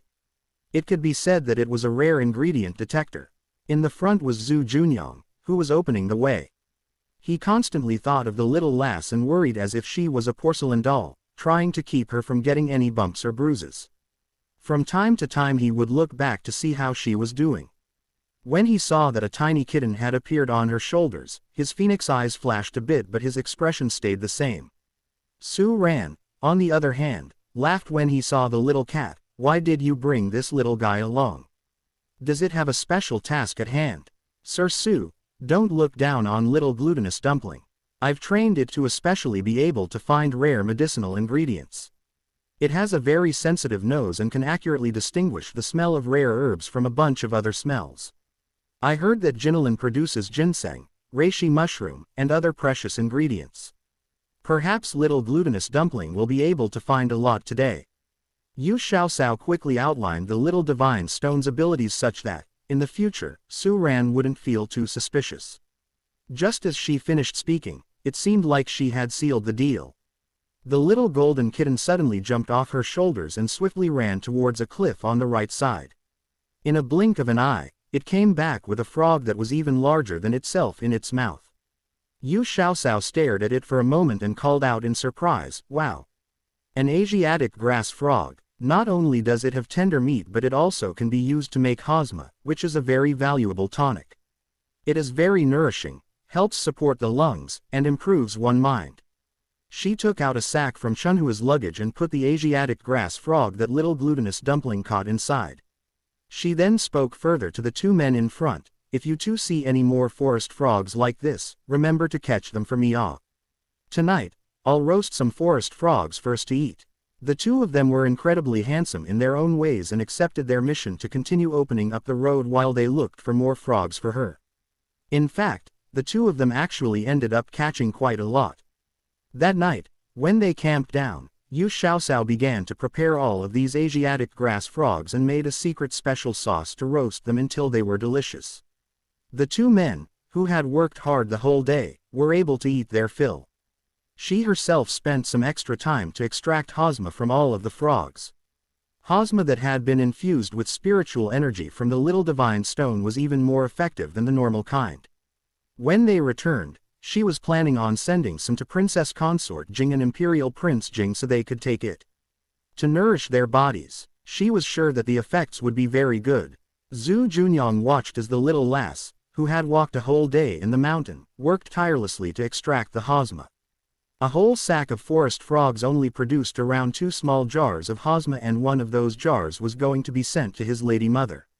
He felt his heart soften immediately. The little lass never forgot to send anything that was good for the body to his mother. If it wasn't for the little lass tirelessly helping to nourish his mother's body, he was pretty sure that she'd be bedridden at this time. Memories came back from long ago. Back then, the imperial physicians, who had been sent to diagnose and treat his lady mother, had once tactfully told his lord father that his mother's life was likely destined to be short because of her weak constitution. Now, their residence's imperial physician Jung was almost like a decoration. This was because the little lass had prescribed special medical cuisines to everyone in the household according to their body constitutions. Furthermore, she would even send some tasty foods and drinks over from time to time. His lady mother, who had previously been wan and weak, had been treated so well that her complexion was rosy and her body healthy. Not even a sneeze came out of her anymore. All of this was due to the little lass in front of him. Zhu Junyang revealed a gentle and soft expression on his handsome face and involuntarily attributed her actions to loving the house and its crow. He thought that because she liked him, that was the reason why she treated his family members so well. It must be that reason. Roisy, over there, there's a purple reishi mushroom. A clear and melodious voice sounded in the deep thickets. It startled all of the nearby birds, causing them to flee into the air. Zhu Junyang raised his head and followed the little golden kitten as it jumped around. He was light on his feet as he leapt onto a tree that had a trunk thick enough for several people to put their arms around it. There were plenty of old and majestic trees like this one in the forest. Towards the top of the tree, he could see a giant hole in the tree at the top. He couldn't tell if it appeared because the tree had gotten hit by lightning before or for some other reason. The little golden kitten stopped right outside that hole and lazily looked back at him. It used its paw to point at a stalk of purple reishi mushroom that was growing out of the hole in the tree. They had already been in the mountains for 3 days now, and Zhu Junyang had gotten used to this little kitten surprising him from time to time. He inspected the reishi mushroom. It had a dense purple color and seemed to have an inner glow. Even someone like him, who didn't know much about medicinal materials, could tell that it wasn't a common object. He took out a dagger from his boot and carefully cut out the reishi mushroom along with a small portion of wood from the tree. Once he came down from the tree, Xiao Cao impatiently came over and carefully took the purple reishi mushroom from his hands. She inspected it with a face full of happy greed. Su Ran also sidled over to take a glance as he calmly said, "This purple reishi mushroom must be at least a few hundred years old. Such a rare and old herb is invaluable." Yu Xiaocao gleefully put the reishi mushroom away and then spoke to him. "With this, the Grand Tutor's diabetes, the matriarch of Count Boyang's residence dizziness, and my tonic to resist aging will all have one of its main ingredients. Little glutinous dumpling, good job ah. Stop calling this divine stone by the name Little Glutinous Dumpling. This name is too lowly and not worthy of my divine status." The little divine stone once again protested the name given to it by Xiao Cao. Despite its resistance, it was never able to break away from it, and it was really annoyed that it had such an inglorious nickname. Little Glutinous Dumpling has a nice ring to it. Furthermore, it has a great meaning. Round and smooth, which hints at you reuniting with Goddess Nuwa in a smooth and happy manner. Yu Xiaocao placated the little divine stone, who was about to explode in a temper tantrum, with a half-truth. This treasure mountain truly had quite a number of rare ingredients around, so she still needed the divine stone to keep searching them for her. The little divine stone jumped on her shoulders and angrily scratched at her pigtails, making them messy. It only felt better after her hair had become a rat's nest. Su Ran stared at the little kitten who was wreaking havoc on Xiao Cao's hair. He was very puzzled by all of this. How could a seemingly ordinarily little cat, not much different than a newborn kitten, do such incredible things? Truly, it looked like what Xiao Cao said was right. This cat had an uncanny ability to find precious medicinal herbs. They had been in the mountains for 3 days. Other than the Asiatic grass frog on the first day, they also obtained 2 stalks of 100-year-old ginseng on the second day. Now, today, they managed to get a few 100-year-old purple reishi mushroom. If any one of these herbs got taken out, it would cause a ruckus, with people rushing to grab them. Lass, When you leave, you need to hide your little kitten well. It's like the goose that lays the golden eggs and is a true treasure. Even Su Ran himself, who always thought no amount of money could move him, couldn't help but feel tempted by this little fellow's abilities. You're the female goose, your whole family are female geese. The little golden kitten became infuriated again and rushed towards Su Ran like a bullet. Its paws whooshed as it attempted to make the odious fellow in front of him get a new, beggar's outfit. Fortunately, Su Ran was skilled at martial arts and was able to block the cat's attacks with difficulty before Xiao Xiao hurriedly rushed over and called the cat back, hugging it close to her body. His clothes were therefore spared ravagement. This little fellow's speed was truly too quick. It was harder to stop him than all of the concealed weapons he had encountered in this lifetime. Su Ran felt some lingering fear as he gazed at the little kitten, who was currently brandishing its claws at him from Xiao Xiao's arms. He really didn't know how he had offended the little fellow. Earlier, he was clearly complimenting it for its abilities. This fellow is quite smart and has an intelligence to rival a teenager. Earlier, when you said that it was like the goose that lays the golden eggs, it became angry at being compared to a goose. Zhu Junyang grinned happily from the side, taking pleasure in the other man's misfortune. Earlier, when little glutinous dumpling was having its temper tantrum, he didn't lift a single finger to help the other man despite being close by. It was worth having this eyesore along as he finally got to see Chief Steward Su in a less than flattering situation. Su Ran shook his head in bemusement and said, "Just what type of breed is this cat? It not only has a very keen nose but can also understand what humans say. If it wasn't the pet of the little lass, I would want to grab it for myself so I could inspect it more. Sir Su, if you like it, then you can borrow it for the next few days. Little glutinous dumpling is very easy to take care and it can hunt for itself. You don't need to do much. However, it loves to play and can sometimes run off for a dozen days to half a month. It's quite wild."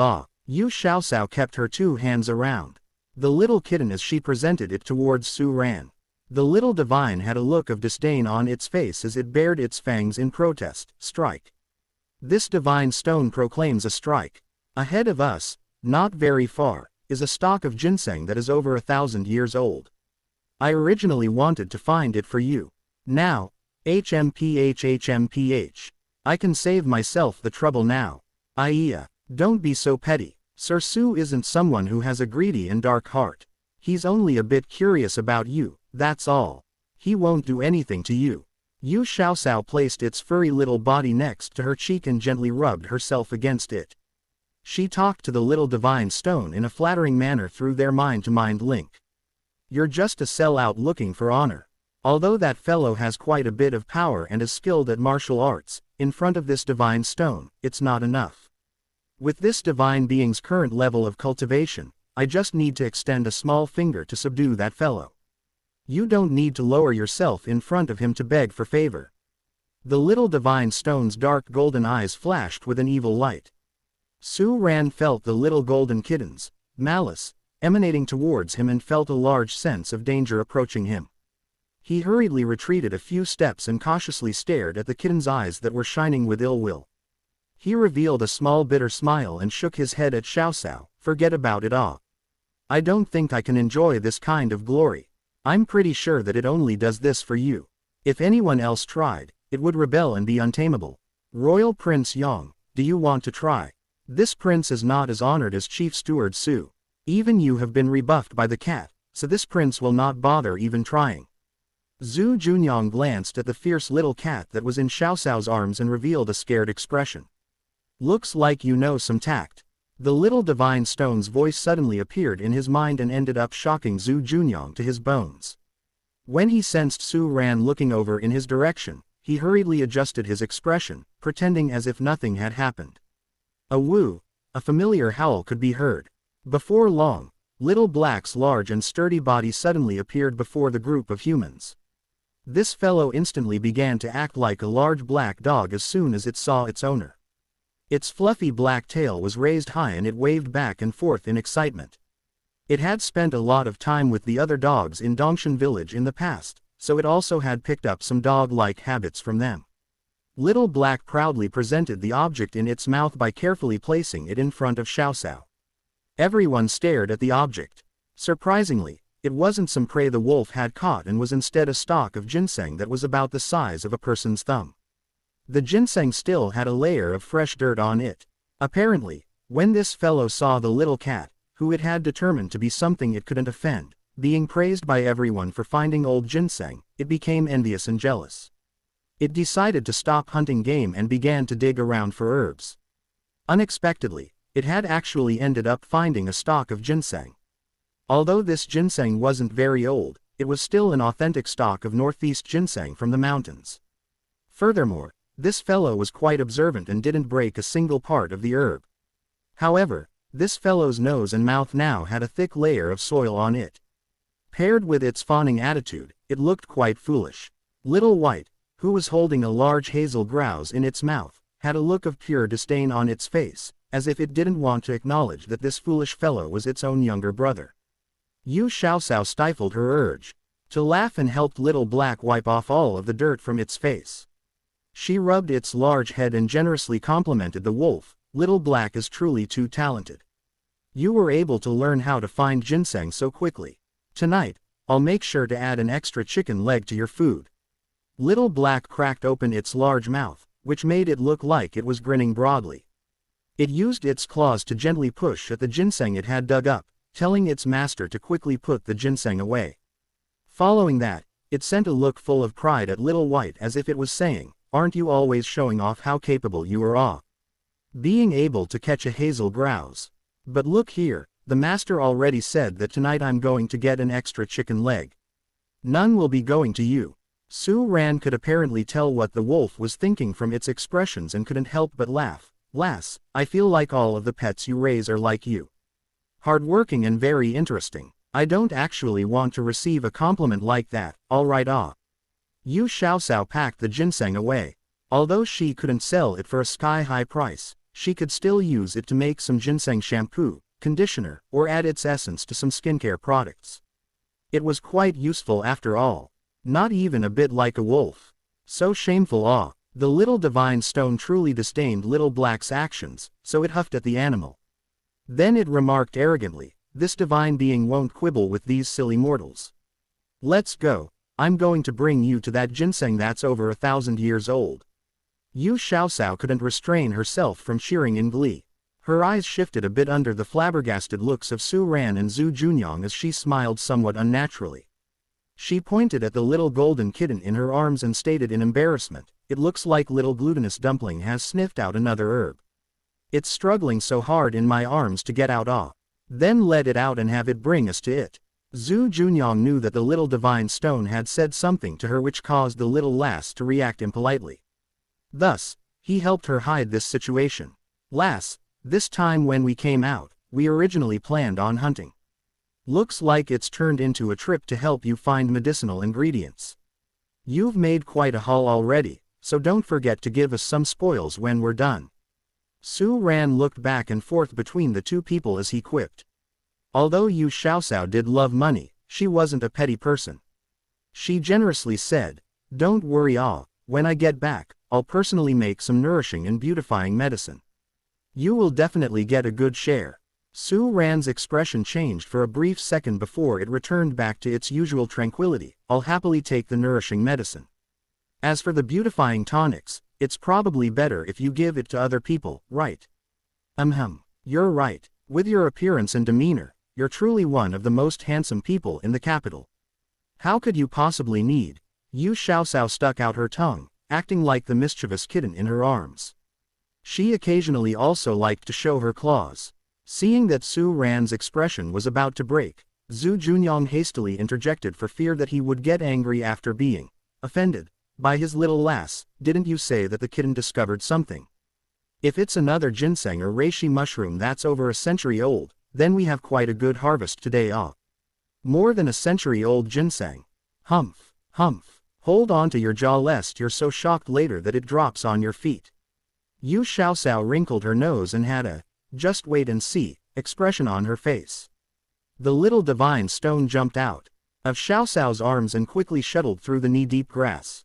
Su Ran was obviously interested in its abilities, but after being interrupted by Little Black, his desire to explore had extinguished quite a lot.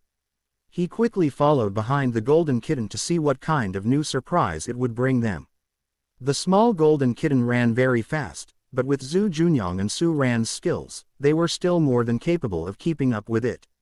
It was apparent that it had slowed down to accommodate these weak humans. As for Yu Xiaoxiao, who was an even weaker human in its eyes, she was held by Zhu Junyang, experiencing the feeling of flying without touching the grass. After a few turns in the mountain forest, they suddenly saw light in front of them. The dense forest disappeared, and a steep cliff appeared in front of them. The golden kitten stopped in its tracks and sniffed its nose. Then it turned towards a direction and galloped down the cliff towards the rocky valley. Yu Xiaoxiao, who was being held in a strong arm like a light cloth bag, didn't feel good at all. She only felt a surge in her stomach, and the feeling of motion sickness that she hadn't felt in a long time came back to her. Why haven't we arrived yet? If this goes on, I'm about to vomit. Zhu Junyang sensed Xiaoxiao's discomfort, so he quickly changed his posture to carry her princess style, letting her head gently rest on his strong chest. Yu Xiaoxiao subconsciously hugged his neck and smiled pitifully at Zhu Junyang, who had lowered his head to look at her.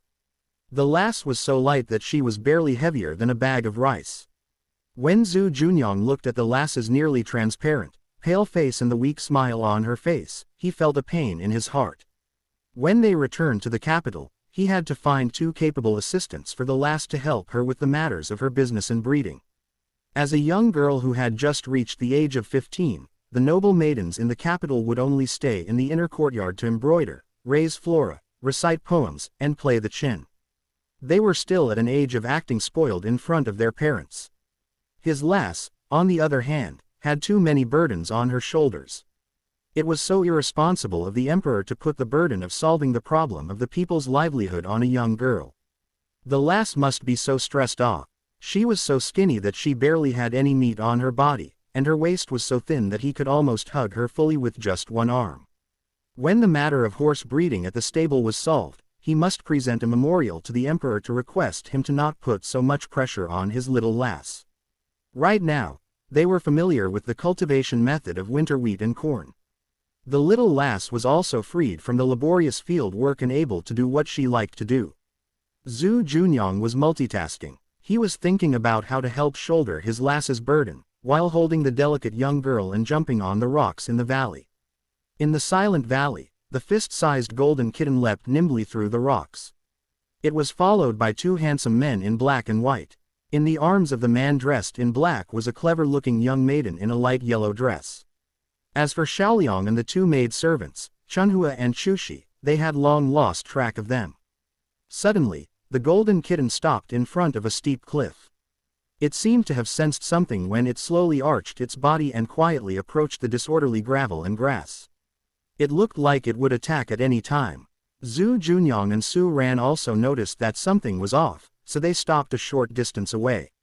Zhu Junyang put Xiaoxiao down and softly told her to stay behind him and never be more than 3 steps away from him. Su Ran moved forward slowly with silent footsteps and an expression full of vigilance.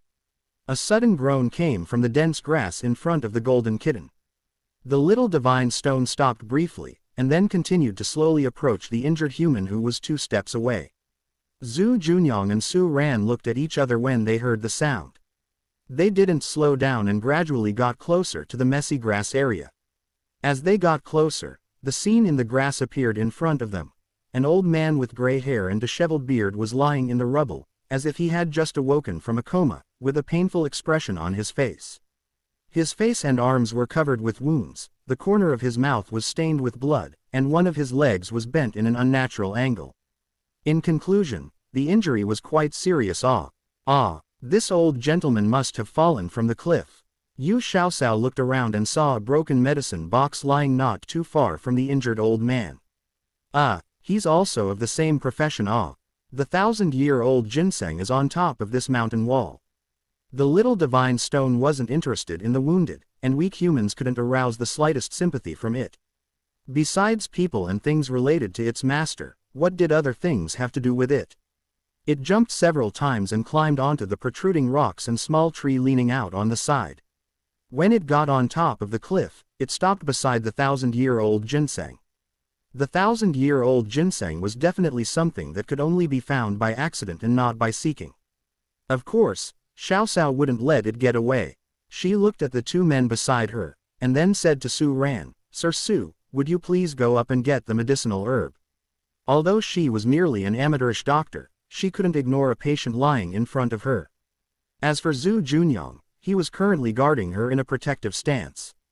There was absolutely no way that she could persuade him to leave her alone with a stranger, even if that person was unconscious from an injury. Thus, she could only ask Chief Steward Su to help. "All right, leave it to me." With a light jump, Su Ran had landed on top of a rock that was several dozens of meters high. After he observed the surroundings, he jumped a few more times and gradually got closer to the golden kitten. Xiao Xiao was stunned as she looked on from below. His white robe fluttered as he nimbly jumped, appearing like an immortal who descended to the human realm. Sir Su was seriously too handsome, and he was even more ethereal than white tofu. The scene in front of Xiao Xiao's, who was very amazed, eyes suddenly darkened. Her pair of sparkling eyes were covered by a hand. She shifted her gaze and saw Zhu Junyang's jealous eyes. She secretly stuck out her tongue. Her man's vinegar jar was toppled over again. Yu Xiaoxiao lowered her head and pretended to be busy checking the pulse of the old man lying on the ground. Then, with the combination of the external wounds, she concluded, he should have fallen off the cliff. There are multiple scratches on his body. His left leg is fractured, 3 ribs are broken on his right side, and there's an internal injury in his lungs. It was hard to say whether the old man was fortunate or not. It was indeed unlucky of him to fall down the mountains when collecting medicinal herbs alone. However, he was considered quite lucky because he had encountered a group of people. Otherwise, he would have likely died from the serious injuries by lying here.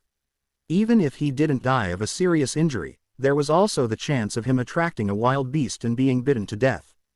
Yu Xiaoxiao took out a pill for internal injuries.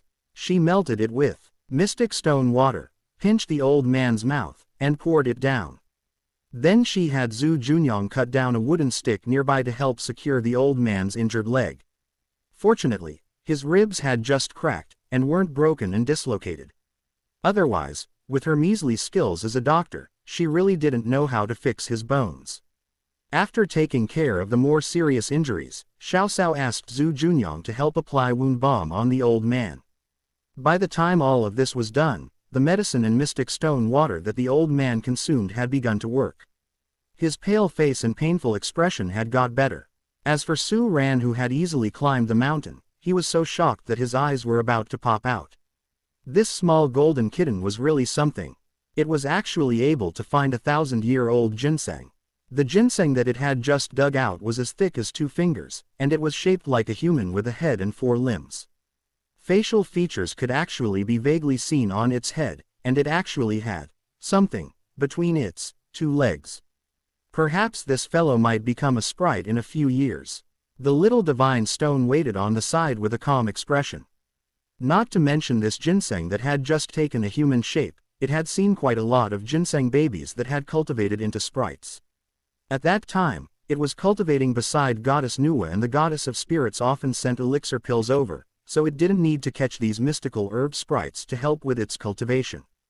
If there was a ginseng baby right now, it could help it recover decades of cultivation. It would definitely catch and eat it without hesitation. Unfortunately, the spiritual energy in this dimension was too sparse. To have the possibility of taking human form, it would have to be situated in an exceptional location and absorb the essences of the world for 10,000s of years. After all, the cultivation of plants was much more difficult than animals. While it was regretting that it didn't catch and save up some ginseng babies in the past, it didn't notice that it was being coveted by others. Su Ran's eyes, which were as deep as a pool of water, stared fixedly at the arrogant-looking golden kitten in front of him as he calculated his chance of winning against this evil creature. It wasn't that he wanted to take it as his own, but instead he wanted to subdue it with force to gain its approval and occasionally instruct it to work for him. As if it had sensed his intention, the golden kitten turned around and looked at him with obvious contempt. It seemed to be saying, if you want to subdue this divine stone, you need to cultivate for 5,000 years first. However, with the little spiritual energy in this world, it would be difficult for even the most talented cultivators to reach the next level of cultivation. Before the cultivator had even gotten a breakthrough, he would have already exhausted all his life force and gone to meet the king of hell. Su Ran pondered for a moment and felt that he had a low chance of winning. He didn't know about the other aspects, but he was taken by surprise with the golden kitten's appalling speed. One with strength could take on 10 people, but one with speed could defeat 10 strong men. Therefore, it was indeed quite tricky. He wrapped the human-shaped ginseng with a silk handkerchief and held it carefully in his hands. He relaxed his body and used a few rocks as a point of leverage to gently drift down the towering cliff. End of chapter 590. See you in the next chapter. Thank you.